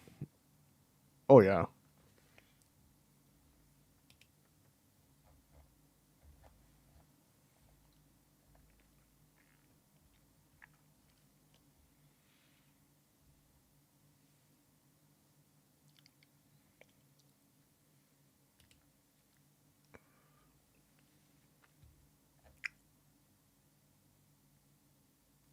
Yeah, bro. Turkey's fucking awesome. Yeah, I got stuck there flying back from Astana for a night. Well, Istanbul airport's not a bad place to get stuck. No, definitely not. It's expensive, but there's plenty of shit to do, and it's open 4 hours. You know, They designed it to be like a shopping mall, essentially. Like it's designed that way on purpose. it still makes me laugh whenever I see that Salt Bay cunt, because they've got that fucking Salt Bay restaurant right in the middle of the food court.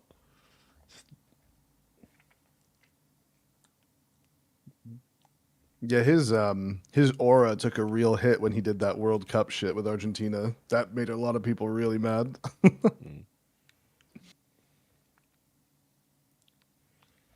That was fucked up. Like, why? Why are you going and parading around like you just won the World Cup? What's wrong with you? I know, it was ridiculous.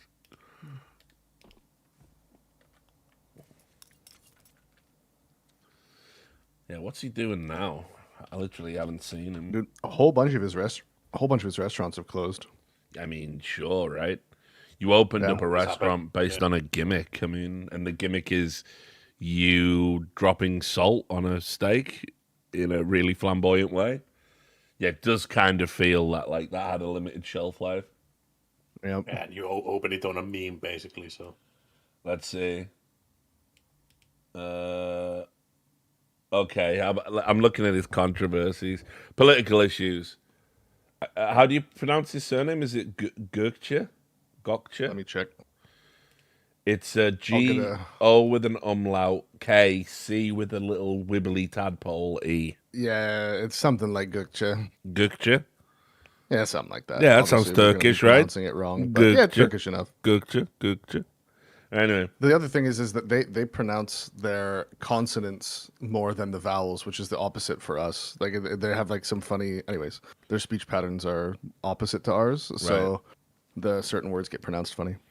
okay, right. Well, anyway, Salt Bay was criticized for a photo taken in 2016, shortly after former Cuban President Fidel Castro's death, in which he compared himself to Castro, including wearing a beret and holding a cigar.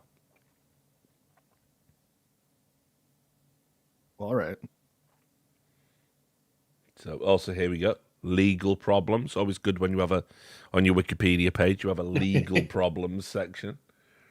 Right. In November 2019, Fort of Gökçe, the former employees accused him of taking a share of their tips. Oh, I remember this actually.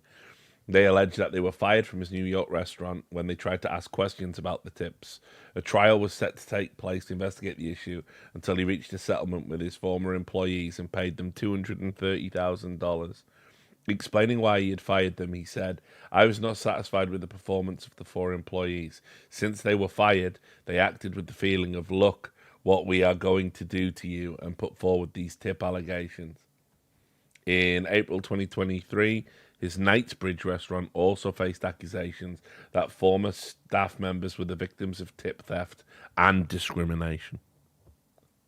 That's a cultural issue because that's standard practice over there. Yeah. So when they go to the UK or the US and they're doing the same things they do there, and then they go, no, you can't do that here, and that's what happens.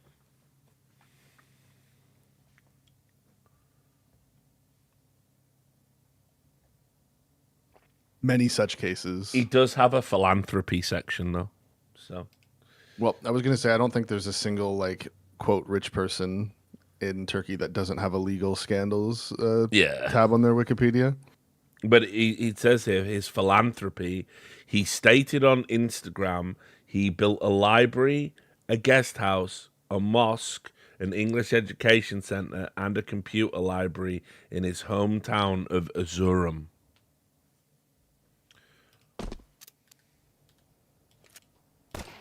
See. Wait, we got a brief slow-mo? Yeah, there was a little slow-mo there. Oh, nice. Okay. How's that even happening? What's wrong with he's it? from that part of Turkey. I think he's like trying to catch up, so it's like slowing it down so it can get more information before it's Let's have a look at crashes you out. Let's have a look at Salt Bay's hometown. It's in a not nice part. Still, I like all the pretty buildings. Yeah. Sadly, those buildings aren't always standing when the earthquakes come. Yeah, true.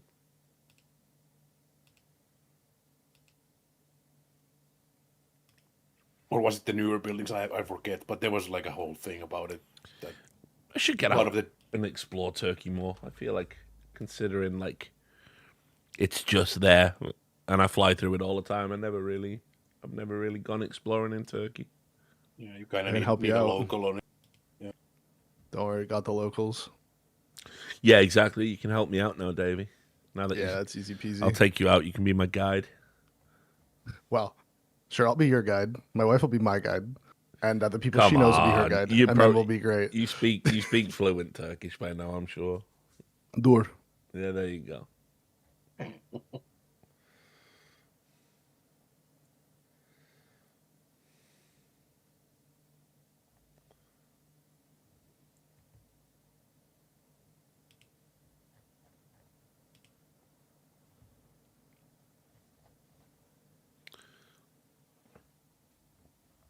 I did do my vows at our wedding in Turkish so that her mom could understand. But that wasn't very good. It was not. It was not pretty. Oh no! What is this mad internet rumor that I've just stumbled across? Have you seen this rumor that apparently if you like it's not true either, but if you megadose on aspirin, it'll change your eye color. And it's just not true. Yeah, it's a bit of an old one, but it's like Is that old? I know. I literally I'm on the internet all the time, and I never saw that before. well, it's those because there was the whole crazy thing about like the eye color chart that exists about like how blue your eyes. Yeah, yeah. So they're like Sutton said they had the A10 eyes thing. So people were claiming that if you take like enough aspirin, that would happen, but it's it's like how probably get more yellow fucking eyes based on like your liver going. Well, yes. Yeah, I mean, it's that, or isn't it just gonna fucking thin your blood? Yeah, Yeah, it's just gonna make you develop hemophilia. Like, yeah. Bleeding out from the eyes. That's the other option, of course.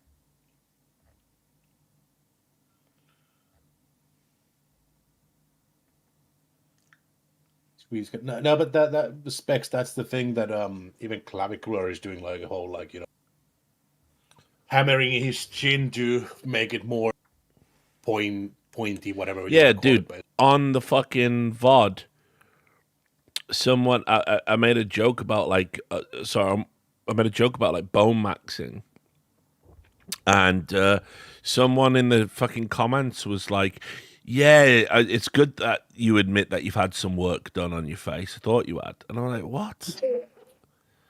Like, do you really think I'm out there like smashing my fucking face in with an like? Who are these people? Like,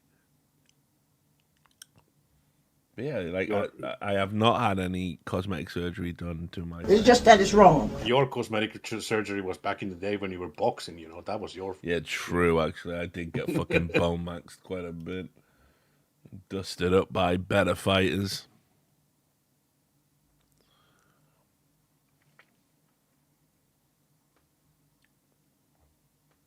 Not a good nose job. Or was it the nose that broke for you? Like I think it was. Yeah, I got a collapsed left nostril was the bad one. I had to have my nose reset, but the nostril space never opened up. I like to put it in audio terms. Hang on, let me just make sure my nose is clean enough for this. So this is the right. This is all righty.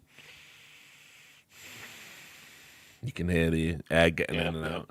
Now let's do all lefty. Yep, not even triggering the mic because it's that nothing hearing. Yeah, there you go then. Yeah, lefty's gone. Not a lot of air out of that one. So it just never really reset. But at least I didn't end up with a big fucking Like, you can see where it was broke if you look closely at my nose, but I didn't end up with the big bump, which I was pretty happy about. Yeah, I can't breathe out my left nostril. It's fucking... Yeah, I would be pissed off because of.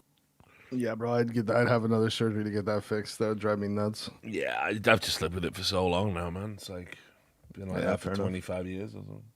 Even when I wake up in the morning and one of my nostrils is plugged, I'm like annoyed Oh, until man, it yeah, fixes. it's just Yeah. most annoying, especially in the wintertime because you have the whole heating up and then everything's dried up. The other thing I've got is on my left. What's the bone above the eyebrow called?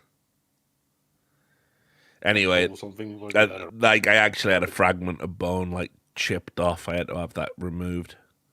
But I've got like a little dent, like you can put your thumb in it, right above my left eye.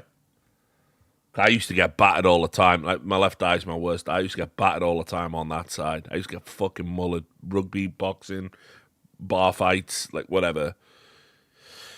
Used to all just come in. The damage was all done on that. The left side of my body is actually fucked.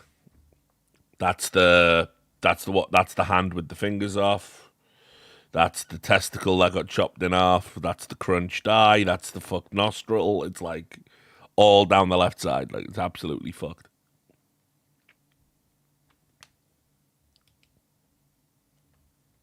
Is the knee also left one? That is lost.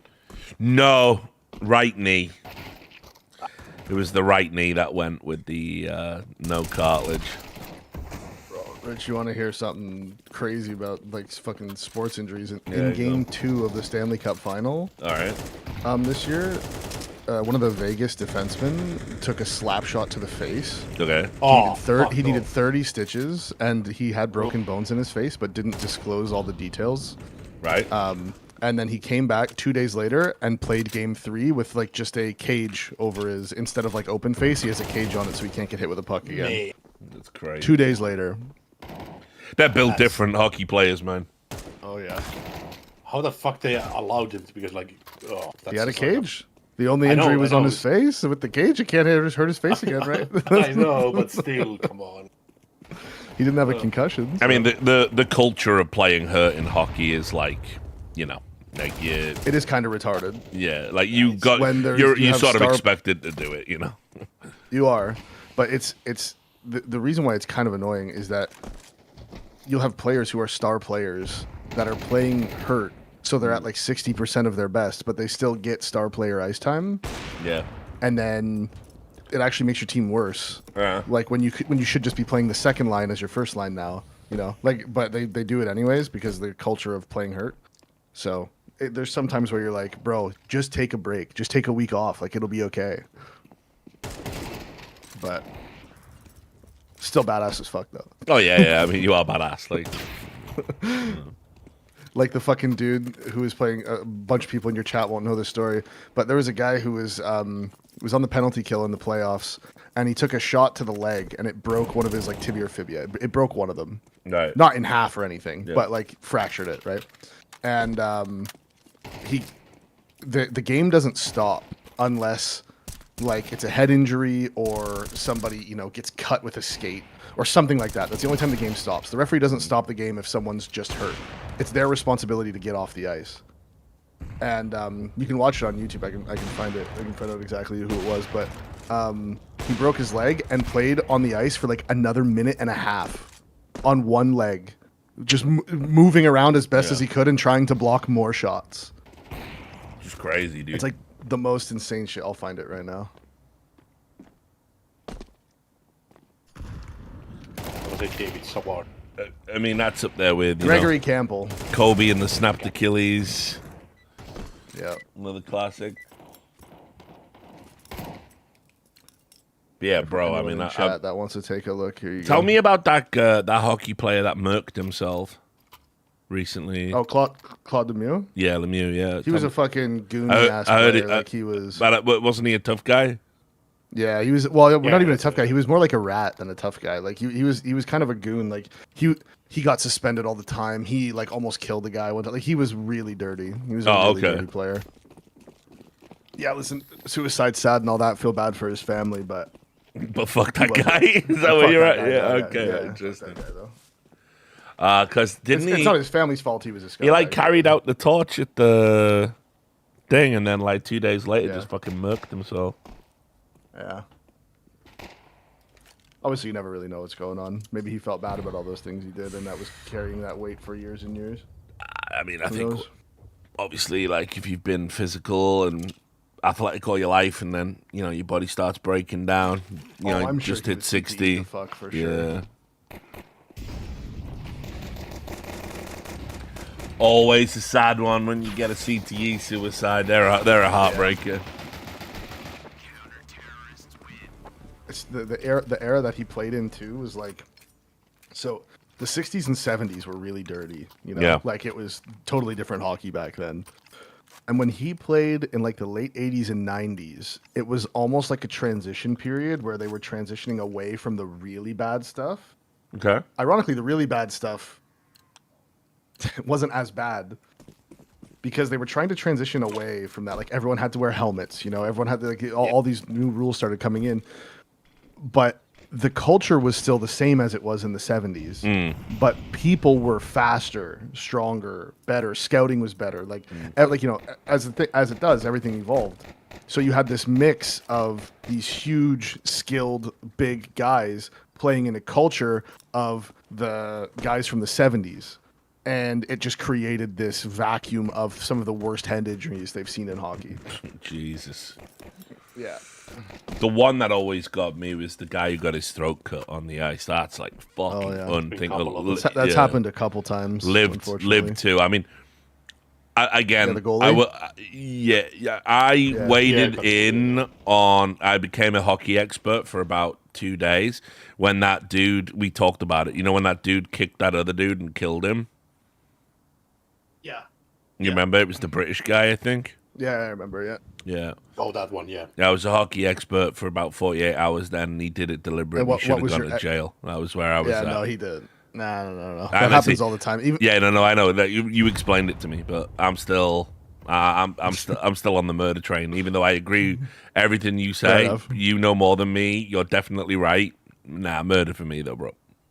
Fair enough. Yeah, it almost happened even like just in the I want to say game 1 of this Stanley Cup playoff. Like you see like one guy hits another guy, and then another guy hits him from the other side, and he goes off balance and he flies up in the air, and the skate comes up and hits the dude on the Yeah. side of the head.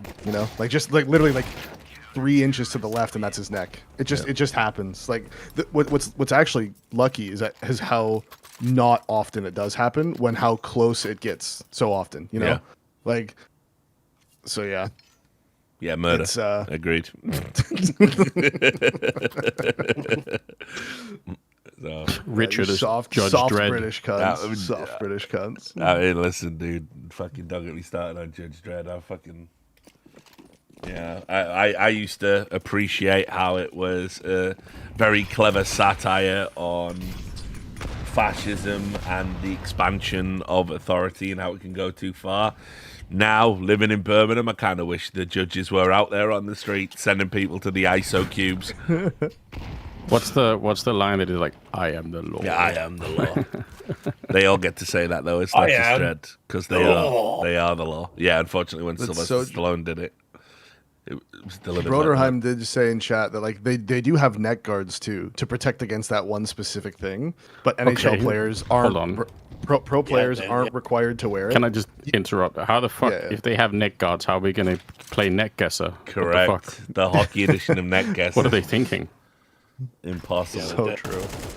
There's all sorts But of yeah. protective things that exist, but they just don't wear it. Yeah, that's what I was saying. Like in kids hockey, you have to wear it, and in like junior hockey, you have to wear it, which is like Same with the cage. almost like semi-pro. You have to wear it, but for the pro leagues, yeah, they don't have to. But all it'll take is that happening one time in the NHL, one time, and then neck guards will be required across the league. That's it. That's all it'll take. Yeah, the goalies only have that flap thing that basically kinda can deflect the blade at times. Yeah, the That plastic. blade- That yeah, comes the down. plastic thing. Yeah. Yeah, But even luckily that is I don't remember a goalie ever getting hit in the neck. Let me check. Oh, there's I mean, been, a I goalie's think- had their neck cut before by a skate, but I don't know if I've ever seen them hit by a puck.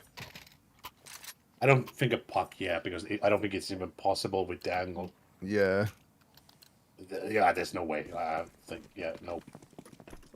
But yeah, it has to be a blade. What's happened with the goalies? Yeah, both times it's happened to goalies though they've survived, which is like crazy lucky. What's the I problem think it's then? just that. I think it's just that it never got deep enough to play it. Basically, like deep enough to No. make it bleed like proper. But No. So the one, I guess you haven't seen it. There's one where the guy goes like falling down in front of the goalie, skate comes up, boom, net cut, right? And this is gonna a little bit graphic. Okay, let's just say there was a lot of blood. Okay. No, yeah, I know. I don't know what's Yeah. allowed on Twitch and what's not. So let's just say there was a Yes. lot of blood. And then There was a lot of the like physio for the team just happened to be a like war veteran who had like some sort of like higher level medical training, who ran out onto the ice, slid across, and reached up in and plugged the artery with his hand. Yeah. Oh yeah. It's the That's crazy. thumb thing. Yeah. Yeah, Because it's the and same thing. stopped the crazy bleeding so that he Basically, could if that survive. guy wasn't there, there would have been. It's like a 0 chance of survival because he actually 0. knew how to get in there and actually pinch off the arterial bleed. Yeah, but then he- it's like a race that you have to get instantly going because there's only so much time you can hold it. Yep. It doesn't hold forever. Yeah, the but pressure they and do stuff, have yeah. all the medical staff on site. Like they are quick when things happen, but not Crazy like, that guy that lived. guy did save his life. Yeah, that's insane. Crazy that guy lived. Every time I watch it, I'm like, that's got. like, how? I'm watching a murder for sure. Like, right, like I gotta, he's got to be dead. But nah, he made it. Fucking crazy. What a mad story as well. You're that dude that fucking has the most gruesome injury in all of hockey history, which is like really saying something with how dangerous the sport is. Yeah, well, there's been a couple of people paralyzed and stuff that's happened. Yeah. There's a. Was it like a board check at that one guy who just fucking went fully? Bertuzzi neck- almost neck. killed that guy. He broke his neck from behind. Yeah, cross-checking him in the So- back of the head, down into the ice like a fucking lunatic. Then there's the Russian guy. Fuck, what's his name again? There's the Artuin or something like that because he was like notoriously just like putting people into the fucking stretcher. So to speak. He did to the Finnish national team quite a bit of damage. Oh, I bet. Well, there was that funny time Yeah. back in the early '70s, I want to say, where the USSR team came to play like a series against the Philadelphia Flyers, who at the time, Rich, were known as they just would go out there just to hurt people. Like it was like their whole thing was go out and hurt people. And they hurt so many of the Russian players and were just not even playing hockey that the Russians just walked off the ice and just left. They were like, no, we're not playing against these fucking lunatics. Like, we're out. But the Canadians go full passion there. So, Davey knows. Davey knows what happened in passion. Oh, there. yeah. All the history buffs are going like, oh. When the British asked, so you don't have any prisoners of war? None? No, they fought to Well- the end. Did they? What do you mean hand-to-hand combat? What? Like, oh, fuck. What do you mean they weren't armed? No, I thought the German flag was just white. What do you mean fix the bayonet?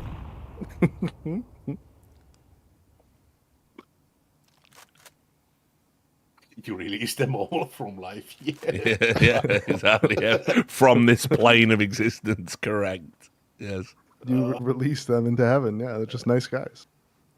Yeah, it is a funny one in the sense that because like, the whole stereotype of Canadians have always been the friendly types, and all that, like harmless types, and then you read about their war history. It's like, okay. Well, you see, the thing is, Jace, we're not. Wouldn't say we're nice people, just polite Yeah, people. that's- And if you're rude, well, that really pisses us off. And I would say that they were a little bit rude. The German Empire was a bit rude. It was the artillery thing, Just fight us like men. Stop being pussies. Stop using gas. Seriously.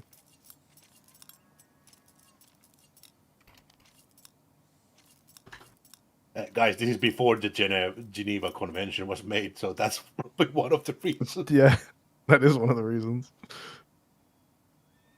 Or the specific protocols, I would say. But even after Geneva Convention, World War II, too, and like the liberation of the Netherlands, like there's a reason why the Dutch people love the Canadians so much to this day. That was pretty brutal too. That one wasn't good. And it's also kind of funny because there's so little talk about like Canadian participation in those. Like, sure, you landed on the beach, but then nobody really, unless you Yeah. are actually reading about it, will know about what the fuck went down. Yeah, obviously here it's Yeah. taught, obviously, Yeah, sure. but yeah, otherwise, yeah, it doesn't really, which is fine.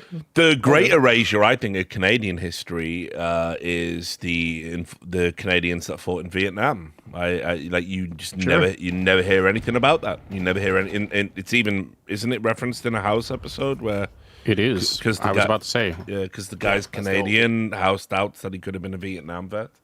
Yeah, Yeah. they sent troops to the Peace Accord or whatever. Yeah, Yeah, we I've had watched a, we a had lot a of House. teacher at my high school who was a woodshop teacher that was in Vietnam. Actually, yeah. he was a fucking lunatic. Oh, I mean, I don't doubt it. I've read Dispatches, the greatest single book ever written about war in general, in my opinion. It is mad. I mean, like talking about the guys who have the Lurper. It's like the long range reconnaissance patrolman or something, and basically they're the ones that just go into the jungle by themselves. And they just literally, they're like part sniper, part scout, part saboteur. And they were these like, Psychopath. well, you just had to be to do the job. It's just insanely dangerous. If you found foxholes, you had to go in and try and kill as many people as you could one by one. Anyway, it talks about like when that, in Michael Hare's book Dispatches, it talks about one of those guys coming back home and trying to assimilate to normal life when he's just been doing that nonstop. And apparently the guy would every day pass the time by, he would just be looking out his window with his rifle and he would just be tracing the heads of people that were as you do. walking by his house. As you do. And that was like, he would just do that for like 8 hours a day just to keep the fucking routine up, bro. Like, yeah, that war was fucking crazy. Fair play, like. I think one of the worst kind of war books I read once, a book called Conspiracy to Murder. Yeah. By, I think she's called Linda Melvin or something. About the Rwandan genocide. That is fucking hard as fuck to read. Yeah, Like, for real. not a good time. That's another one and done. That's a one and done book right there. Yeah. Yeah, you Made- said about the letter. I was just saying, put the chat link there. People can read about that doctrine, LRP. Yeah.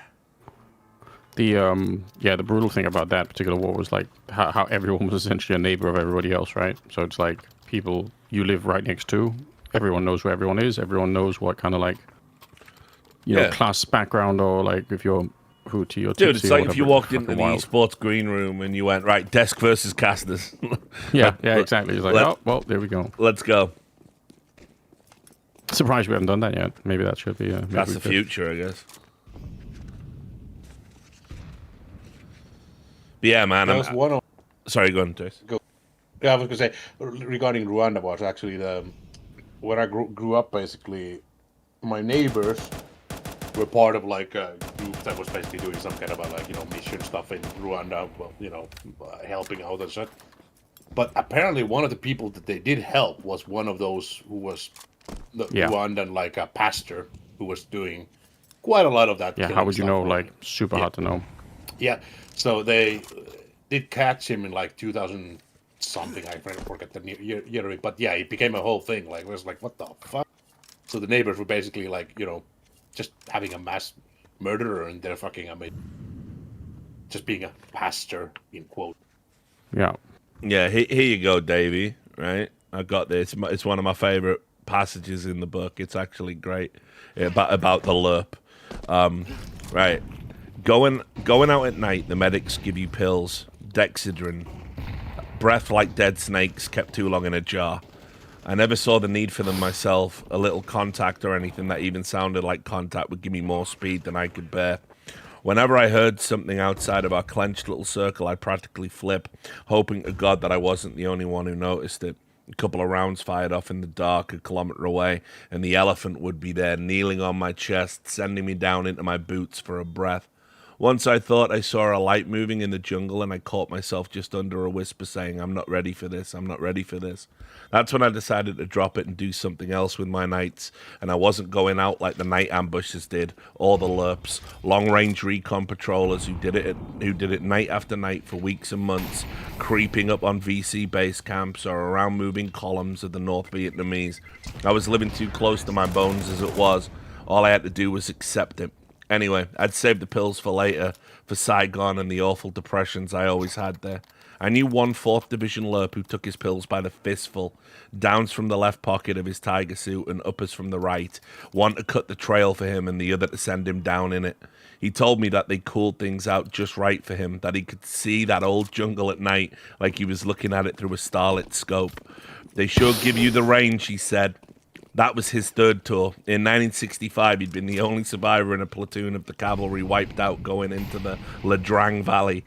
In 66, he'd come back with the Special Forces, and one morning after an ambush, he'd hidden under the bodies of his team, while the VC walked all around them with knives, stabbing them, making sure.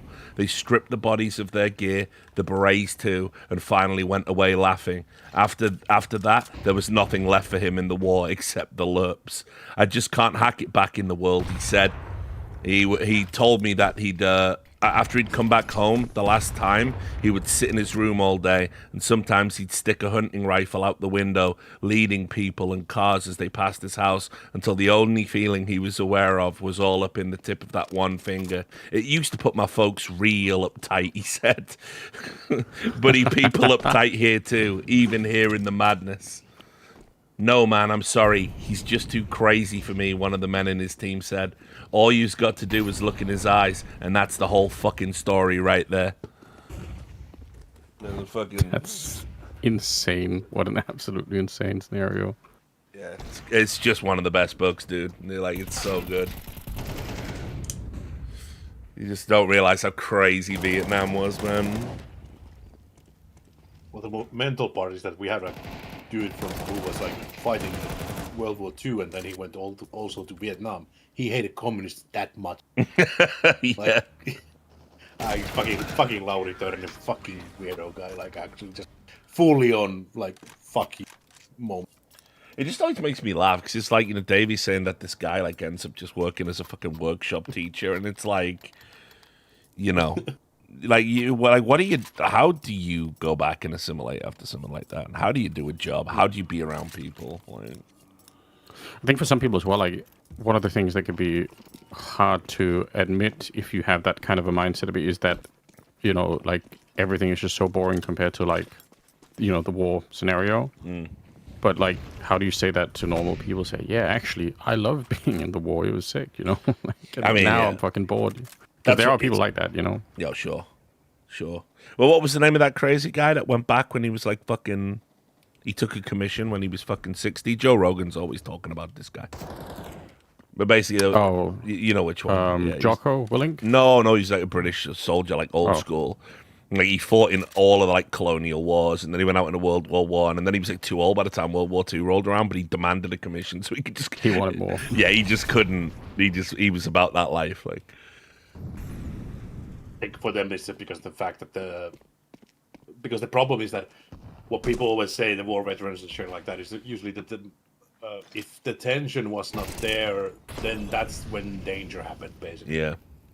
They always had some incidents happen when there wasn't the front line. Some even said that it was better to be in the front than in the back line because the tension was keeping them sharp because of the adrenaline and all that, whatever, cortisol, so whatever the fuck is working at that point because your extended periods there.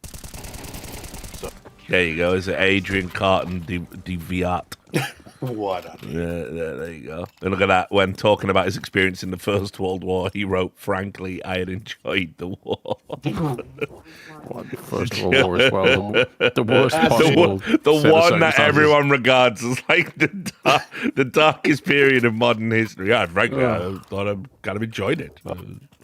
I think some of the descriptions. Yeah, on his last commission, he'd already lost an arm.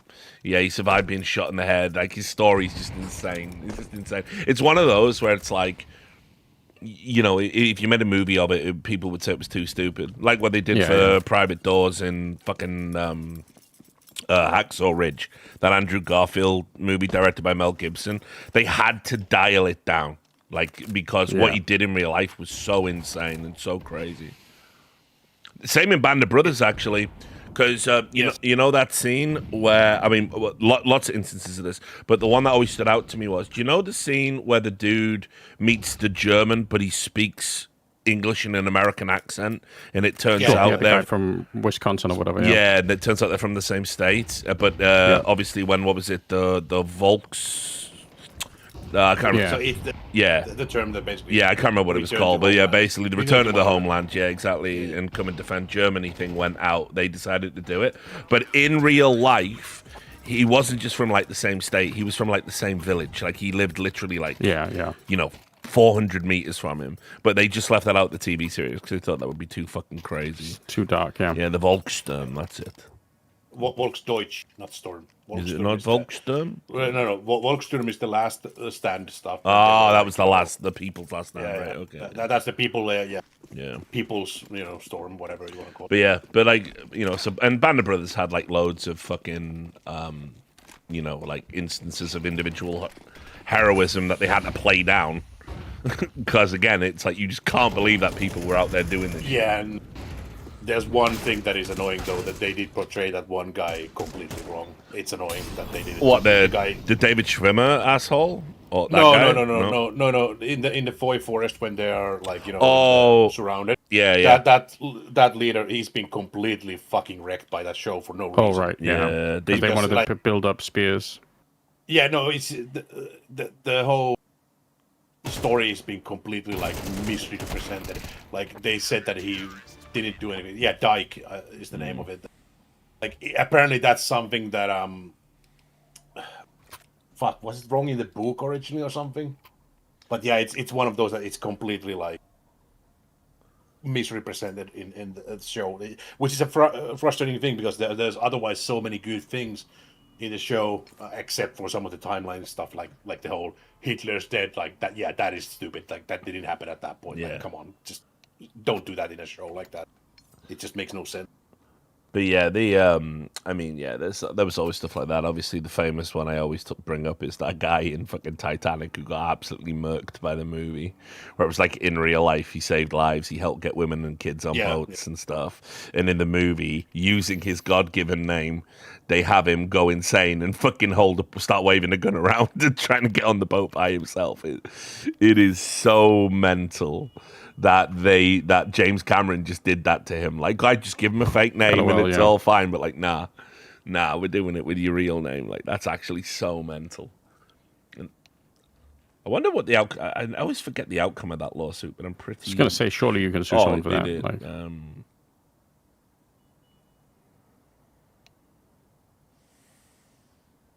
Yeah, there was something about that book that it had things in it that were dramatized because there was like historical people were able to go into how 101st had Easy Company had fought in places and shit like that. They were able to correct it. So the book itself isn't like a bad source in a sense that like it's just that you have to keep in mind that there are things that could be misrepresented. Yeah, that's fair.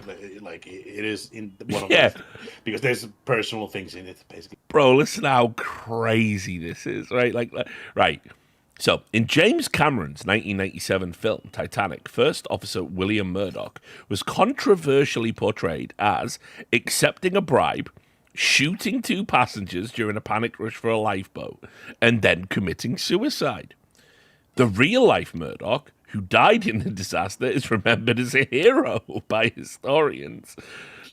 Following the film's release, Murdoch's family in his Scottish hometown of Dalbeattie strongly objected to his depiction as a killer and a coward. They took action, and the studio subsequently issued a formal apology to the family and donated funds to his memorial. It's so mental, like bribe, murder, suicide, but in real life he helped get people on the boats. So was a cool dude and went down with the ship. Like, I mean, why you got to do that? Like, that's so mental. Like, it's close so enough. mental. Actually, Close enough. nah, I mean, fuck James Cameron forever for that, by the way. I don't care how many fucking shipwrecks he discovers, but that is just beyond a joke. Like, It is crazy because surely what would like why would you lose any quality if you just use like a fake name or for like what does it matter like? That's what I mean. It's like, cool, you're trying to make it authentic. You've got fucking Leonardo DiCaprio running around trying to get his dick wet in the middle of a fucking the biggest like shipwreck of the time. It's like we're already taking creative liberties. Why not just invent a guy? On the other hand, Richard, when you write your esports memoirs, maybe it does give you some license to I'm a sell the rights. I'm a sell the rights. Make you the antagonist. I'm going to. All of the Red Eye stories are going on to you. Bloody unreasonable Anders. Yeah, exactly. Can you imagine?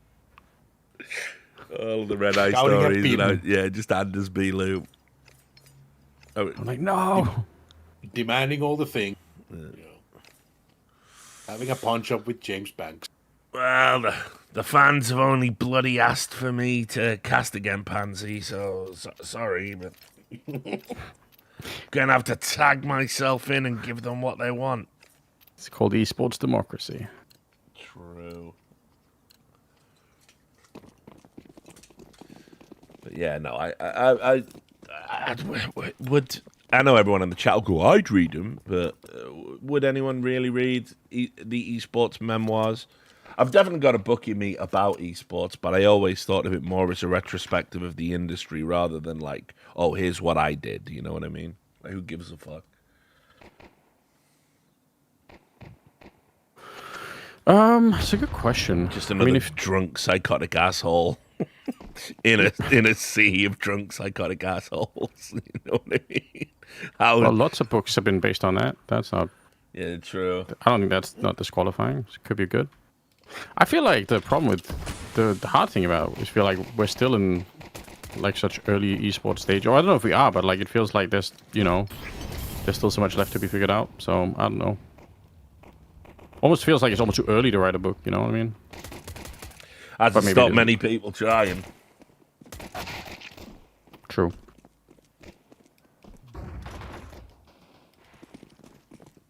Maybe that's what I need to do. I need to tell Monty to give me control of a division of Last Free Nation, and it's esports books.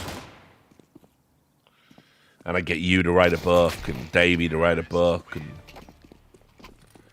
Dust can write a book. That's just a pamphlet. Yeah, the Davey book's just a pamphlet. Why I prefer hockey, but but Splice was okay. I have sticker in game. Yeah, exactly.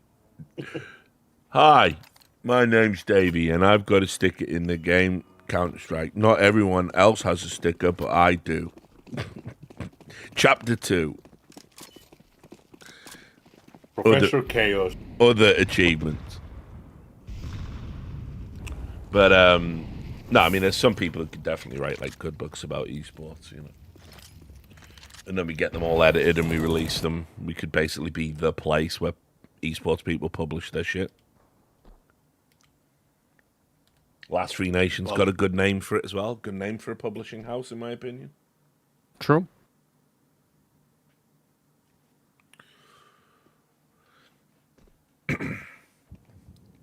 Dust's book would be, Why Always Me? What the fuck did I do? By Dust Murray. Yes. That's so unreasonable. That's what it would be. Chapter 1. Getting fucked over in Counter-Strike. Chapter 2. Getting fucked over in Valorant. Chapter 3. Getting fucked over in Counter-Strike again. Chapter 4. Getting fucked over by casting partners. Chapter 5. Being told I'm not fit to cast. Chapter 6. Chapter 6. Peeping. Chapter 6. The peeping affair. Chapter 7. Redemption and PGL arc. You forgot the disc golf in the between. Yeah, oh, true, actually.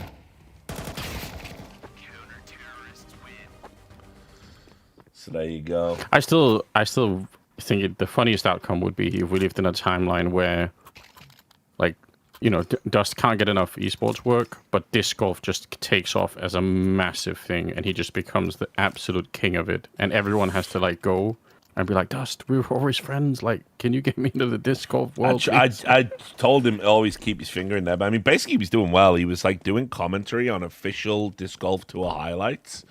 He got that far into it, and then they just said to him, like, look, there's no money in this, my dude. We're gonna keep it real, keep it $150. There's no fucking money here. But you're right. If it ever became the biggest sport, I think he could get back in. I think it's a funny outcome, I had a good year watching it. I had a good year watching it, but I haven't watched it since then. Disc golf is fun to play. Like, I don't know. I feel like there's the thing that happens when people are in esports. I mean, it happens to me too, right? Like, where you end up thinking that esports just is the whole world, and people you can't imagine ever having a life outside of it, which is obviously silly,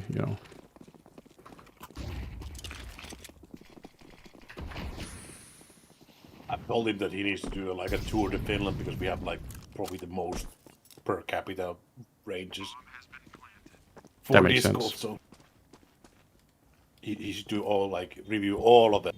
Let's see what's the actual number now.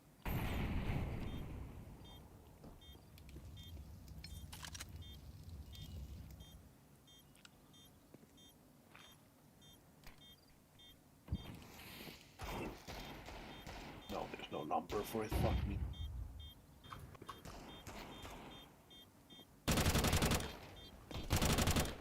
Well, it's over 1,000 at least, based on some estimate. Because some of them are not full courses. Oh my god. Ugh. Beak are kind of getting blown up in this game. I mean, with aim like that, and he's the top fragger, yeah, this is not good. But at least it looks like we might get a quick game of Inferno. Fast forward to 30 minutes later, we're on overtime. Richard, I'll take it. This cannot be a statement from Trump. No way. What now? He said, I told Bibi, you better be very careful what you do because you could be left alone facing Iran very soon. What? He said it like that. He's out there doing his thing. It's just I feel there's nothing you could tell me that where I would say that has shocked me to the core. Like, no statement can exist like that anymore. I'm always gonna be like, yeah, okay. Looking forward. Oh, shit. Did you see what Thomas Massey did? Oh, I haven't checked that. With he gave a speech about the USS Liberty on the anniversary of it. No. Yeah. Uh-oh. Just in case you were wondering where his politics were. Yeah. Let's see what he said. What's the word? Yeah, he's doing it in a troll way as well, like, because everyone's going, you're just doing this to, like, because we're currently doing this thing in Iran, you're doing this to try and remind people that maybe Israel aren't the best ally or whatever, right? And he's going, no, I just think those people should be honored and commemorated. Don't you support the troops? And then he's doing the old school troll face from fucking 2006 or whatever. Like, oh, as if he's done that angle of, don't you support the troops? Yeah, for real, dog. Like, Fuck's sake. Full troll. That is definitely going to be always the angle that the Americans say, what, Yeah. you hate the troop? Yeah. So we've got that going on. The old, pretty sure old Danny Crenshaw was out attacking him over that. So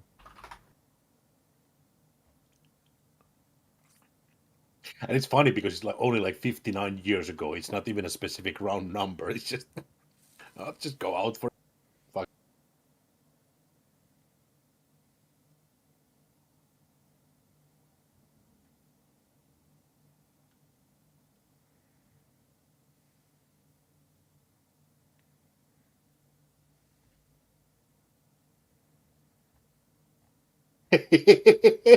yep. No, that Tom Brady one also now in the chat. Oh, No yeah. fucking way Tom Brady has released a coconut Yep. water drink called Good Nut. It really is, yeah. He really has. Good nut. Yeah. Oh, no. Good nut. Yes. Do you want to drink Tom Brady's good nut? And the slogan is, "It's a delicious mouthful." No Nice. way. I promise So you. they knew what they were doing. No way. That's genius, though. That's free advertising. Are you launching another celebrity You know seltzer people are going to be brand? posting about No, it. I'm launching a brand new coconut water. It's actually really good. Oh, what's it called?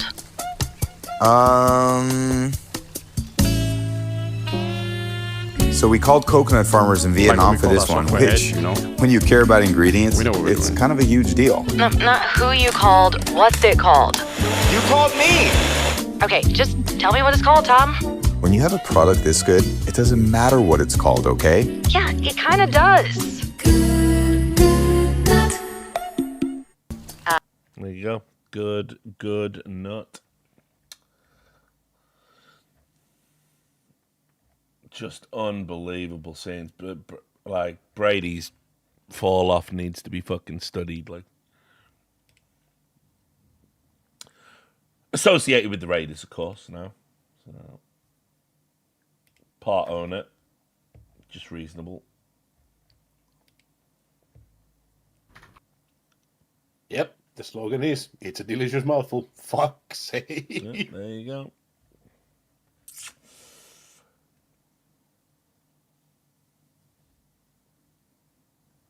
And of course, it's launched on Pride Month, so you know. There we go. Problem?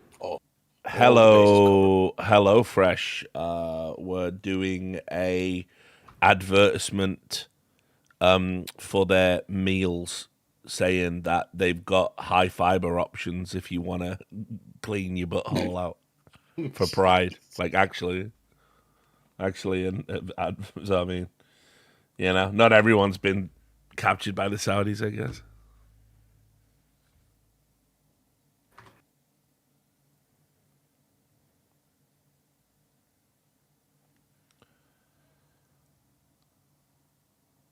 So are Big gonna have to go to the last day as a resurgent G2 bounce back?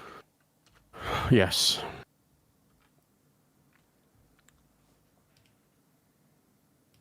Oh no, it's G2 on Mirage. No. Well, hold on. I'll be right back. No worries, dude.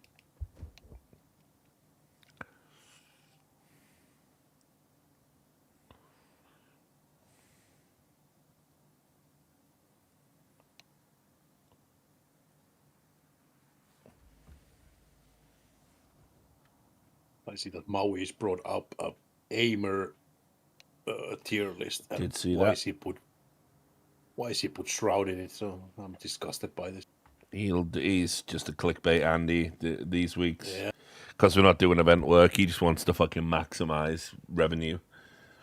Yeah.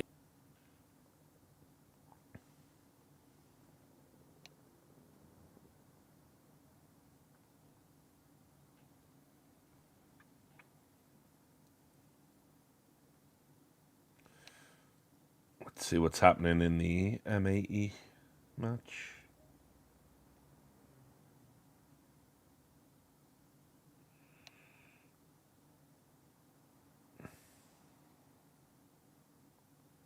M80 mounting a comeback, 12-8.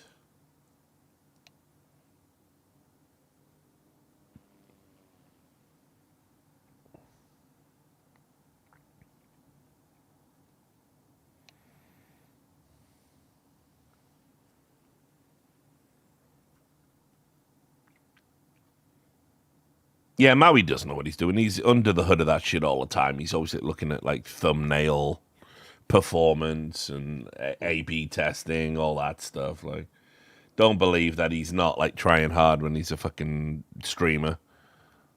He certainly is.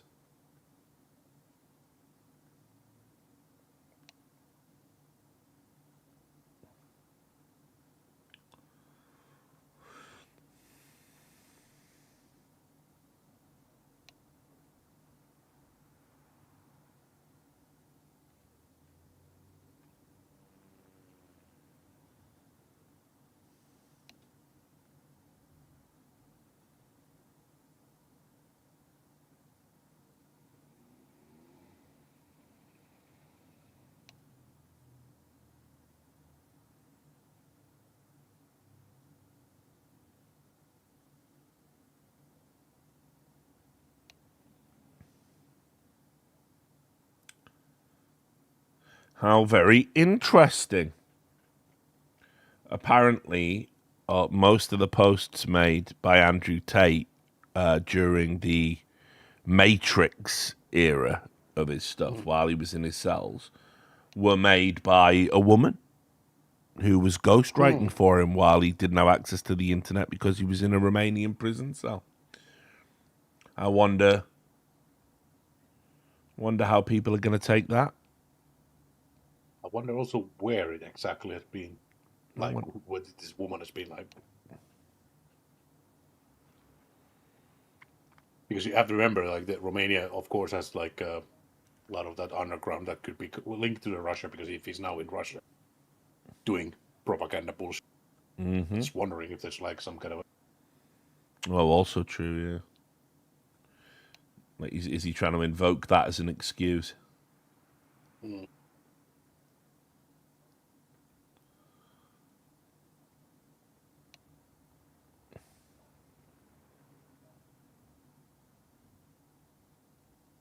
That was another one I was right about right from the get-go. I was like, Kind of obvious. Yeah, I was like, he's a wrong, and people are going to get got with that. All the fucking rightoids cozying up to fucking Tate. And it's like, yeah, we're against the Epstein files. He trafficked girls. Yeah,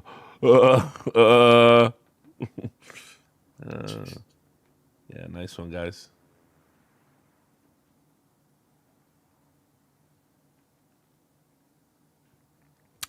I don't know, Keefy Pickums, Keefy Neckums. You should go. You're an agent. You should message them going, your social media game is whack. I can get you someone who can do that for you better.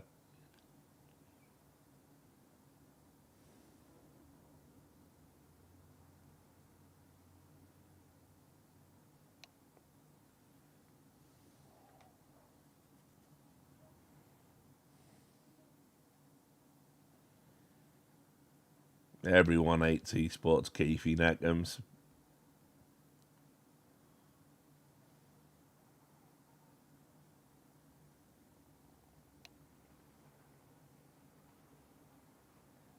Ooh. Jurian Timber out of the World Cup. Relevant to Davies' interests, wherever the fuck he went. I guess his missus has got a concussion, so he's probably on nursemaid duty. Yeah, it's probably.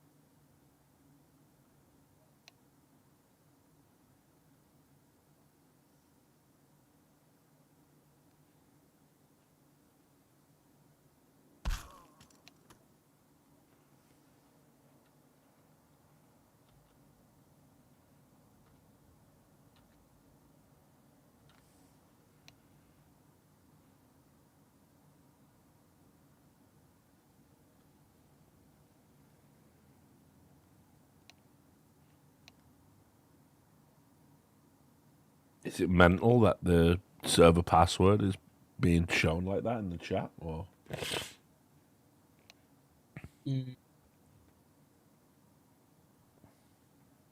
I don't think we can access it from external. Yeah. I think it's that.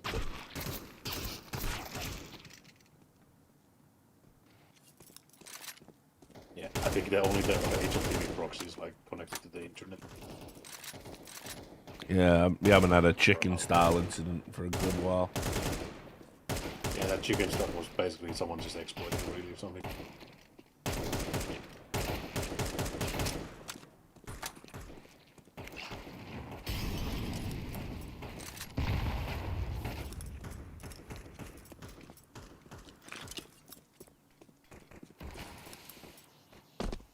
There was a lot of shit that you could do with the CSGO console actually itself because it was working as a terminal, so you could do some weird shit with it.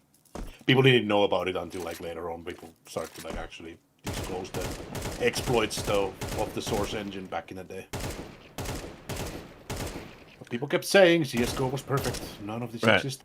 Here you go. I'm in the For You. I'm on my For You no. timeline right on Twitter. Right, get this. Oh. I'm not what right. This is like a picture of a chick, and the text says, "I'm not one for conspiracy theories, but remember in the 80s and 90s how missing children were displayed on milk cartons. At that same time, celebrities were making commercials with milk mustaches that said "Got milk." Like, what's the? What is that? Yeah, like what? What are we? Why we say they drank them? Like, what are we? Like, there's a connection, but we cannot see it. You know, we're just too. We're not woken up. 47,000 likes. 47,000. No way those are real. 47,000 likes. 4,500 retweets. Yeah, no, that is. Let's read some of the replies.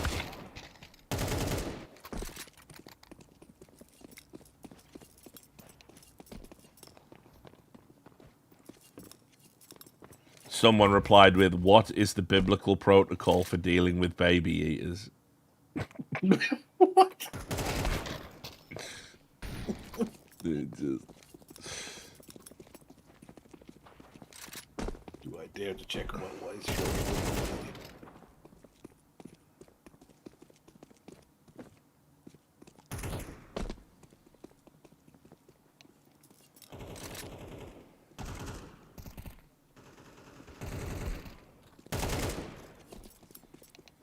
The whole world is a psyop for the elites. Every movie, show, ad, or infographic. It's all a game to them that they put in our faces because they think we're so stupid. And most are. Once you look at all these different aspects through this lens of knowing the truth, you realize that they're just telling you everything they do right in front of your face, which is showing that they have power because nobody can do anything. That's their game. Perfect example of this, Epstein files. Throw it right in your face what they're doing and how many people went to jail. Demoralization tactic by people in power. Their end goal is to make everyone feel so helpless that nobody does anything.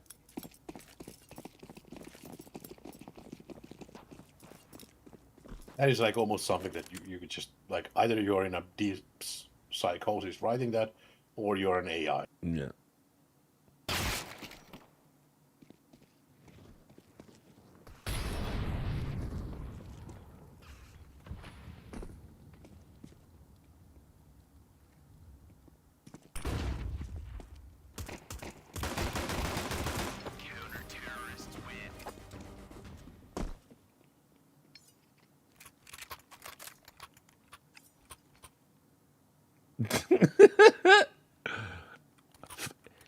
It's crazy to read this. I was just saying that I was traumatized every morning at breakfast looking at those missing kids on the milk carton. Now I realize we couldn't find them because they were on an island, and the Got Milk campaign was just a confession. There you go.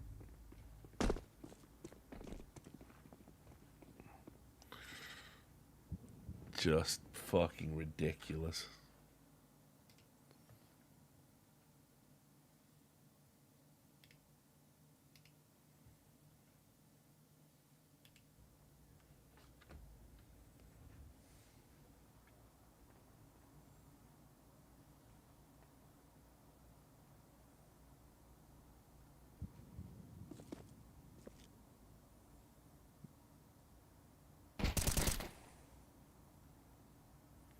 All right, what else is in the For You? What else are you recommending me, Elon?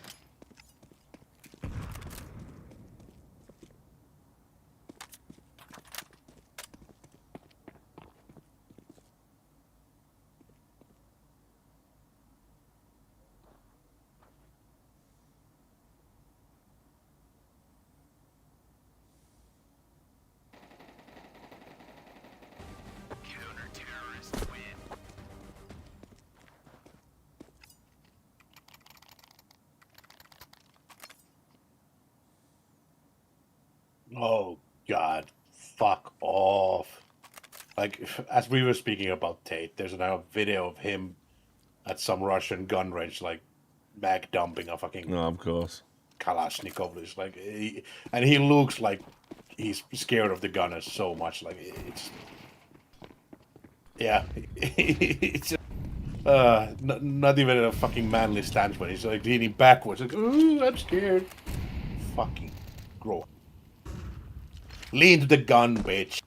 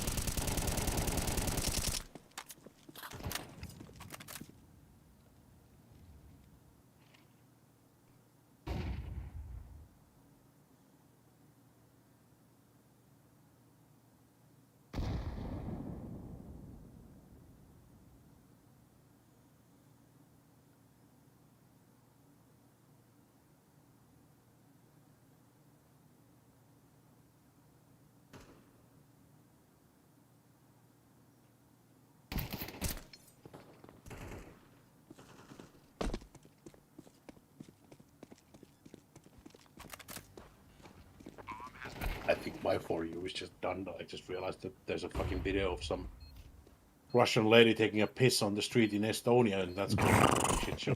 Sick. It's always, it's just like that. That's the limit. I don't need to look in there anymore.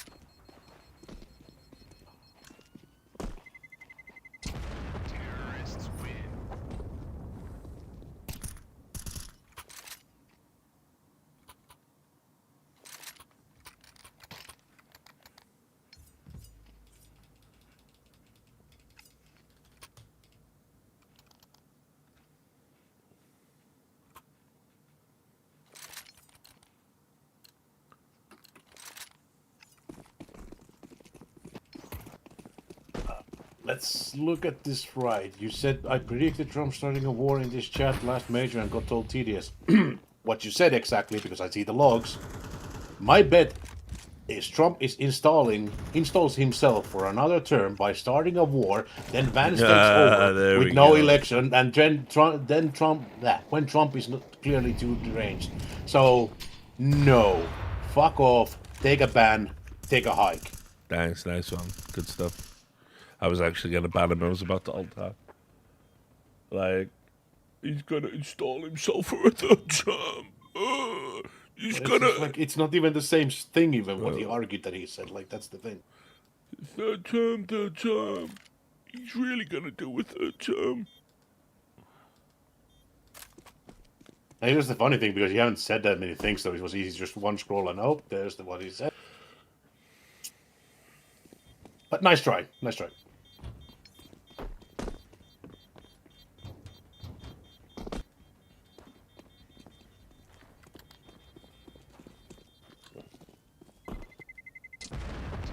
mean, like, he's clinging on as it is right now. Like, Yeah, it's just like he's so fucked physically. Yeah.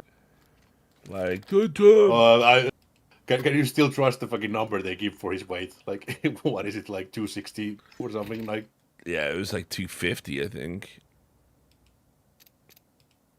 6'3", 250 pounds. I think they've got him at like the same fucking specs as Tom Brady. pure muscle, yeah. Like.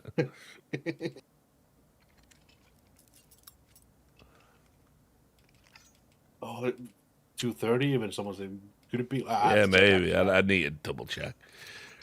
Well, all I know is it was clear and obvious bullshit. Yeah, I think there's someone's. Yeah, 236 pounds. No, nah. And the thing is, with the height of like 6 feet 3 inches, like, nah.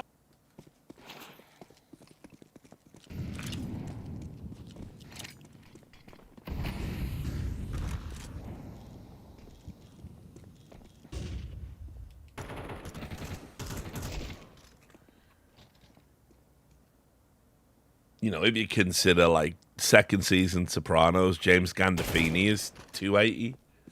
Yeah. And he's got like a visible front, so to speak, Yeah. in the same way.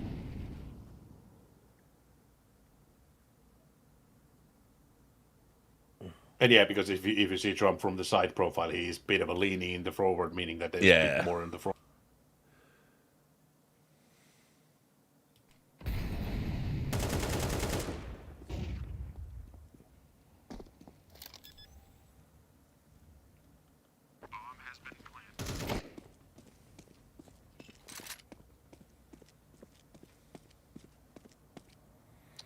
A nice little sub there. Thank you, Zaber1.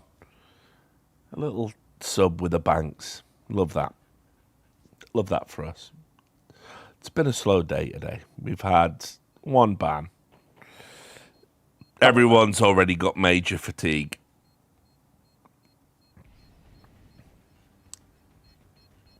To be fair, I'm gonna unban tomorrow one guy, but that's because like. Thank you as well, 11 grand, Paolo. Good to see you back. 91 months. I'm counting 4 bans on Twitch side, so yeah. But then we had the one on the YouTube, I think. So it's 5 bans. Yeah.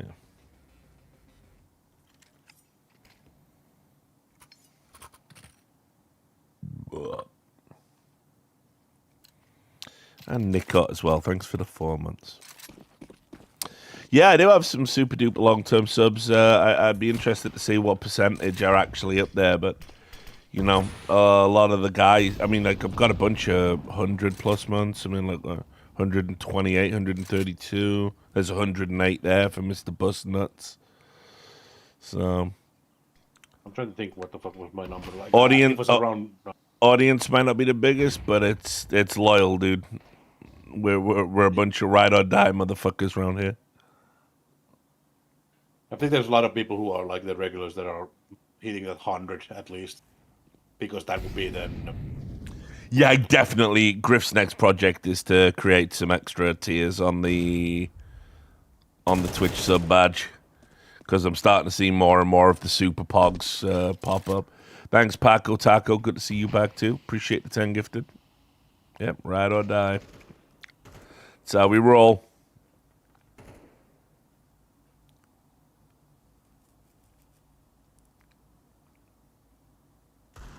Why is Capo DM me something that I don't want to talk out loud, but why is he planning something now? He posted 2 pictures, and he's just said after that, say, so he's gonna do something. Yeah, I know, obviously. He's on that fucking... Any chance of a TI this year? 0, I would say, is the chance.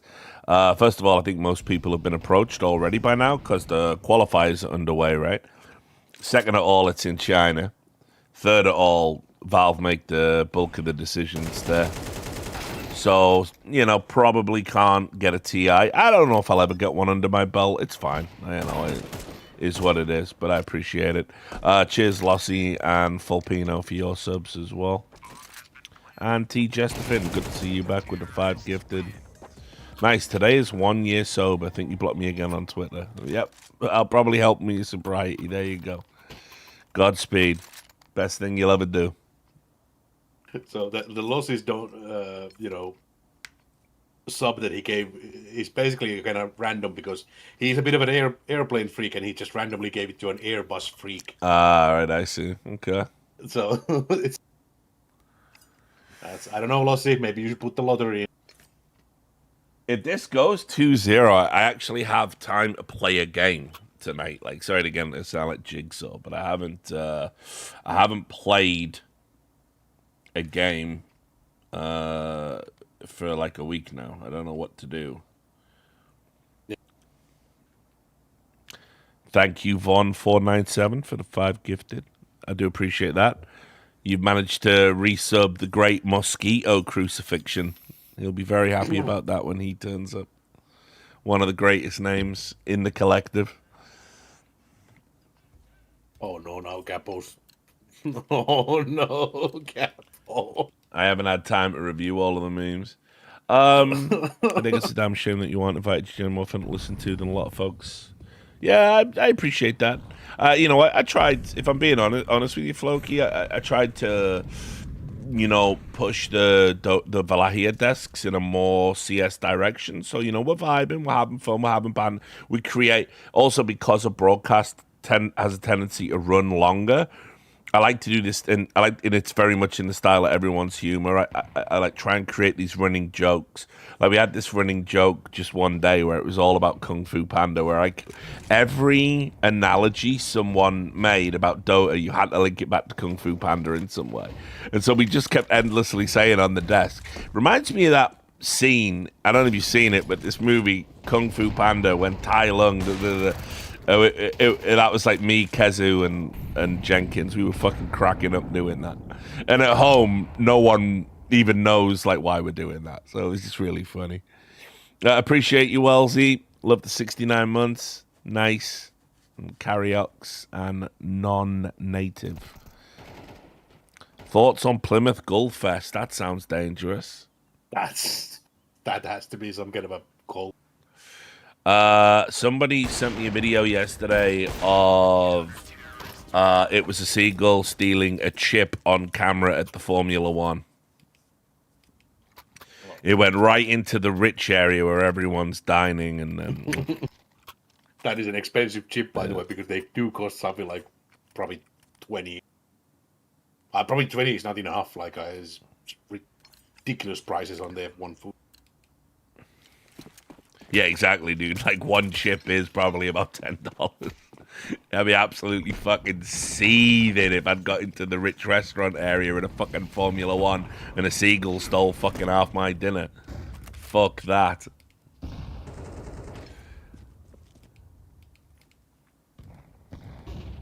But, as I've said, humane culls for the gulls, this endangered species denomination is bullshit and is a product of Big Gull.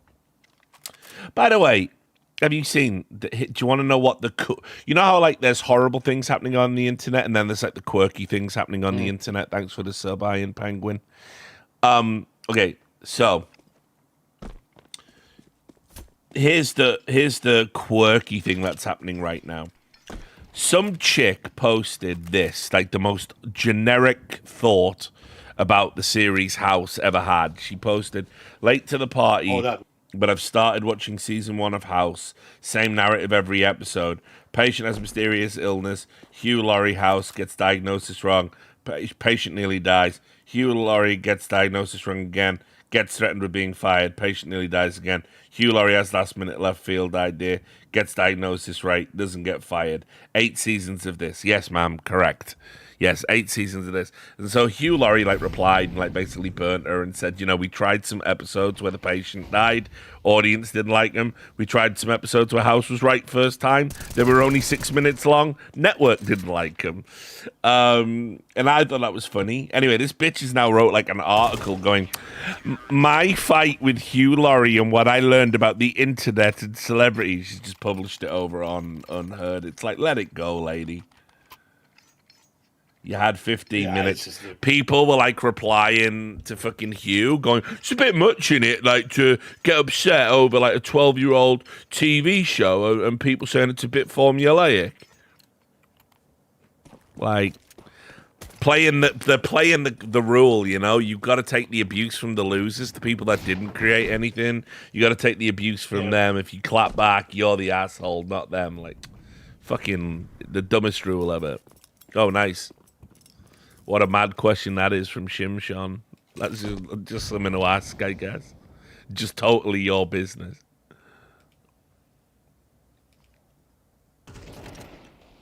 Yeah, I don't know even why. One more, blood type, anything else?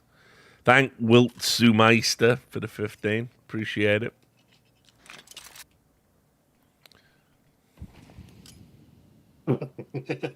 Simputtaja with the good one, that person. Yeah, that person can vote.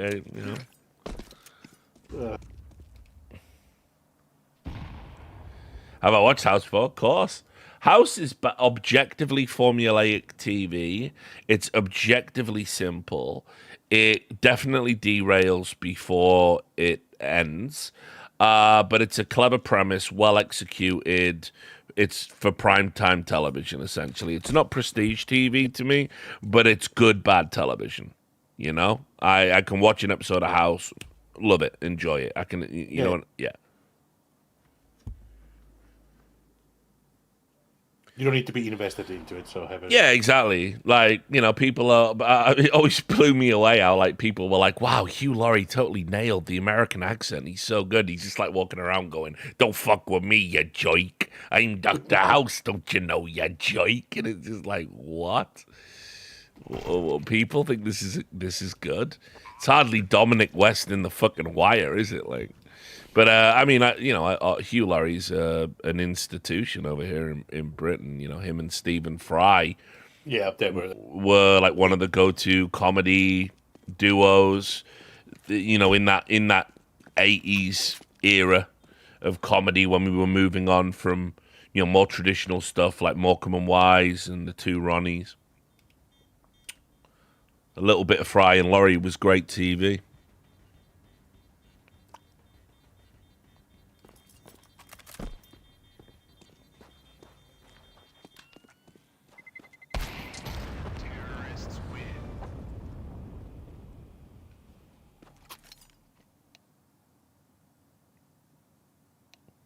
Yeah, I know. Yeah, a lot of people, their first exposure to Hugh Laurie was House, and then you go and you see him, all the comedy he did.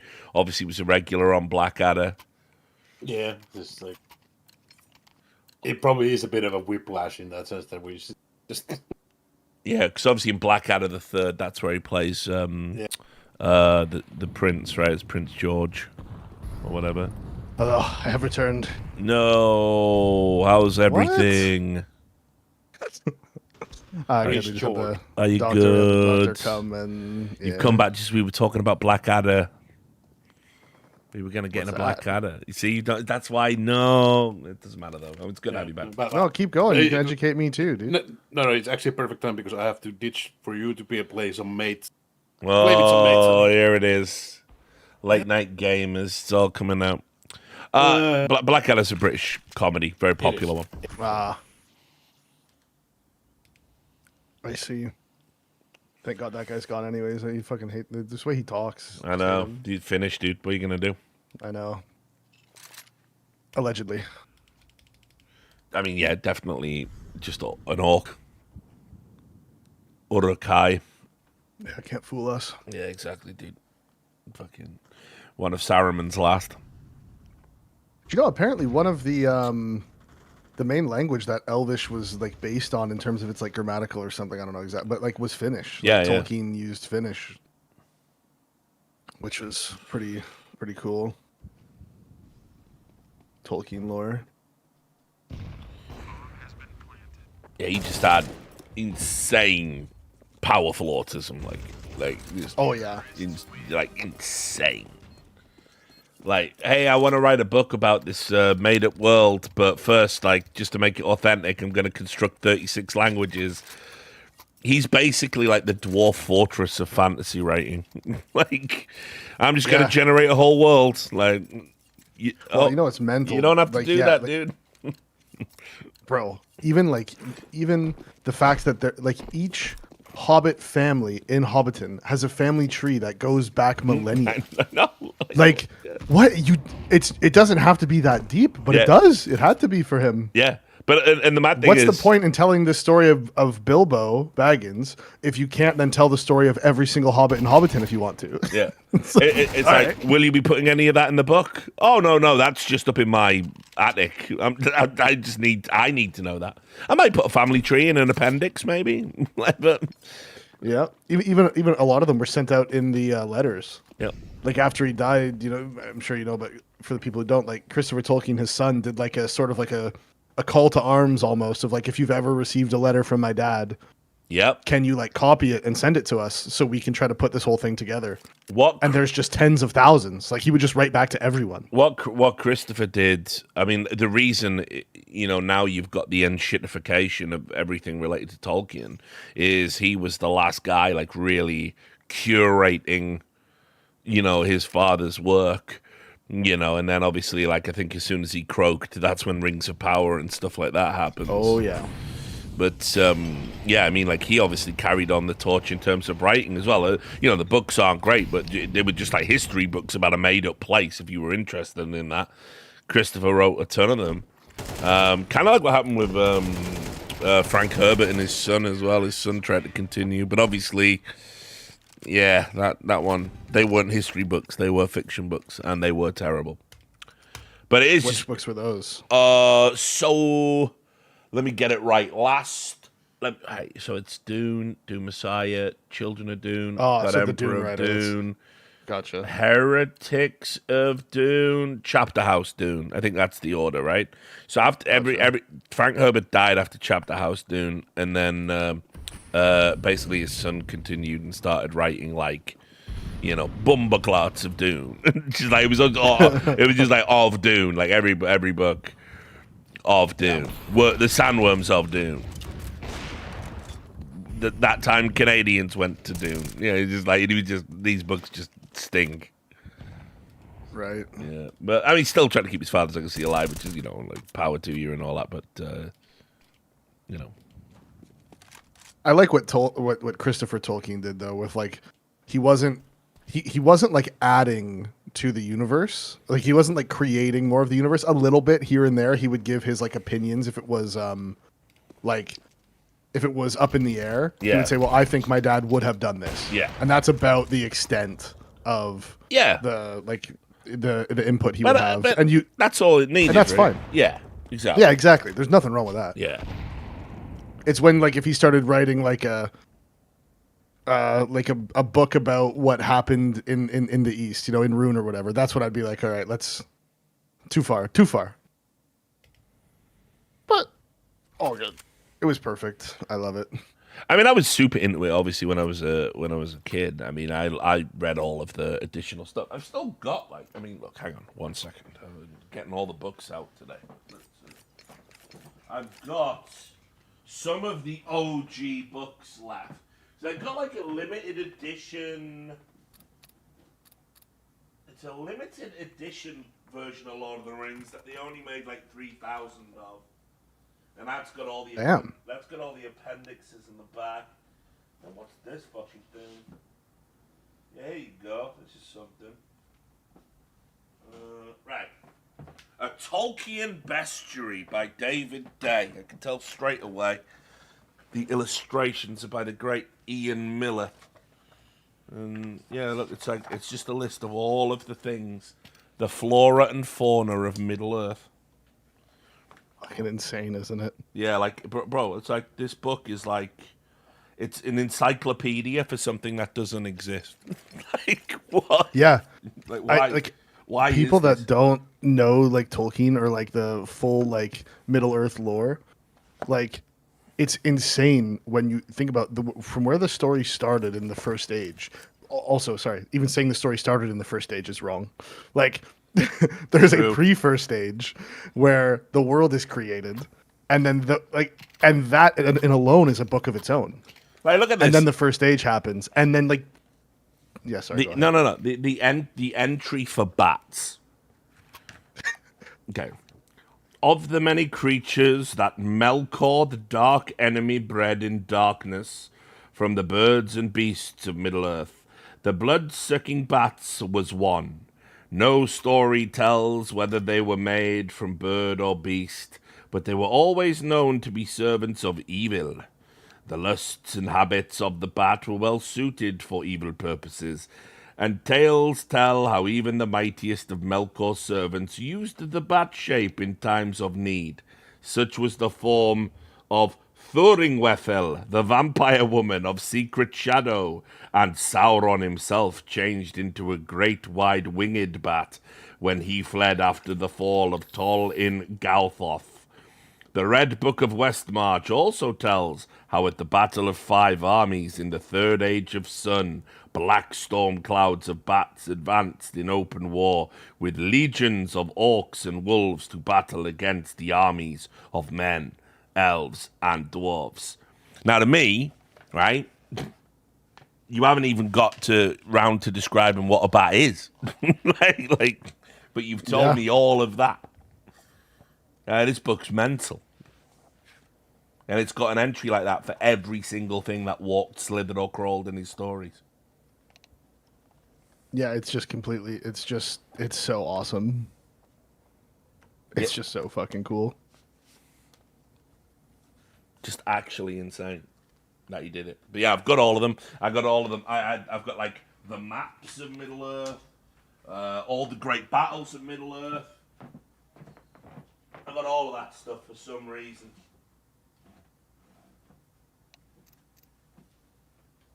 You know, my wife got me a hand painted map of Middle Earth, labeled and everything, for, I want to say maybe it was for Christmas 2 years ago, something like that. That's pretty fucking baller. It's super cool. Yeah, it's super fucking cool. Also, just found this. It wasn't even on my Tolkien shelf. Robert Foster, The Complete Guide to Middle Earth. I've literally got things with circles round them in here. What the fuck was I doing? Did I have autism is the question. Did? I beat it. You won. I beat it. You actually, you got the vaccine for it, so. Oh, here you go. It's got all the family trees. Oh, yeah. Now, I will say this. When it came to the family trees, like, he wasn't trying.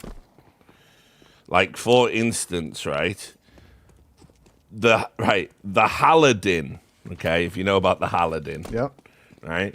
Well, the Haladin, right? The patriarch of the Haladin family was Haladad, and he begat Haleth and Haldar. Haldar gave birth to Haldan. Haldan gave birth to Halmir, or rather fathered, you know. And then Halmir had a child called Haldir, who had a child called Handir. Now I'ma just say, like, we could have done a bit better with that. I think that's. I might be wrong about this. I think that's connected to like the Old Norse naming scheme for families. No doubt. Is that a different one? No.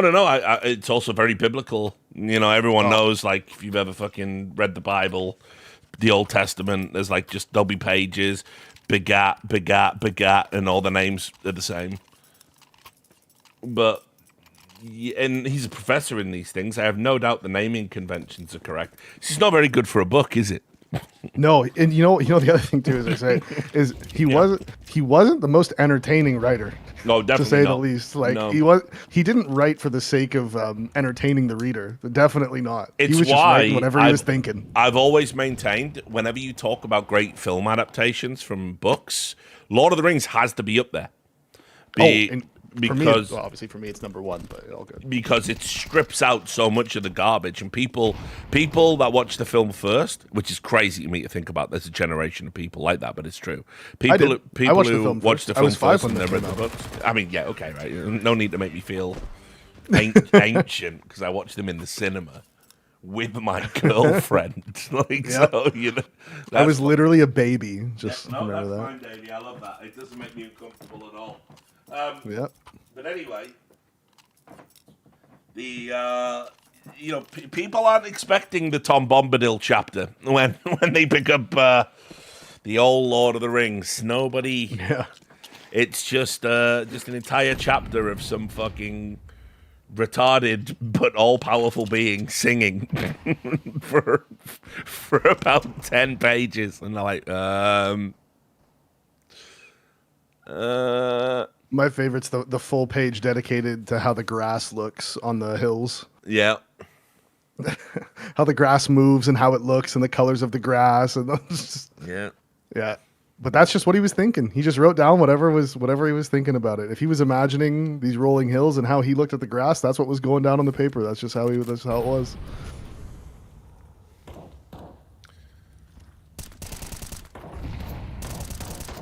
Still, I mean, look, you don't have to be a great writer to be an important writer. That's Yep. That's just the Well, reality. he is obviously just the father of modern fantasy. Like that's. Oh, I mean, there's no, there's no Dungeons and Dragons, there's no Warcraft, no Pratchett. What a legend. Rest in peace. You obviously missed the stream yesterday where I said I hate Terry Pratchett. Not him. I like him. He was a cool guy, but I hate his books. Yeah, no, I don't know who that is or what his books are. Ah, cool. I'm really bad with names though, so like people names I always forget. Oh yeah, the first mentions to Tom Bombadil are older than any of the Hobbit and Lord of the Rings stuff. Of course, yes. This is the whole point. I mean, shit. We've all read the Silmarillion, right? Like we're all, we've all done it to ourselves. Like, Unfinished Tales. yeah.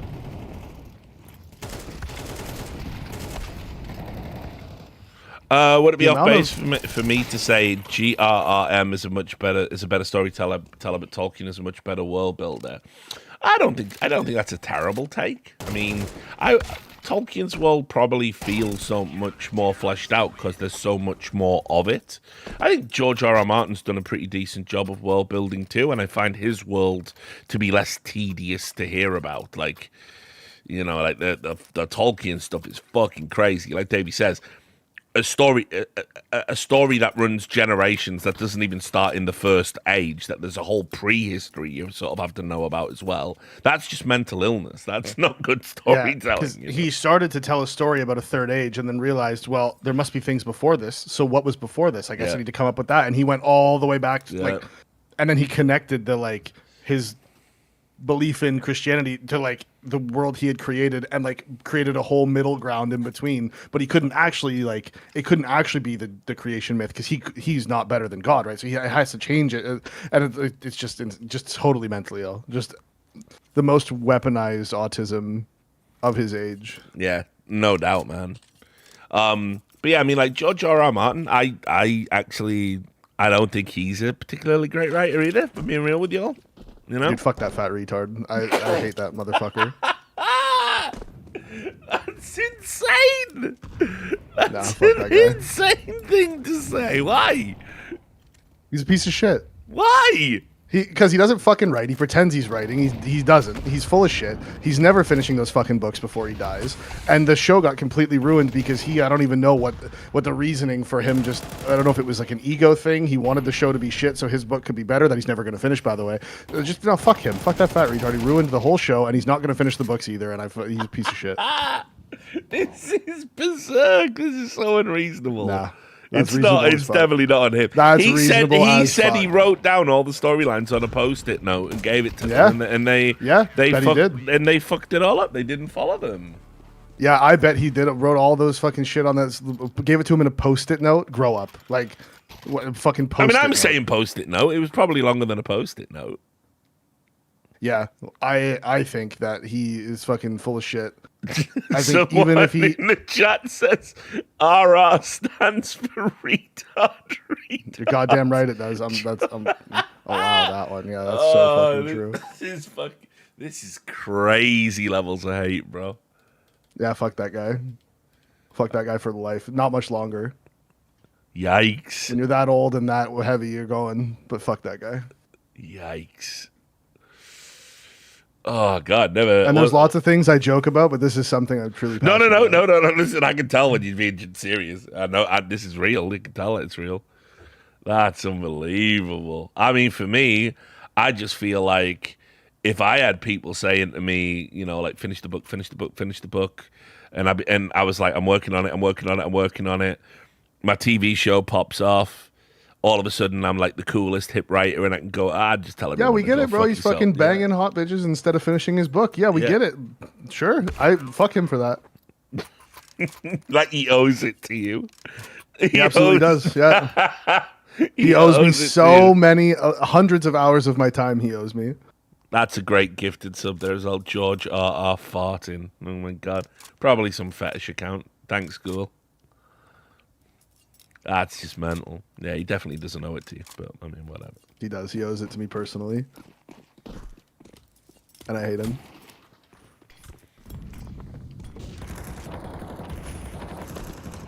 A slept-on fantasy writer is David Gemmell.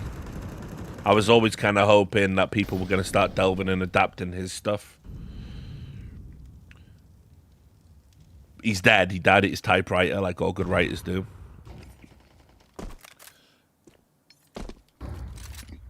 But it's probably not happening. You know, this guy, this is a writer. Look him up right now. Who? David Gemmell. Oh, David Gemmell. Yeah. Unlike that other fucking fat piece of shit. Finished all of his books. Finished all of his books and died in the saddle. Like, died writing another book. Yep. Fuck, only age 57 though. What did he die of? I think he just had a heart attack in his typewriter. And and George R. R. Martin hasn't. I know, no justice, right? Look at David Gemmell. There's no justice in this world. There's no justice in this chiseled fucking jaw. world. Yeah.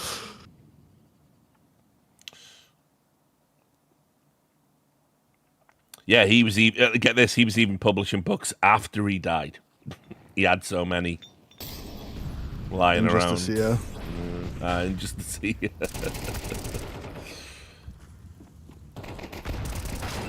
God, let's just bring that up every now and then. I want to make sure that people remember that the Bestia org tried to gaslight everyone that it was everyone else's fault that they didn't get their visas.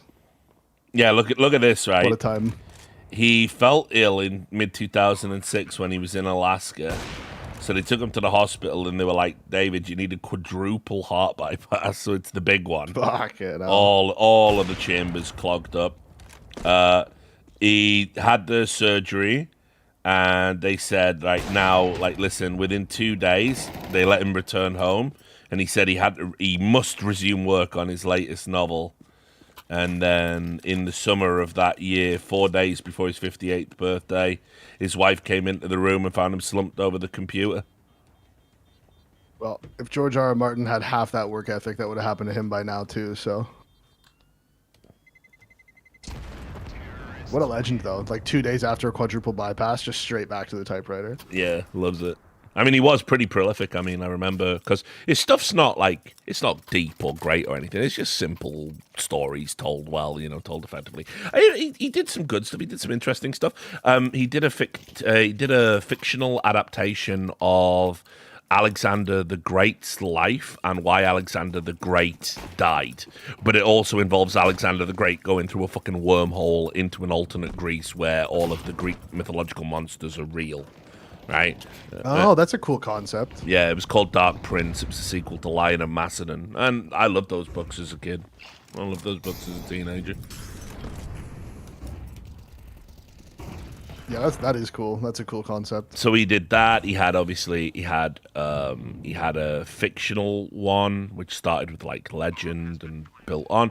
He had a post-apocalyptic Wild West one called Wolf in Shadow, where basically the only thing that's kind of holding society together is these powerful stones called the Sipstrasi stones that can basically manifest magic, anything you want, but but each time you do, they start out bright yellow, gold, glowing, but each time you use them, you get, you see them charge down until they turn black. And basically, there's hardly any of them left. And there's this like guy, he's a gunslinger. He's out there trying to get this stuff. I always thought Stephen King might have borrowed some stuff for the Dark Tower. It felt very similar. And then he just wrote a bunch of individual books as well, because why not? When he wasn't writing his series of books, David Gemmell relaxed by writing standalone books. So yeah, he is your guy. He's your guy, I think. That's my guy for sure.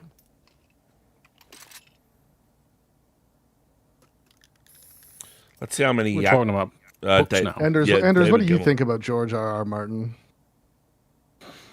I mean, I haven't read the books, so Okay. what do I know? No, all good. Seems to have a fascination for incest. With the show's True. Right. So in one series, Davey, in his cult, which is the main fantasy one he did, starting in 1984, he published 11 books and an additional 3 short story anthologies. Then in another series, he wrote 4 novels between 1999 and 2002. Then in the Sipstrassi series, the post-apocalyptic Wild West one, he published 5 books. Then he started something called Hawk Queen. He did 2 books in that. He wrote 4 standalone novels and then did The Lion of Macedon, Dark Prince, and did one about the fall of Troy as well. So Legend. he spat out about 30 books and died at 57. So yeah. Worth it. That's crazy. But if you asked him, he said he'd do it again. Oh, 100%.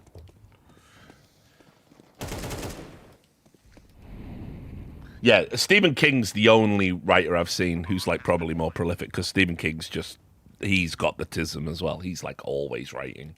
He's writing non-stop. And like, I've never seen anybody, like he will probably be the most prolific author of all time by the time he dies. There's like no way it wouldn't be him.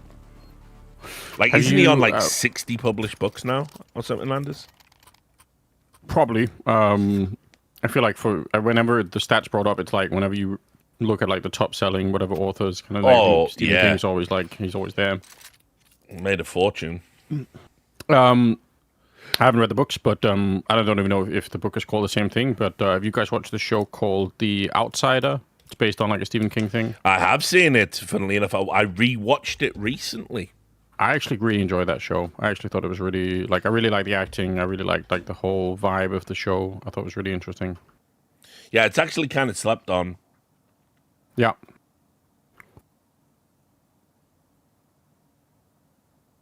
But I'm yeah, not I a don't know big if the fan of books are... the horror genre in general. It doesn't. I don't know why, but I'm not like. I don't know. I tend to prefer thrillers over horror. Just say you're scared. That's fine, David. No, that's the problem. Is that it's. I'm not. They're not. So much of horror leans on supernatural. Yes, that is and true. Supernatural doesn't scare me. I'm not. So that's my problem. If it's a good horror that doesn't rely on supernatural, then I'm like in. But that's tough for me.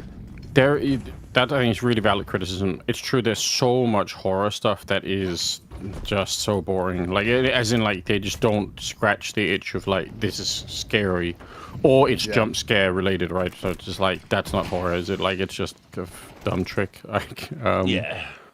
I think like I agree with that. Horror's like a lot of stuff. It's like comedy in a way. It's like very unique to the person.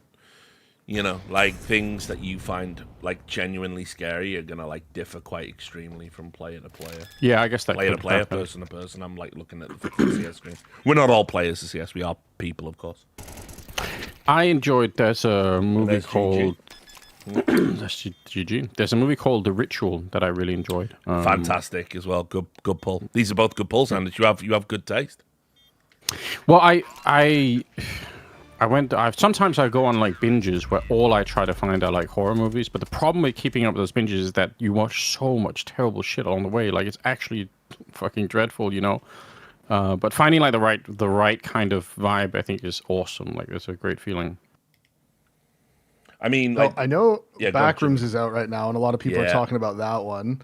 My brother, who I saw on Saturday, he's a big horror movie guy. He was telling me that he really liked Obsession, which is out in theaters right now. Yeah, that's I haven't great. seen it, but he said that he really liked that one.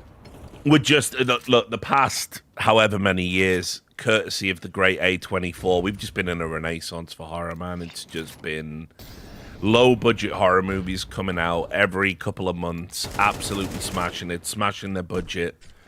Yeah, just really, really good. I mean, so many good options for you out there right now.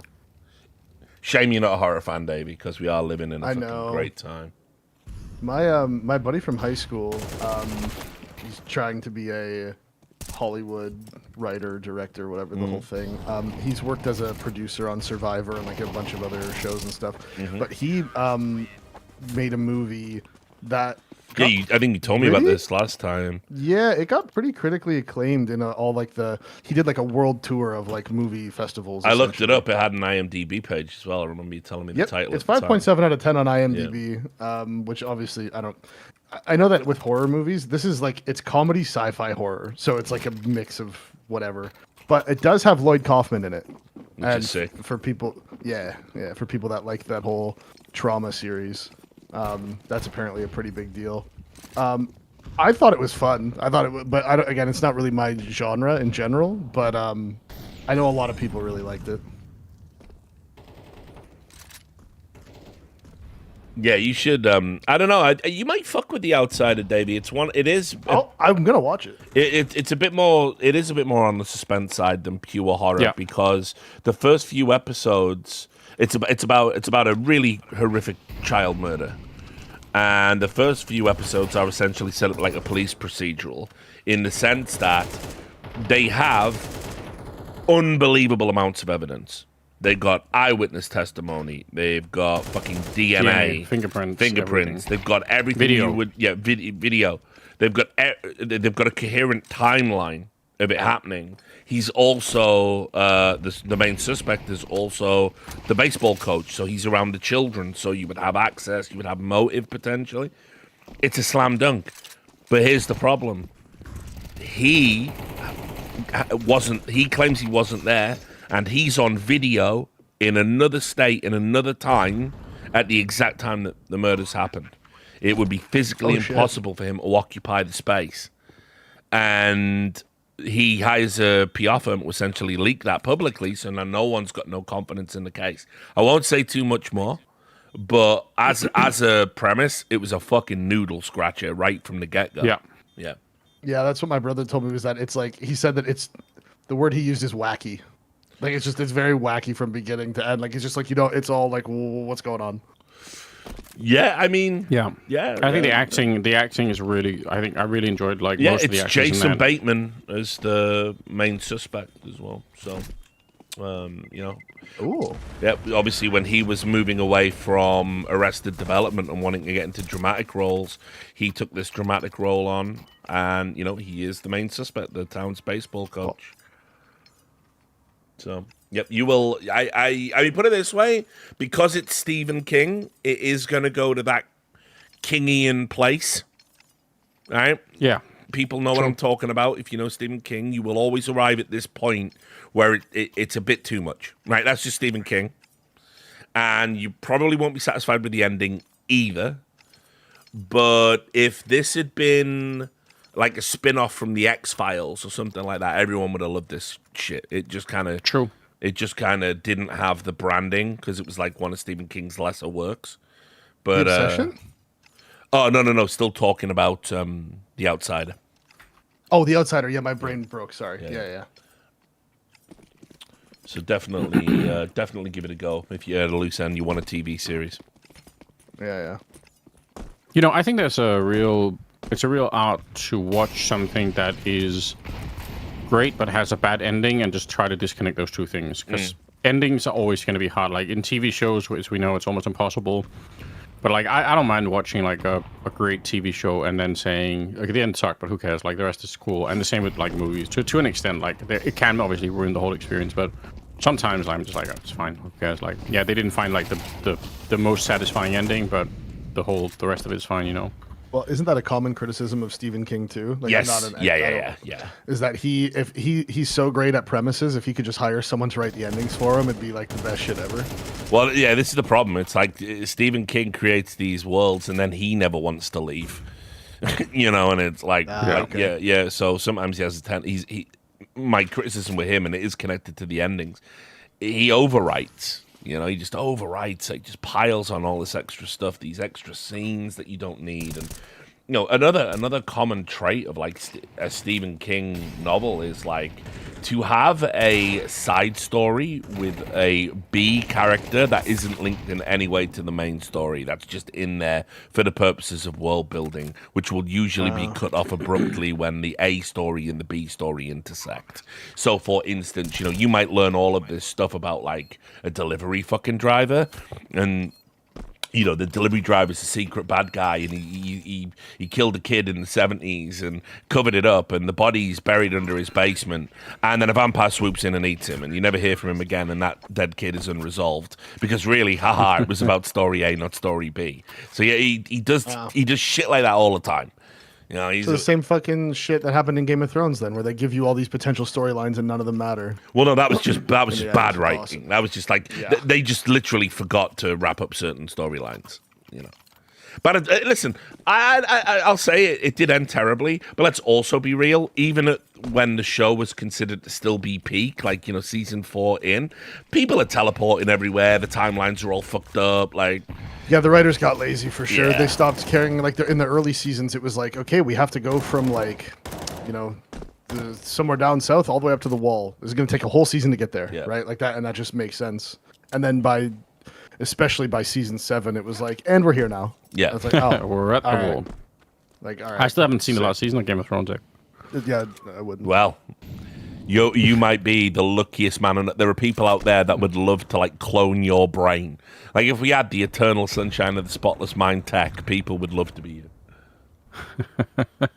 I think I was starting to feel weird when Daenerys was going back and forth saving different slave villages on the other side of the world, and I thought, I have no idea why we're spending any time on this. I don't care about the moral dilemma of slavery in this context at all. Like, I just don't think what she's up. It's super uninteresting to me. The breaker of chains.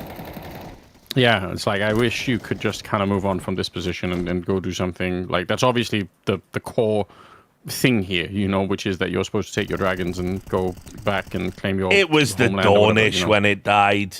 Basically, I didn't mind it when Prince Oberyn was fucking strutting around having just fucking bisexual orgies in Littlefinger's brothel or whatever. Sure. And mugging off Tywin Lannister. That was all cool. But then by the time you want the good girl with the bad pussy or whatever, the sand snakes, like, that was it. The minute that line was whispered through the bars of a cell, that was the end of the show for me personally. Yeah, tough, but what can you do? Still, we'll always have I choose violence. So these things balance out. I mean, the peak of the show for me, which I'm sure this is probably a mainstream opinion, was like all the King's Landing politicking between like Littlefinger and Tyrion and like all these different people, right? Like that was the part that was super interesting to me. And I was like, I wish we could stay here. I don't want anything to do with the dragons. Fuck the dragons. Well, because this is generally right. So like in TV, the trope had always been you either have the authoritative king, right, and the king is doing everything and everyone hates it, or tries to resist or rebel against it, or you have the weak king and there's one person who is the de facto king. But what this really showed was essentially kingdoms were all these disparate parts, and even a kingdom essentially itself would be factionalized like this. I mean, George R. R. Martin based all of this on British history, and this is what it was like, like you couldn't just decree something as a king, Sure, you've got the crown, you've got a big silly chair, you live in a fucking drafty old castle, but like you still need people to go out and enact these things. Actually fight, and if people don't want to do it, then plots are going to be forged, you fucking.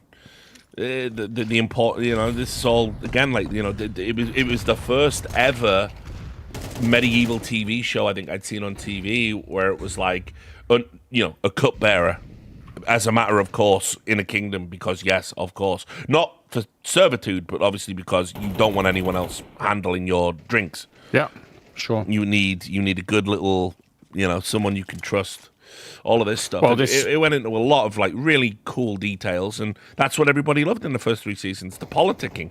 That was it. That was what we were there for. Well, this cues me up nicely for one of my favorite factoids about the word secretary and where it comes from. For people who don't know, it comes from this idea that, like at court for a king, if ever there was a letter or anything, nobody knew how to read in their head. So the courts, you'd read the letters out loud, and anyone who is, nearby, near the king's room when the letter's being read, they are secret, the secretaries, they're the keeper of secrets. So that's where it comes from. A secretary is someone who's keeping the secrets of the court as new letters are being, read out loud. That's kind of cool. Which I think is kind of cool, yeah.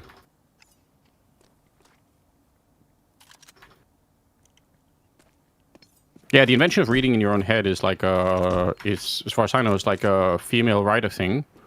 Because women weren't supposed to write books, and it's a problem if you're writing a book and then you have to read it out loud in your room. People find out, So then you learn how to read in your own head. It's a relatively recent situation. Interesting. Yeah, women That's in this cool. case. Yeah. I like how you said in this case. That's my male feminist. Yeah. Yeah, I love all that stuff. I started listening to like so many fucking audiobooks by like I think what's his name? The famous one, the one who writes about all the medieval kings. Is it Dan Brown? Wait, we lost some of the audio. I think I did it anyway. I was talking about. I think is it Dan Brown? What's his name? Hang on, I'll check. Oh, I know what movie you're talking about. Yeah. Dan Jones, there you go. Dan Brown's the cunt who wrote fucking that stupid conspiracy theory thing about the Vatican. True. Yeah, here's what I've read recently. Oh, I'm back on ancient Rome. We always end up there, don't we? Yep. I have just. My wife hates that I can bring it all back to ancient Rome. Yeah, here you go. Yeah. So I'm doing all the Tom Holland Rome books, but then the Dan Jones stuff is Powers and Thrones was the last one I listened to, but I have tons of others, and that was good. I got bro, his book called Crusaders, like all about the fucking I think it's the first and second Crusade. Let's look. Oh, I'm accidentally Kind of a downloading. giveaway in the title. No, but I mean, dude, there was a ton of them. So many. There's so many.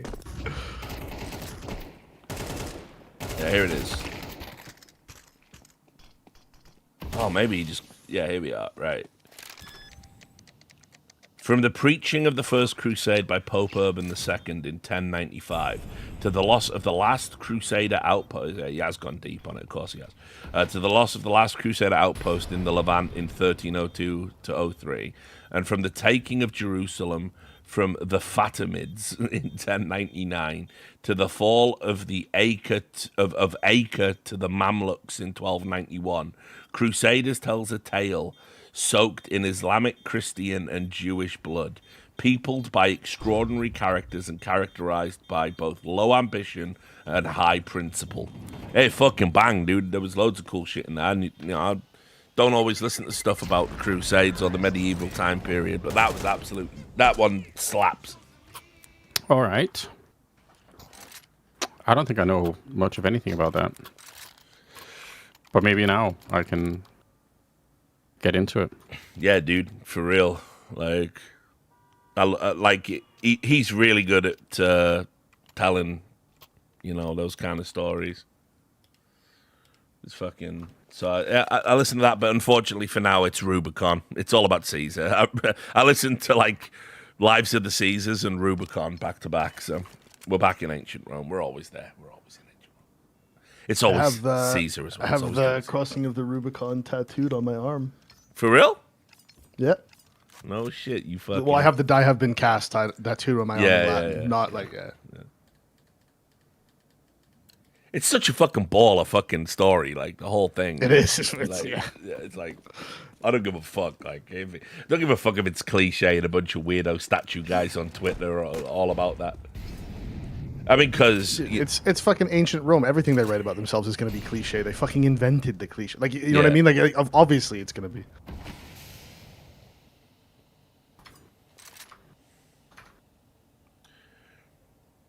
this is why my favorite book about all of ancient Rome and all of that stuff is Rome's Last Citizen, which is about Cato, the mortal enemy of Caesar. It's so good, dude. I fucking love that guy. Like, that guy was a generational hater, but he was right. He was right. And so I remember there was this, I'd finished reading the book and I changed my, because I'm sort of like Cato in esports, you know. It's about the principle, right? And it's about the principles. You can't just let him cross the Rubicon with an army into here. You can't just let the Saudi Arabians own everything, you know. I'm Cato, right? So How did they send for Cato? Just curious. So, well, anyway, I put a statue of there's a bust of Cato, and I put it as my profile pic for like a week. And loads of people were replying to me going, "Oh, you've gone down the right wing pipeline then." What? You've got a statue as your profile picture. You're a statue guy now. What's a statue guy? You know, what's a statue guy? Yeah, Cato's a baller, Anders. You gotta love Cato. I feel like with history things, I always need like the right. I feel like sometimes you just find the right kind of entry point into something that, you know, maybe it's hard to care about otherwise. But then it's like, ooh, here we go. This happened to me with like World War One. Like I always knew that it was going to be important to know something about. But I just never really I just really didn't. You know, I couldn't really be bothered, I think. And then I don't know how, but like I found like the right combination of podcasts and shows and other things to kind of dig into it, and it became. I think it's like, you know, became more interesting. So yeah, it's about always to get down a you little into more. it. Like my wife always thought that history was so fucking boring because in their classes in school, their history classes essentially are like, obviously this is an oversimplification, but like fucking memorize all the fucking Mehmets. Mehmet II, this guy. When did they reign? Which Mehmet was this? Like, okay, like, you know, that's their whole fucking thing. Essentially, they don't learn any of the cool shit because it's all about like, there's some things that they just don't want to teach, you know. And yeah, when I start like telling her things about it and like the region and the history and stuff, she's like, I wish they would have taught us that in school. I'm like, I know, I don't know why they didn't. Yeah, it's the same. It's like really getting the history when you just find the right stories, just like some absolute crazed fucking maniac just out there doing crazy shit. Like, it's just super interesting. And as I said, Julius Caesar, man, he was just a baller, dude, just an all-time baller. Like, I mean, not necessarily that controversial of a take, but I actually think that Octavian was more of a baller. I'd say no. Hey, listen, I fuck with it. Again, that's personal preference more than anything. It's not that controversial, but fresh from Lives of the Caesars, he played the game exceptionally well. Well, and Caesar knew that too. Obviously, yeah. He was like, yeah, this kid's got it. Like, yeah.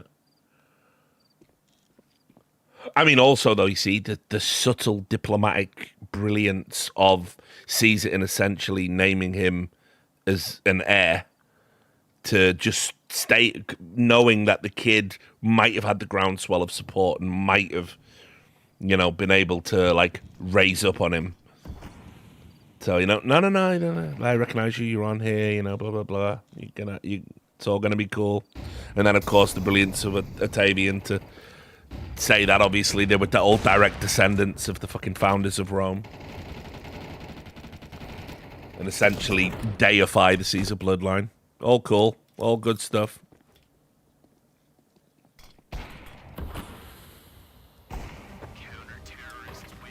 But you're not wrong. The right wingers they are claiming the statues and the artwork. I know. And whatever else. It's crazy. We got to get the statues back. Statues for all of us. Yeah, can't let them monopolize that. Make statues great again. Wait, Rich, my wife is requesting food, and I told her that I can't right now because we're talking about the Roman Empire, and she has a question for you. Okay, is what's there any the question? relation between burgers and Roman Empire? And then she said, "Make it work. You can do it." Okay. Right, let me. This is to save you, Davey, from having to make food. Right, okay. So, if I remember correctly,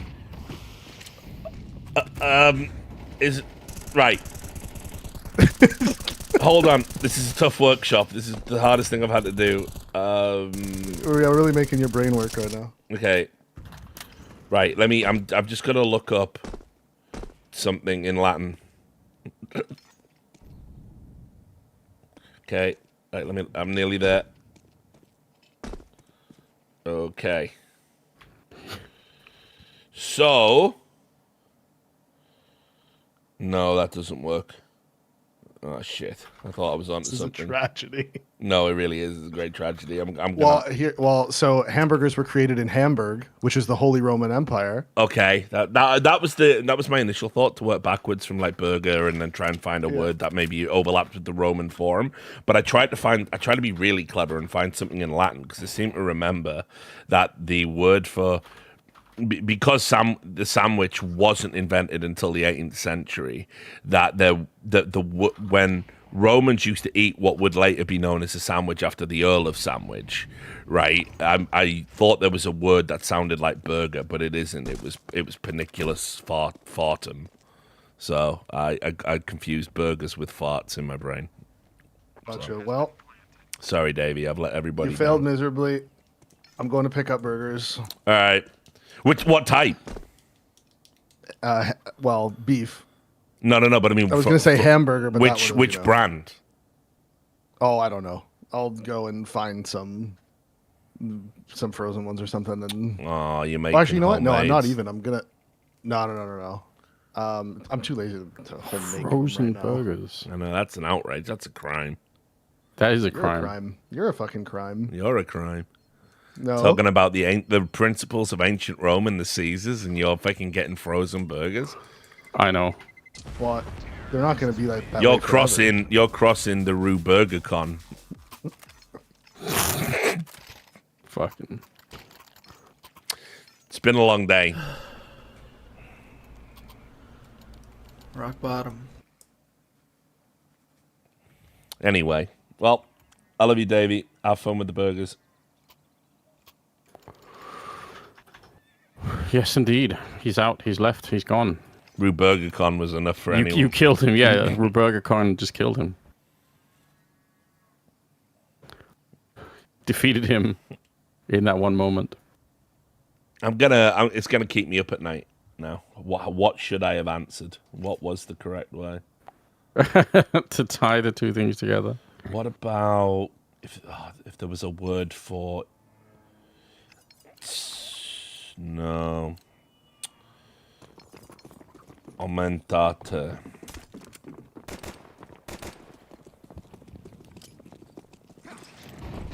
So they did have a burger, a spiced mint meat patty, which was called Isichia Aumentata. I'm gonna have to keep going. Okay. So there would have been something to work with. Apparently the lights went out in the arena. Really? Yeah, that's what my man Squared G says. Well, I wonder if they'll become a meme. ESL lighting guy. Will that be a meme that we repeat forever, irrespective of the quality of the broadcast? No? Only for certain things. Only for certain things.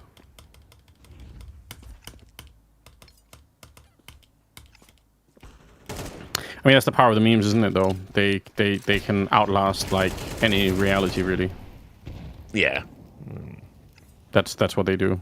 Wait, what's this? I missed out on a great lifeline here. Garum was a condiment. Oh, wait, there was a thing. Garum. Yeah, that was the fish thing. It was their horrible fishy ketchup.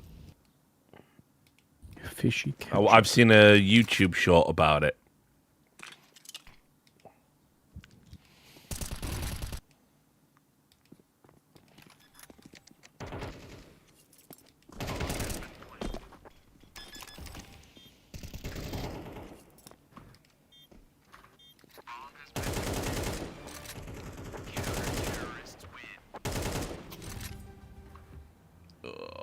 come on, Legacy, stop this.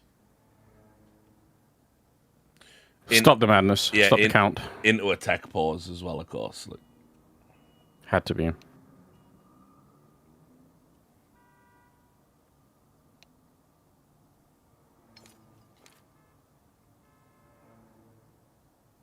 What's it? Apparently Denmark and Sweden have had the most wars. well, of any country against any other country.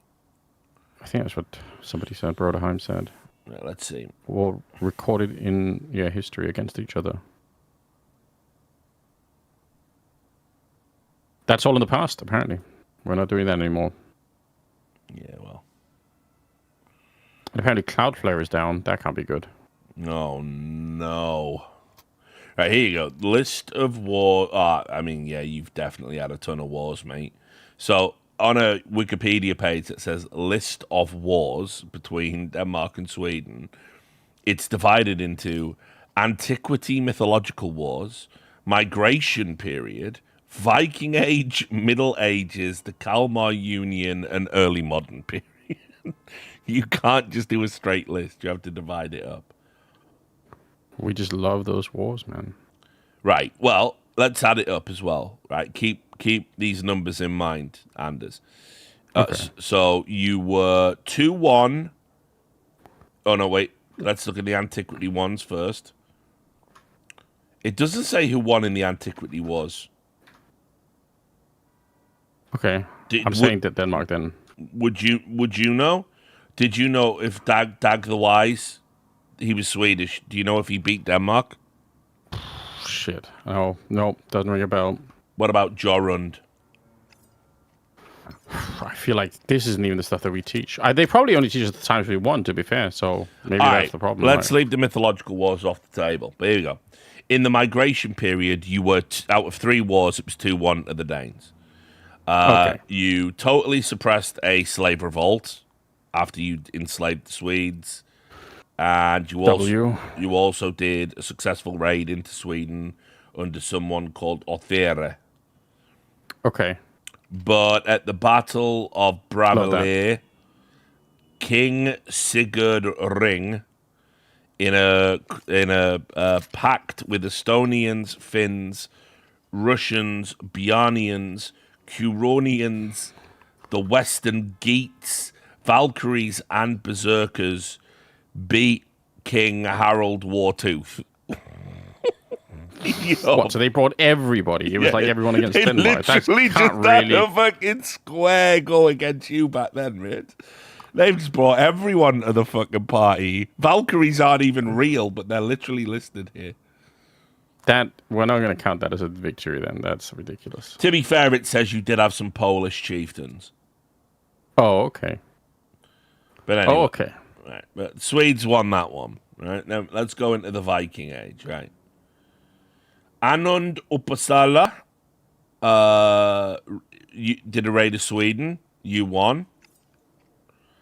The Battle of Fyrisvellir, Swedes. Eric the Victorious. I think you're a cunt if you take that name. That's got to be retroactive. That's sick. He, in an alliance with Sweden, and Poland were on the Swedish side this time. Swedes won. What the hell? Olof Skirtkonung, Swedish victory. That was for the Danish throne. Swedes won that one. Battle of Helgia, 1026, Danes. Battle of Stiklestad, also Danes. And by the way, in both of these, it was Sweden and Norway in an alliance. Sneaky fuckers. And you won both times. Why did we stop doing this? I feel like Denmark was winning a lot. Like, why did we quit? And then obviously Magnus's invasion of Norway. These are things I know from history. The Swedes won that one. So in the Viking ages, it was 4 to the Swedes and 3 to the Danes. Yeah, I think the problem with the Danish kind of Viking Empire situation is that we were so in love with the game of just warring people that we just lost everything. You know, we went too far. We were so into it.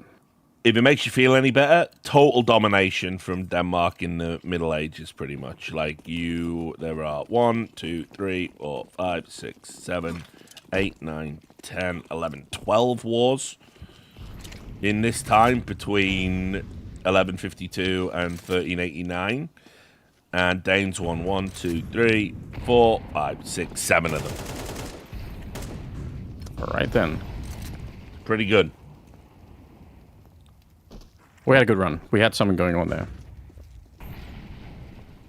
And then you were at it again in the Kalmar Union. Yes, that sounds familiar.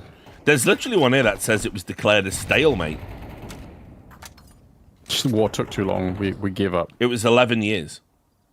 It was the Dano-Swedish War of 1501 to 1512, apparently. That was a long time. You all to just got bored of having a war. Yeah. Do you want to know what happened next?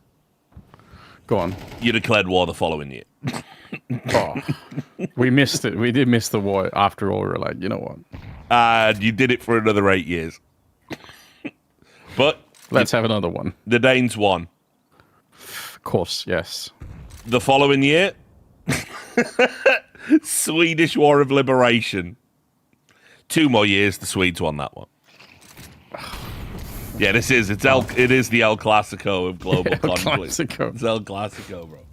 Well, I mean, I guess without even knowing most of the history that's going on here, I assume that a huge portion of it has to do with the fact that,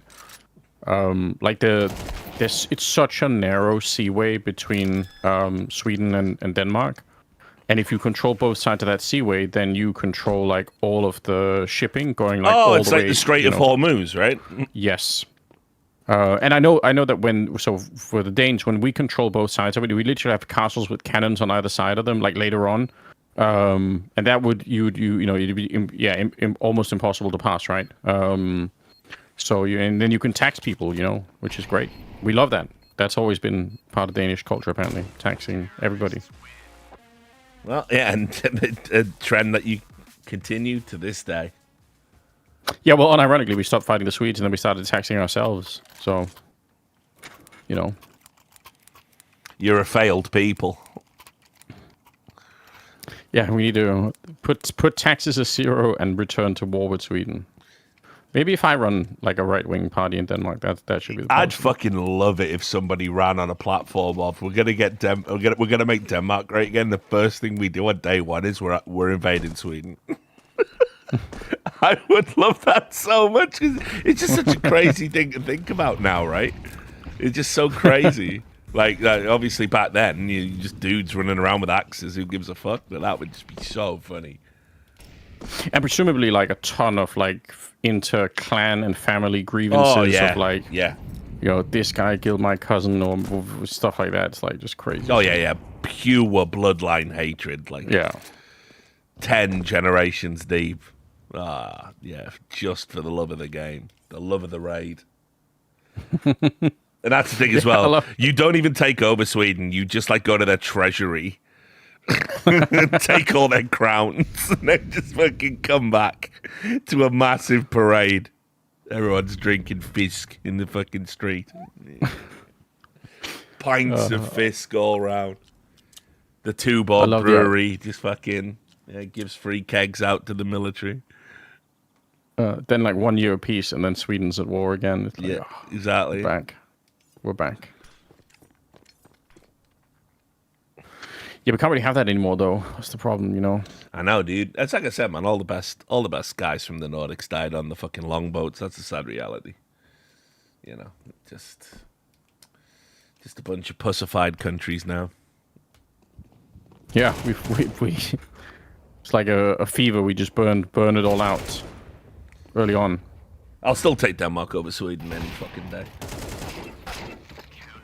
Like let's say Hank Scorpio puts a gun to my head and I gotta move the space laser, and he gives me the choice Denmark, Sweden. It's soup. That's easy. No one ever picks Italy. You know what I mean? Oh yeah, true. Like 100%.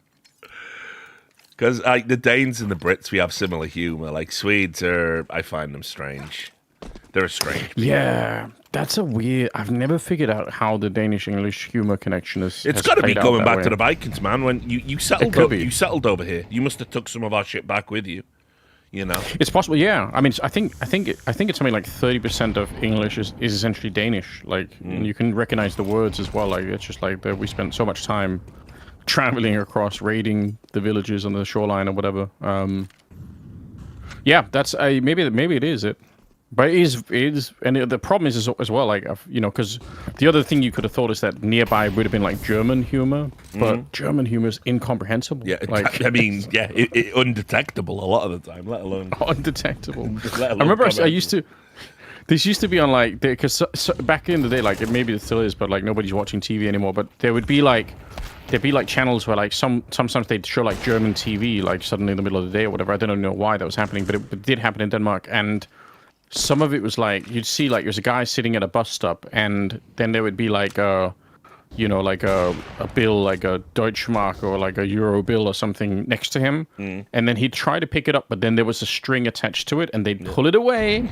And then he would be confused and try to walk after it. And the Germans would laugh. And I'm just watching and thinking, what the fuck is this shit? Like, this can't be what we're operating with. This can't be humor. Hair chasing. I can't even finish it. It is so stupid, like hair chasing the grosser mark, yeah. It's just so fucking That's so and there you go, stupid. your boy Latto with a clutch at the end, appropriately. Get them out. Get them out. Get them out. But yeah, I mean, like, you know, Danes and Brits, we've got a incredible shared history, actually. Maybe if you look at it, more so than any of the others. I would say, well, one, I always say people shouldn't learn Danish anyway, but if you were going to learn Danish, the real reason to do it would be to enjoy some of the comedy stuff, because it is, like, obviously it's impossible to translate and explain to people, but I think we actually do have some comedians that are, like, genuinely, like, funny and have, like, they have, like, a lot of that shared kind of vibe. Yeah. Which is interesting. I'll have to come back over there soon. I haven't been to Denmark for a while. Not since the major, I think. Well, maybe we'll have another one of those at one point. Maybe. But maybe not, Anders. But yes, the good news is the day is over. We've done it. We did eat. It's the best news, yeah. Yeah, sure. It's not another 9 o'clock finish. How are the pick'ems looking? Are they terrible again? Let's look. Yes, pretty bad. I got Spirit 3-0. Astralis are out. Legacy are through. BetBoom are through. Foot went 3-0, so that doesn't count. So yes, we failed again. Nice. I think I did the same thing, more or less.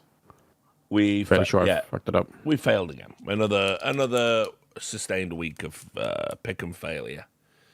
This might be the first time. I mean, obviously I didn't buy it, so I'm not going to get a coin. But this might be the first time I'm going to fail every stage. I think. Actually, crazy.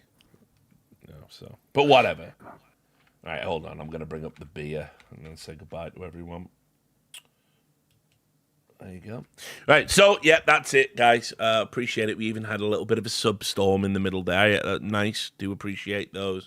The hype train was coming through. Today was a little bit slower because I was very, very tired. I only had 4 hours sleep, so they can't all be bangers, but we still did it. We still turned up. We still saw Astralis get eliminated.